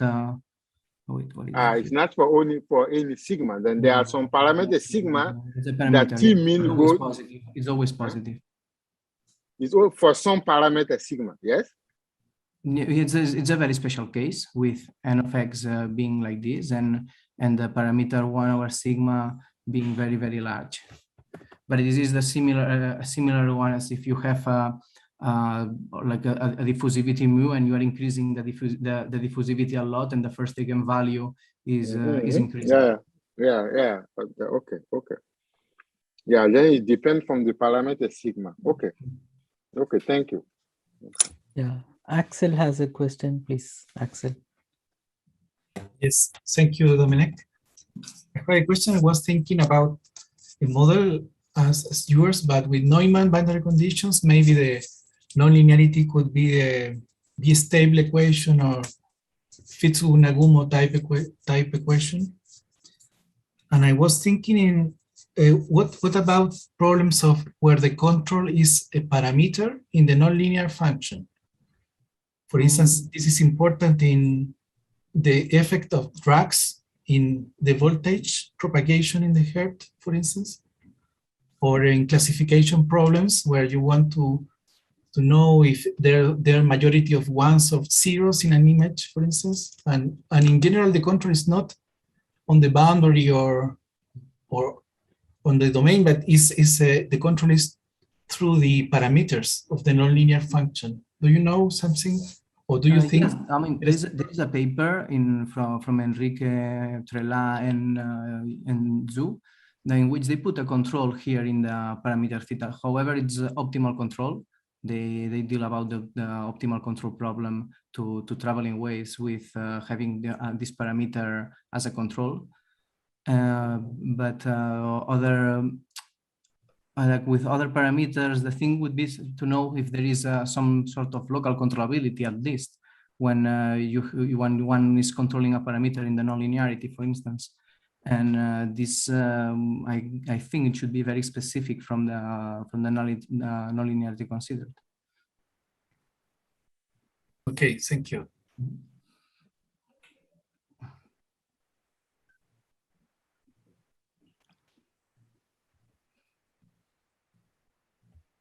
Yeah, any more questions?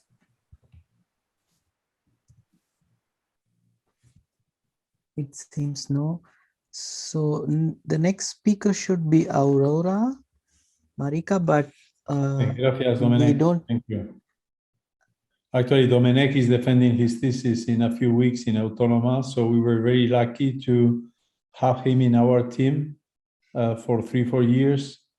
And yeah, he has done fantastic work, so it was a great pleasure to have Dominic von Catalunya.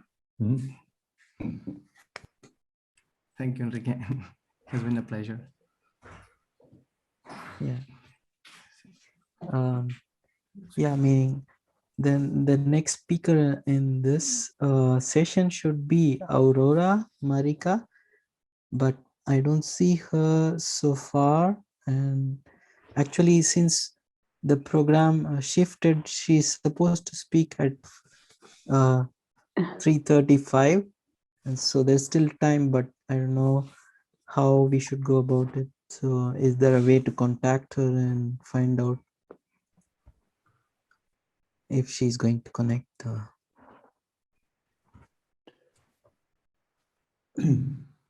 I tried to contact her, but she's not replying. Mm-hmm.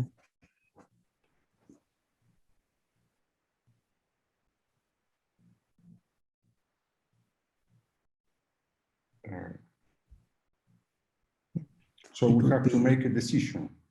Yeah, it would be a pity if she can't, if she doesn't know and she can't speak. So I don't know what Enrique, maybe Enrique knows better.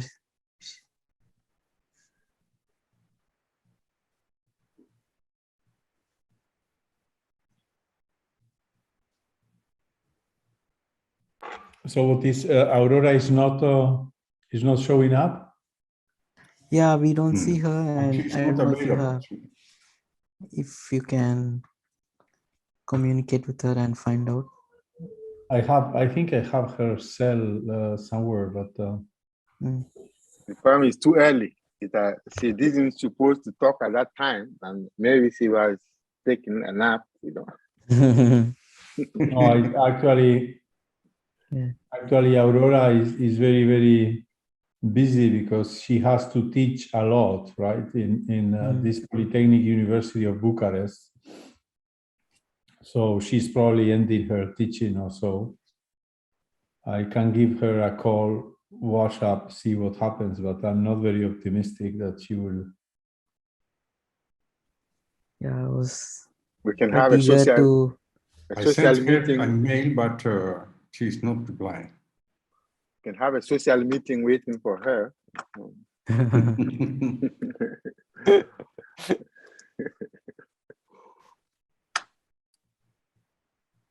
One possibility is we could connect back again in half an hour and have a break for half an hour, and I don't know. But half an hour is long time. Okay. Yeah.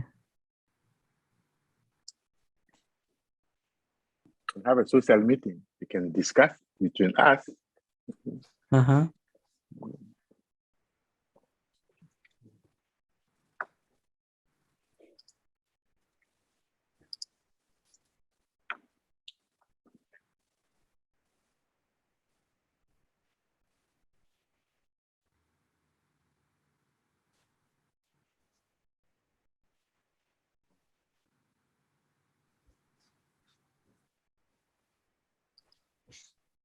Yeah, I mean, meanwhile, while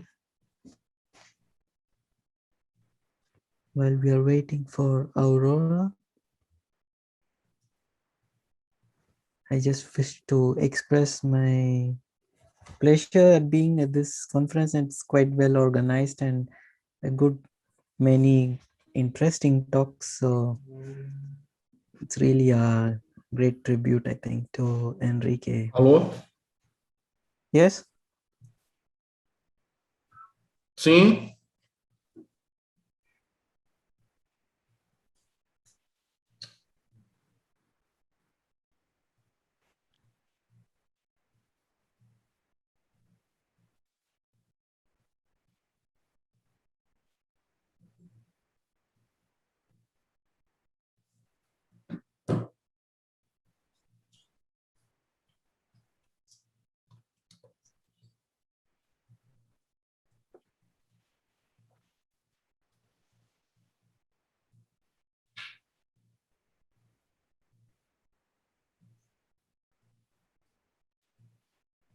Okay, so I got a response from Aurora saying that she is there. So, but I mean, my question was ambiguous. I asked her, "Are you there?" And she said, "Yes." Now we don't know what there means, right? We need her in Zoom, not somewhere else. So Okay, I think now we she should has wait. read my message. I have told her that people are waiting. She's the last one, and she should, show up. Yes. Let's see whether she comes in Zoom.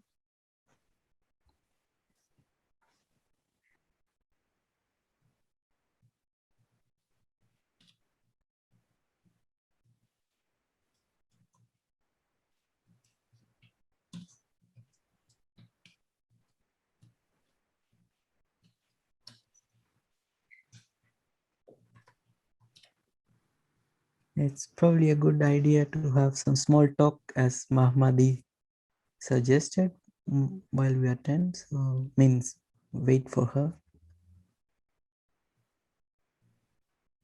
Maybe Enrique can answer to Gunther's question, no? Okay. Enrique, there is one question of Gunther you didn't answer. How do you manage to have a lot of collaborators like this and also a lot of publications? You didn't have two papers with the same title. How you manage? Yeah, well, how do you handle domain decomposition methods? Exactly. And what I said, you know, the important thing is Aurora is present. Huh? the important thing finally. is that everybody's happy with it. Aurora is here. So this, in this way, I don't need to answer to this confidential question, right? I will not disclose my secrets, right? It's not the master-slave paradigm. Right? Yeah. Okay, so where is Aurora? Is she there?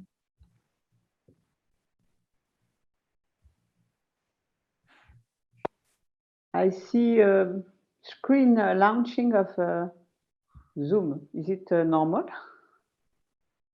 I am. Go ahead. Launch meeting. Okay, so Aurora is somewhere there, but she appeared and she's now muted. She's muted. Maybe she could talk. She's again trying to disappeared join. from the Apparently, she shared a screen, but she's not yet. We see her screen, or she could, or Aurora, are you there? Can you hear He's us? listed as participant. Yeah, now. okay, now the micro is open. So Aurora, are you there? Can you yes, we hear me? can. Okay. So I thought that I am at 9 o'clock. Okay. Well. Yeah.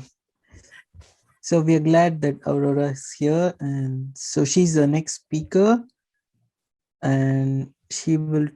She was a former student of Enrique, and she's at the Universitat Polytechnic Universitat in Romania, I think in Bucharest. So she will talk on hard inequalities for potentials with countable number of singularities. Please, Aurora, you have the screen. But the screen, we don't see your... Start the video. And also...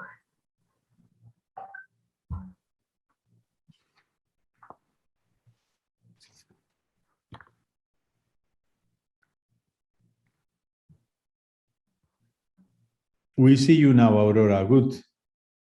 So, but I don't see how to share my slides. Why? You just say, I mean, here down, you have share a screen, and then you click there.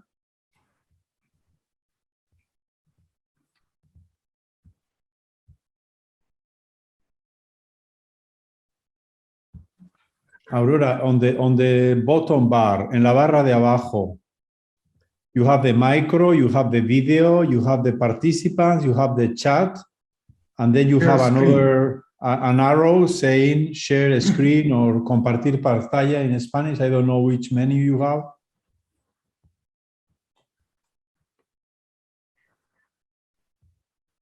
Enrique, I see from Aurora's screen launch meeting.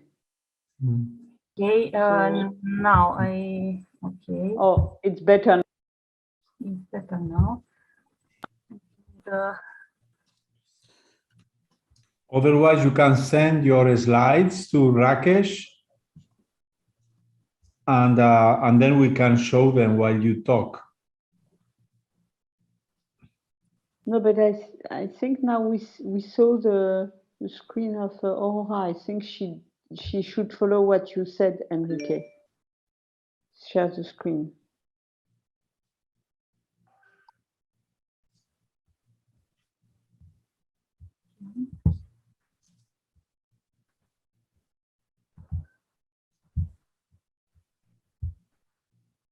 Aurora, if you want, you can send the file by the chat and I can share screen from my computer and you can tell me when to proceed to the next slide. So that's also possible.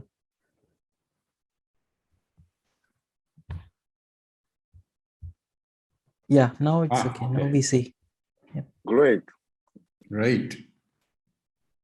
So I will talk with some about some work we did with Cristian Cazacu from University of Bucharest.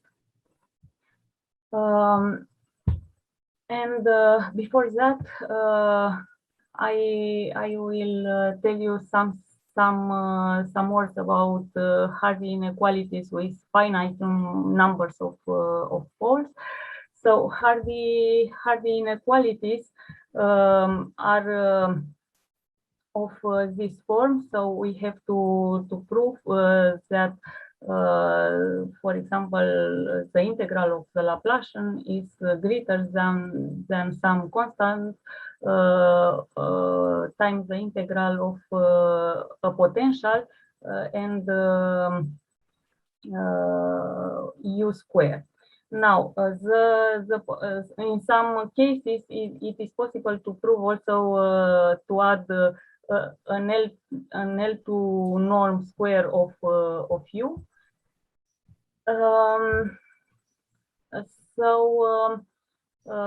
There are some cases about the potential V. We can have potentials with only one singularity, a potential with a finite number of singularity, and a potential with countable number of singularities.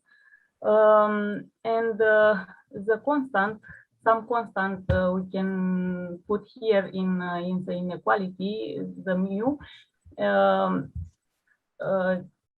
There are some constants which are optimal, so we can minimize. So they can minimize this quotient, and some the u minimizing these constants are called minimizing sequence, and a minimizer is is this u we can put here to attain this minimal constant.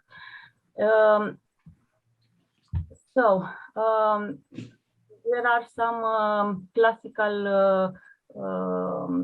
results about this Hardy inequality. So the best constant here is when 0 is in the interior. So this singularity here is in the interior of the domain.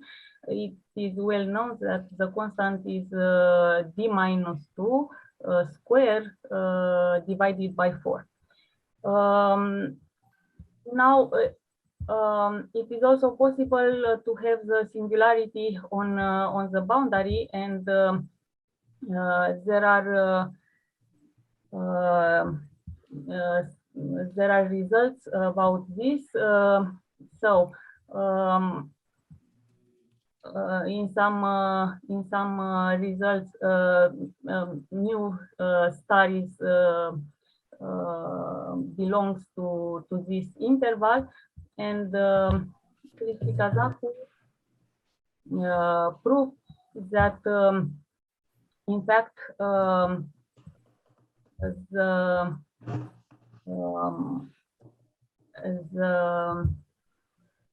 constant in this case, when omega is convex, is d squared divided by 4. Now about multipolar potentials with a finite number of singularities, there are results by Bossi, Dolbo, and Esteban in 2008 showing that in R2 in RD with n singularities, this kind of inequality holds. And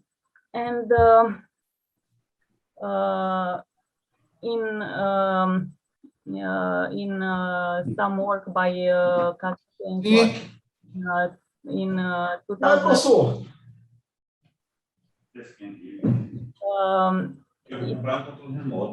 so that this is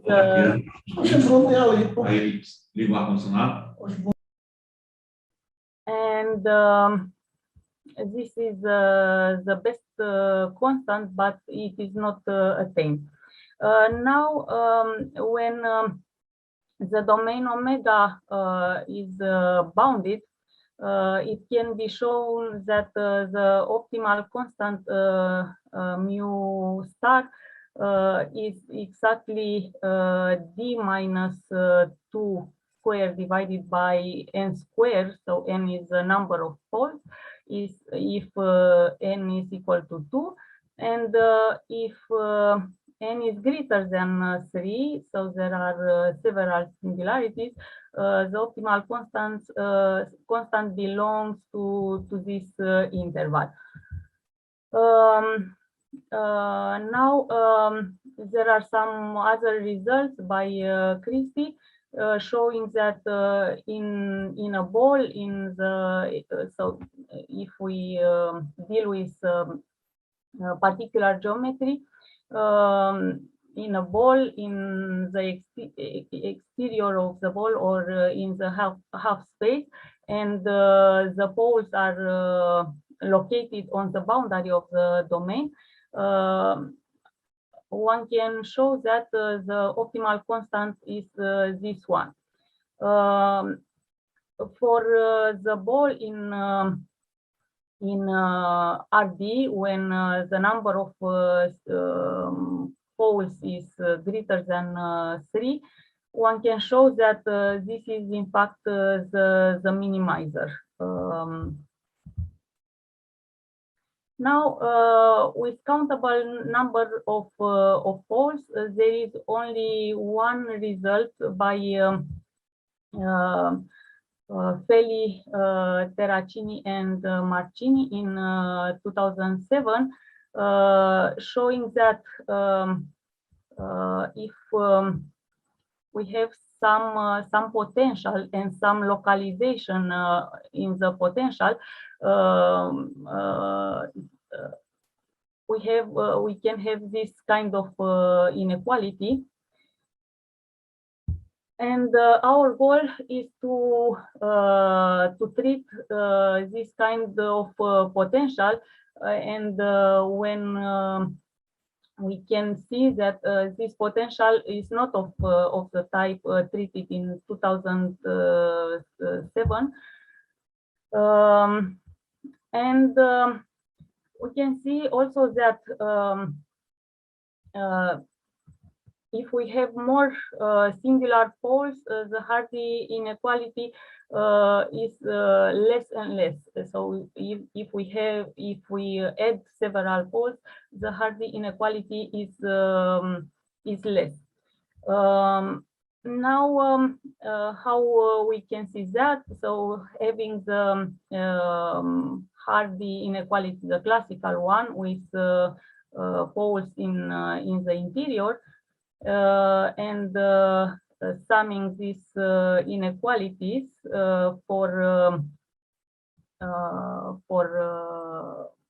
with m potentials, we can see that the constant is of this form, and if m, the number of poles, is tends to infinity, we see that this constant tends to 0. So our goal is to prove that there are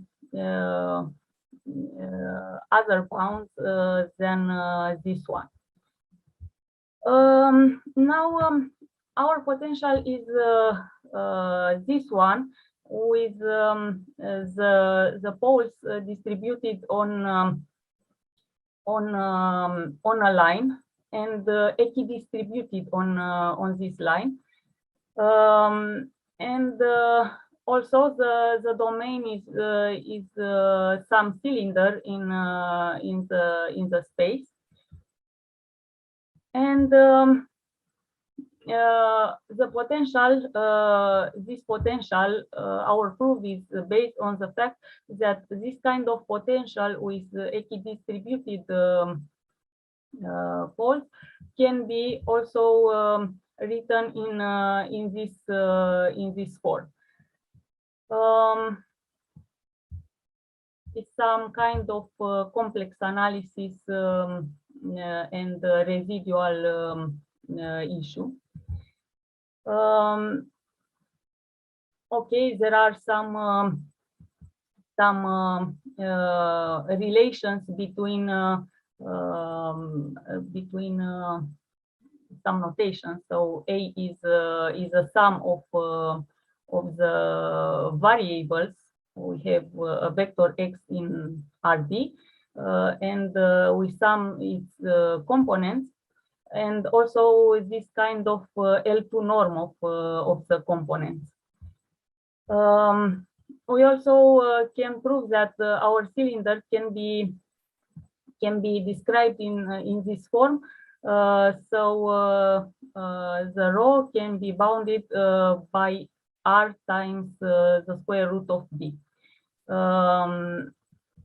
where r is the radius of the cylinder. And we have this inequality, so we can see that for the moment we have this Hardy constant. Okay, and this constant we have here. The Hardy constant can be bounded between this quantity and also d minus 2 square over 4, which is the constant in a bounded domain and with singularity in the interior. Okay, so we can prove this kind of Hardy inequality, and we can construct sequences proving upper and lower bounds, and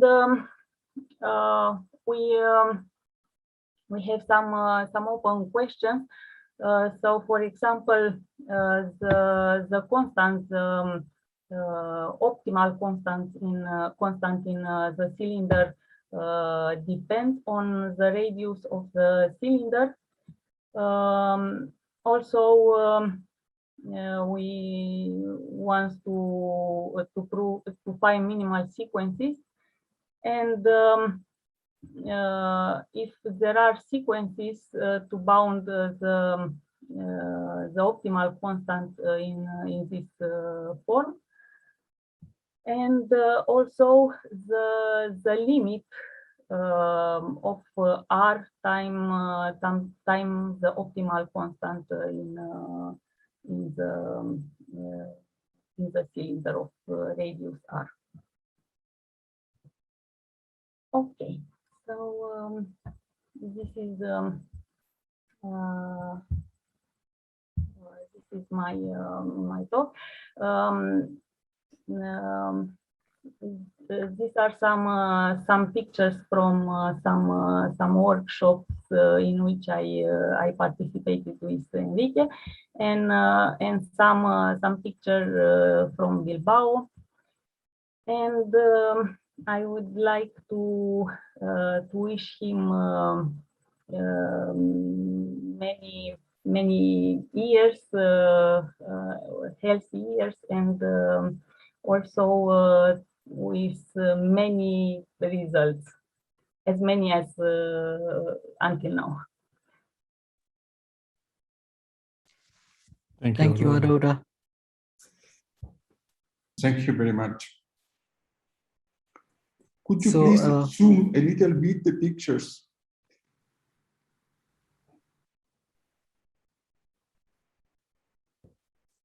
There is a picture from Craiova, an workshop in Craiova in 2013, I think, and also an workshop in Etretat in 2018.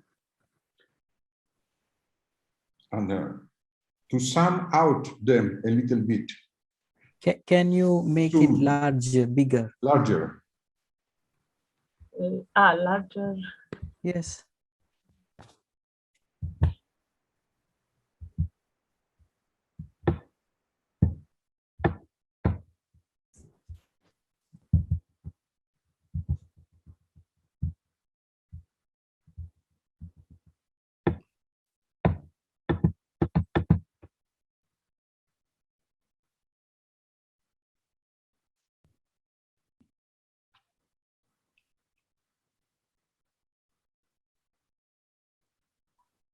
We can see Luz de Teresa in the third one.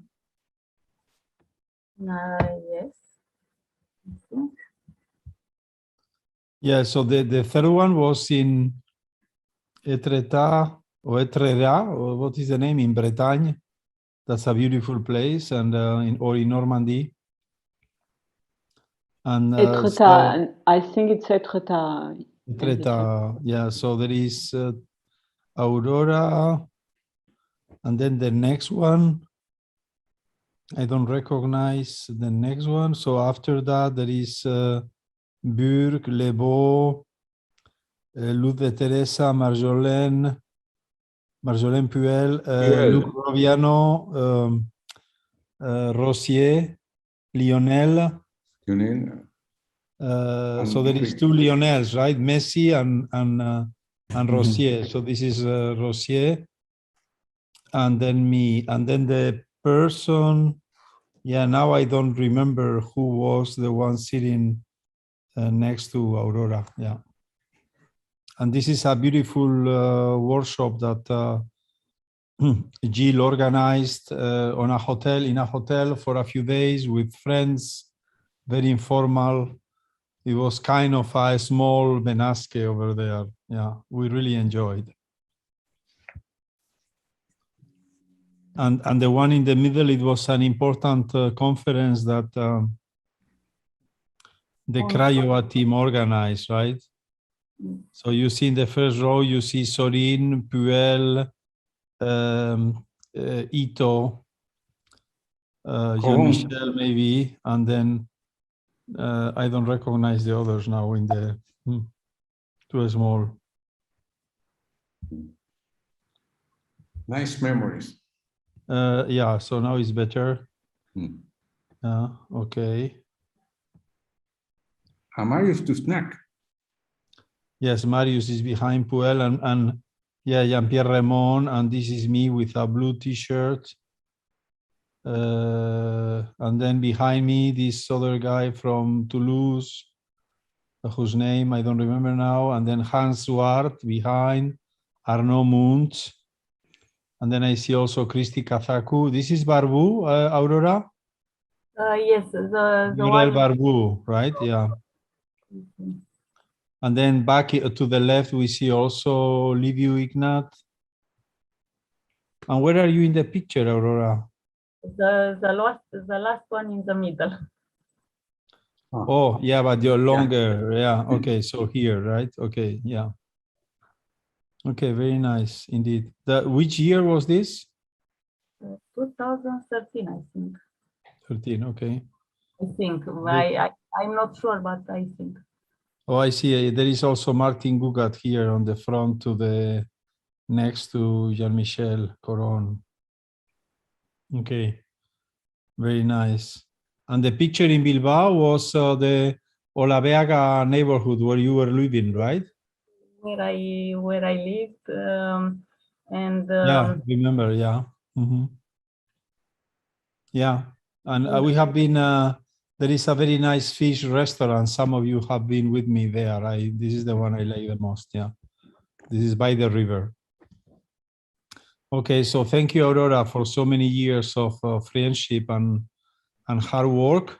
And now you are back to Romania. I mean, you were very generous to come to your country, to work in your country, and to help the new generation of students in your country. I'm sure that your students are appreciating very much all you know, and you are being a model for them to follow.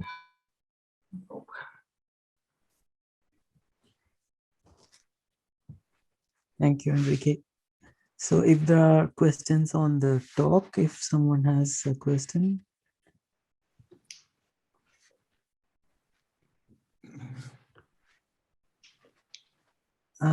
Maybe I have one question. So I was a bit curious about the kind of potential, the multipolar potential. So can you try and motivate a little more the choice of these potentials?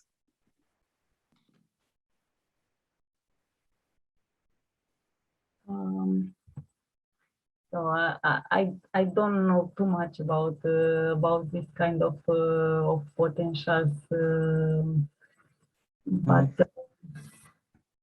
maybe Christy is the special the one which knows better the motivations. The work was proposed by him, and I think he knows better about the physical motivation. Thank you. Yeah.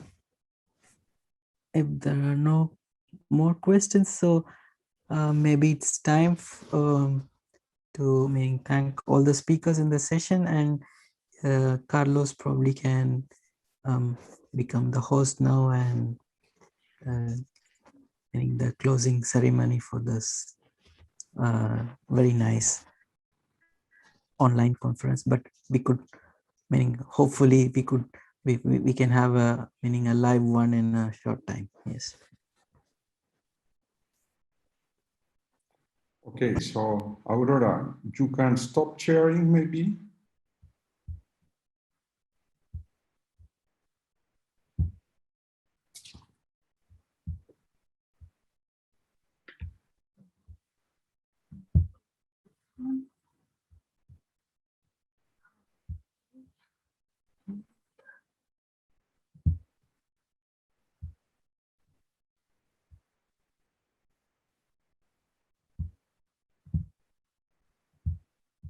Yeah, and meanwhile, Aurora closes. Thank you again to the organizers and to be part of this conference, and thanks Enrique for your presence, and all the very best and many more happy years to come. Thank you, Rajesh. Thank you. So we are coming to the end, and I would like to express all my gratitude to first all the participants, the speakers, all the people who were chairmen,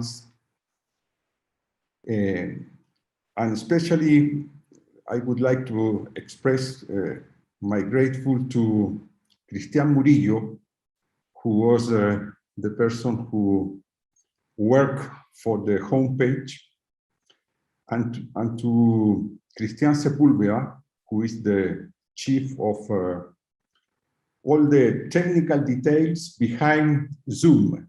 Okay, he was coordinating everything along this 3 days meeting. It was really a very good and excellent work. So on behalf of the organizing and scientific committee, thank you very much to both Cristian Murillo and Cristian Sepúlveda They help us very, very much. Okay.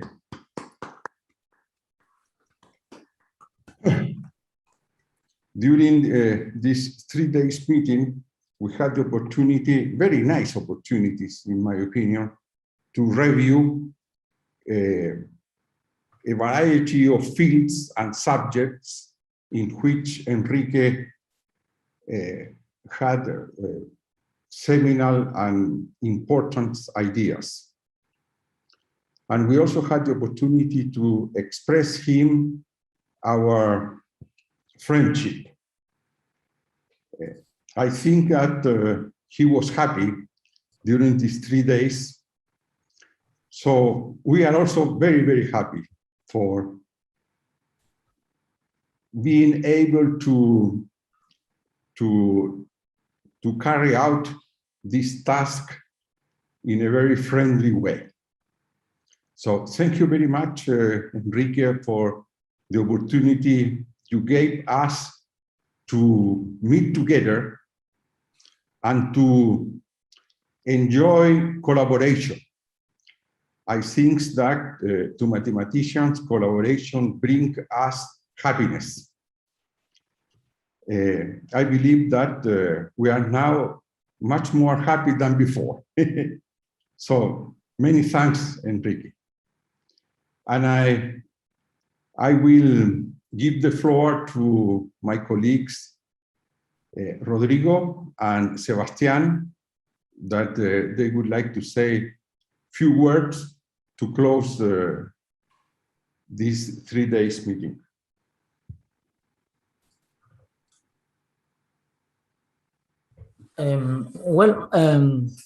Thank you, Carlos, and thank you everybody for coming and for this time, especially at the person who, I don't know, has a chain difference time. For example, Luz de Teresa, maybe wake up very early. And thank you for the time, for the long session was very strong for everybody. And thank you, Enrique, for your time and especially for your support for a lot of students and persons who, well, thank you for everything.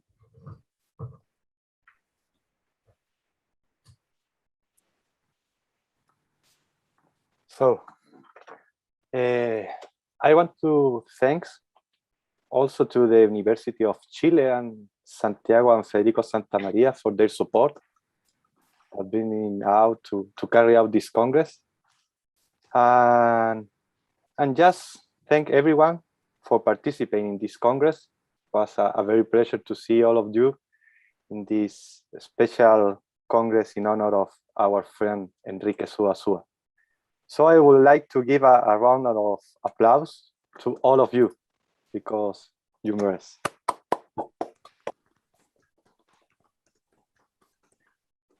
And thank you to Enrique for their support and to stay here in this Congress that we prepare with love for you. Thank you, Enrique. Thank you, Sebastian. Thank you all. So, well, I said already, right? I will not repeat myself that I know Carlos Conca since '84, and that also Lola, his wife, and Maite, his sister, and we have been with them. We have been in their homes. They are really like family members, and as all families, there were replicas. There were new generations coming, and in this way we have seen with pleasure, the Chilean applied mathematics community is not only very strong within Latin America, but is actually, I think, a reference worldwide. And I could see how originally being very concentrated in, in very few people, most of them in CMM, like Carlos and few others. And now the family is much broader. They are occupying positions in different universities: Santa Maria, Valparaiso, Temuco, Concepcion, topics diversified. right? So we have seen all kind of the presentation of Axel in inverse problems. I mean, this was his sound probably influenced by Ullmann also, right? That was born also in Chile to get into the topic of inverse problems that, by the way, I mean, was invented by Alberto Calderón, right, in Argentina. I don't know how, if there is any tension between Argentina and Chile. I don't think so, right? So it's, I mean, it's fine. I mean, by the way, I didn't say, but Yves Meyer and Alberto Calderón got the honoris causa in Universidad Autónoma de Madrid the same day, right? So I was there. I had the honor of being there, you know, together with these two giants, right? So thank you. I mean, I have to say that when I saw this program with 7 hours per day of online talks, I was a bit skeptical because I know how busy people are and how tired everyone is of Zoom and online talks. But in the end, it's true that you succeeded on making it really as almost as if we were together. Technically, it's very well done, and this is true. So as Carlos said, it looks like the technicality is not relevant, but in fact it is, because this generates this warm atmosphere of being like in a room, right, with you know, all the quality of the videos. And so it worked very well, and I was so happy to see many people that I didn't see for a while. Of course, not everyone could have, I mean, didn't have the opportunity to talk. Everyone will have deserve to give a talk, right? Because, you know, all those in the audience have contributed also to the field as much as anyone else. But of course, for reasons of time, I understand that there was a choice to be made. So thank you all, from the most junior to the most senior. I know also now that I cannot rely on my family members, that they will not share with me secrets, you know, and I will not be able to, you know, to discover it until the very last minute. I thought I could detect more in my home than actually I was able to. So thank you all again. And then Sebastian, I will see you in 10 days in Erlangen, and to the others, well, I hope to meet you soon. So especially to Rodrigo, Sebastian, and Carlos, who did all the work, and their families, our warmest thank. Okay. So thanks to you and to everybody. Ok, y Carlos, suerte en los próximos retos que vienen de aquí a Sí, Navidad, ¿no? que son cada vez más difíciles. Exactamente, ya, me imagino. Ya hablaremos de eso también. También. Ok, gracias. Un abrazo grande, ¿eh? Okay, so now it's time for a beer, right? Yes. Yes. One or more than 1 beer. Bastian is already longing for a beer, right? Yeah. Steinbach Bräu next week. Steinbach, yeah, nächste Woche in Steinbach. Okay. Okay. The conference was so nice, nobody wants to leave. Yeah, I hope things normalize soon, and that people have the opportunity to visit Erlangen. That I definitely believe is, unfortunately, I mean, this 1.5 years was spoiled, right? So we had just a few visitors. When I came there in September, we had a few visitors, and as soon as we wanted to really make it a more like a systematic, you know, place to bring foreigners, things were shut down. And I am afraid we are still far from getting normal. You have seen already that Xu Sang pointed out that maybe in 2023, so okay, we will see. But anyhow, I hope to see you in Erlangen. I think it was already explained that our university, Friedrich Alexander University, is extremely fertile and dynamic. In particular, applied mathematics benefits a lot also of many interactions with the Faculty of Engineering, with other centers in the perimeter of the university, like the Max Planck Institute, the Fraunhofer. There are plenty of opportunities for young people that want to make an internship either with us in the university or also in these other centers that I mentioned, more oriented to specific applications or multidisciplinary research. This is to a large extent due to the team of our president, Joaquin Horniger, who with Gunther was working as vice president of research for 6 years. And they really made a great effort to push forward, really innovative research.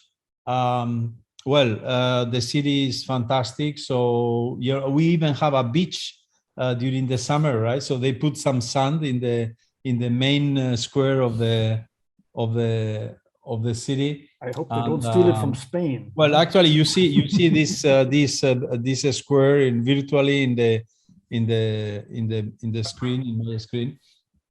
So I hope you will be able to come, and also that you consider FAU as your home university, and also a possible place to send your students, as we said. Actually, the government of Bavaria is the land in which Erlangen is located, Erlangen-Nuremberg, capital being in Munich. The government of Bavaria is developing a very ambitious high-tech agenda under which we were funded a full new department of data science. We are also running a new center for mathematics of data science. And this is also important for the colleagues in Chile. There is a center funded by the government of Bavaria in order to foster scientific and academic cooperation with Latin America, where there are also funding programs. And actually, when Professor Zamorano comes on November 22, we have an appointment for the next day or 2 days after with Mrs. Irma de Melo. She is from Sao Paulo, and she has been the director of this Bayern and Latin this laboratory. And so we will explore the possibility of making these exchanges in applied mathematics more systematic. So, that's your home, and you are very welcome. And as you know, once you bring your mathematics with you, you don't need much more, right? Maybe the laptop, we can offer wireless connection, and with this, we know everyone is happy, right? So, once you have the wireless connection, the rest is secondary. Whether you have a hotel or not is not so relevant, right? Under the condition that there is wireless. Okay. So thank you again. Thanks again. Okay, and now beer time, right? I think you should now run all for the beer. There's also Franconian wine, Yeah, there is also Franconian wine. Yeah. And there is also Chilean wine. There is also Chilean wine.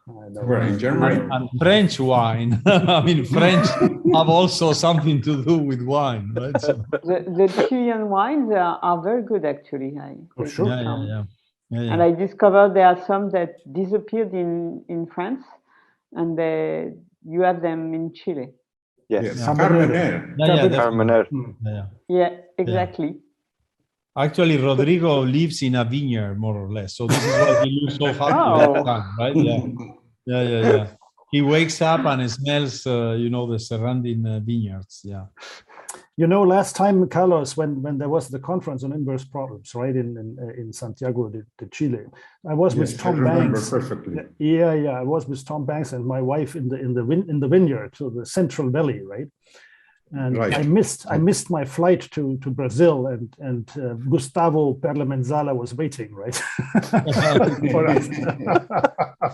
So the wine was very good. Yeah, you missed it for a good reason, right? Yeah. Yes. Yeah, and something also. The Chilean vineyards can be visited. They all of them, they have hotels and restaurants, and they are visited by many tourists. But Carlos, also, I remember when I visited Chile, you had some alcohol which were quite good. It looks like it's sweet, but you can be betrayed by that, actually. Yes, of course. Pisco, no? Is the Pisco, no? Pisco. The Pisco, yeah, I remember. And you have also excellent juice, real juice fruit. I like all of them, actually. It's a kind of eau de vie.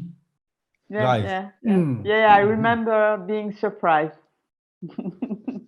Yeah, and also something I didn't mention, but I think is quite remarkable, is that Chile, as I said, I mean, Gorbea, who was Basque-born and was the founder of one of the founders of the University of Chile, it has been also a very friendly and open land and country to all foreigners, right? So I'm very glad to see that this is even true in our community, right? So you see Alberto Mercado now that he's so fertile and happy in Chile. I think, Alberto, you are from Mexico, no? Maybe some people don't make the difference between, I mean, but you are, right? Yeah, I am from Mexico. Yeah, I was a student of Lucero. No? But... Yeah, you were a student of Lucero. So now he's a Mexican in Chile.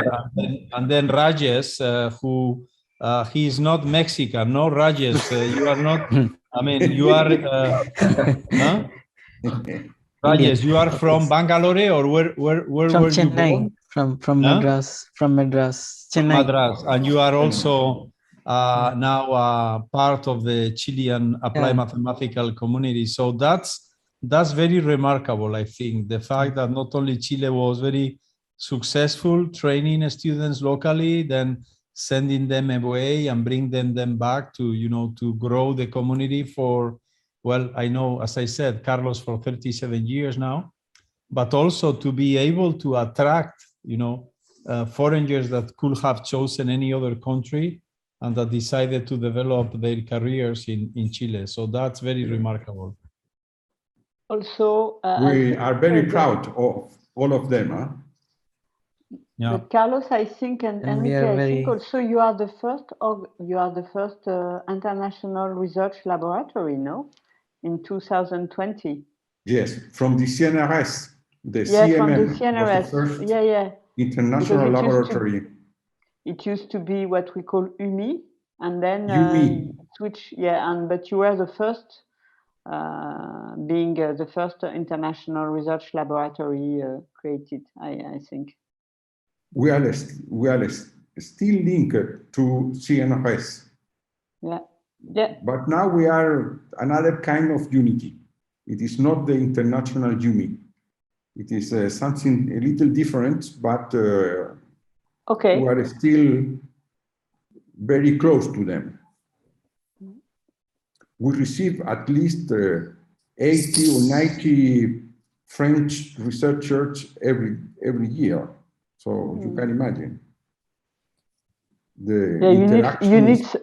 You need some wine and some pisco. Some pisco, yes. Now we have the denomination d'origine. Oh, that's great. Anyway, thank you very much to the organizer. Happy birthday to Enrique. Happy birthday also to Carlos, because I discovered it was also his birthday. And really, thanks to all the organizers, to the scientific committee. I'm very happy to have been invited and to participate and to hear to these very nice talks. And long life to you and to Enrique. And thanks again for this beautiful event and very well organized. So I hope the slides will be put online, right? If possible, that will be very useful, because there are many other people that could not do it maybe on real time, but we'll certainly enjoy of all the material presented. All the material presented can be reviewed on YouTube. Maybe Sebastian can give us some insight on this YouTube alternative. I hope that the next week we can get all the link to YouTube to all the talk of this 3-day Congress, and we will put in the web page. if Netflix asks, you should negotiate strong, right? So you don't give it for free to Netflix. I don't know if Netflix is interested in. I'm sure they will. I'm sure they will. Yeah, and also the slides. I think it would be nice to have many of the slides for the talks. The slides, yes. Yeah, yes, yeah.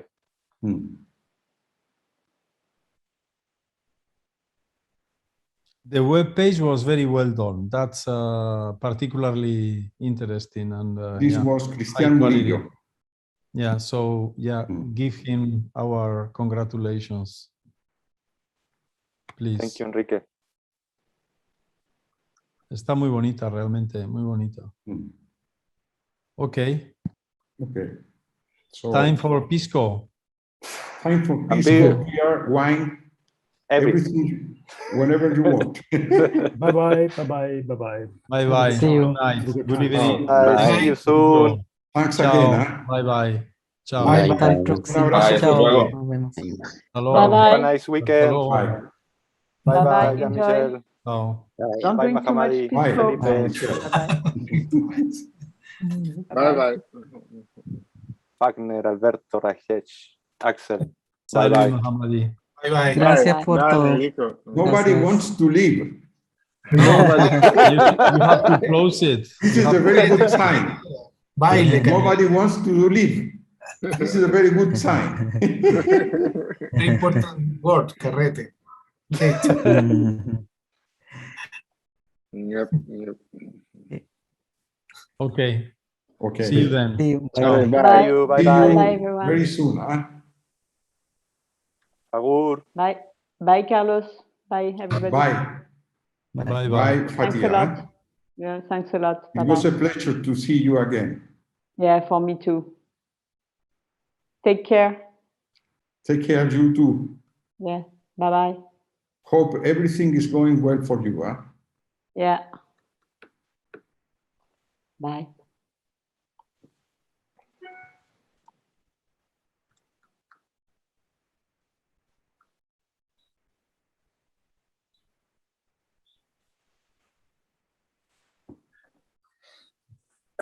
Ok, gracias por todo. Bueno, Carlos, Rodrigo, deberíamos Sebastián. cortarnos para... Sí, cortar, porque si Enrique. no, nada.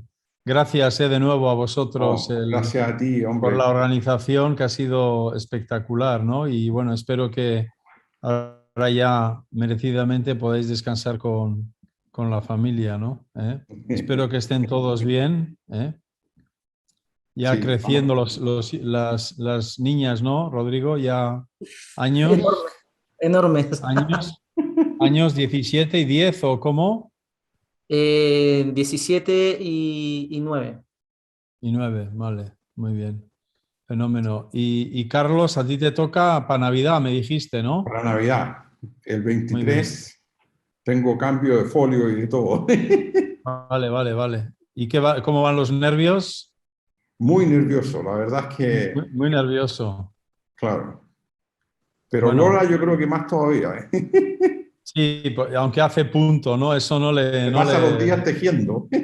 Tejiendo, pero eso no, así todo no le rebaja el nerviosismo. Incluso el médico le dijo que tenía tendinitis, no sé. Sí, de si tanto dice así, no sé. coser. Tendrá que coser con los dedos de los pies, ¿no? Tendrá que pasar los dedos de los pies, sí. Muy bien. Oye, pues nada, cuidaros mucho. Ya nos hablamos por Navidad, pero bueno, grande Enrique, a Sebastián nos viene con el regalo en 10 días, o sea que tendremos aires de Chile pronto. Venga, un abrazo, ¿eh? Os dejo Un ahora. abrazo. Cariño a Magali, a Inara y a Yane. De tu parte. Hasta luego. Hasta luego, Agur. Bueno, nos vemos. Gracias. Nos vemos, Rodrigo. Un abrazo, Sebastián.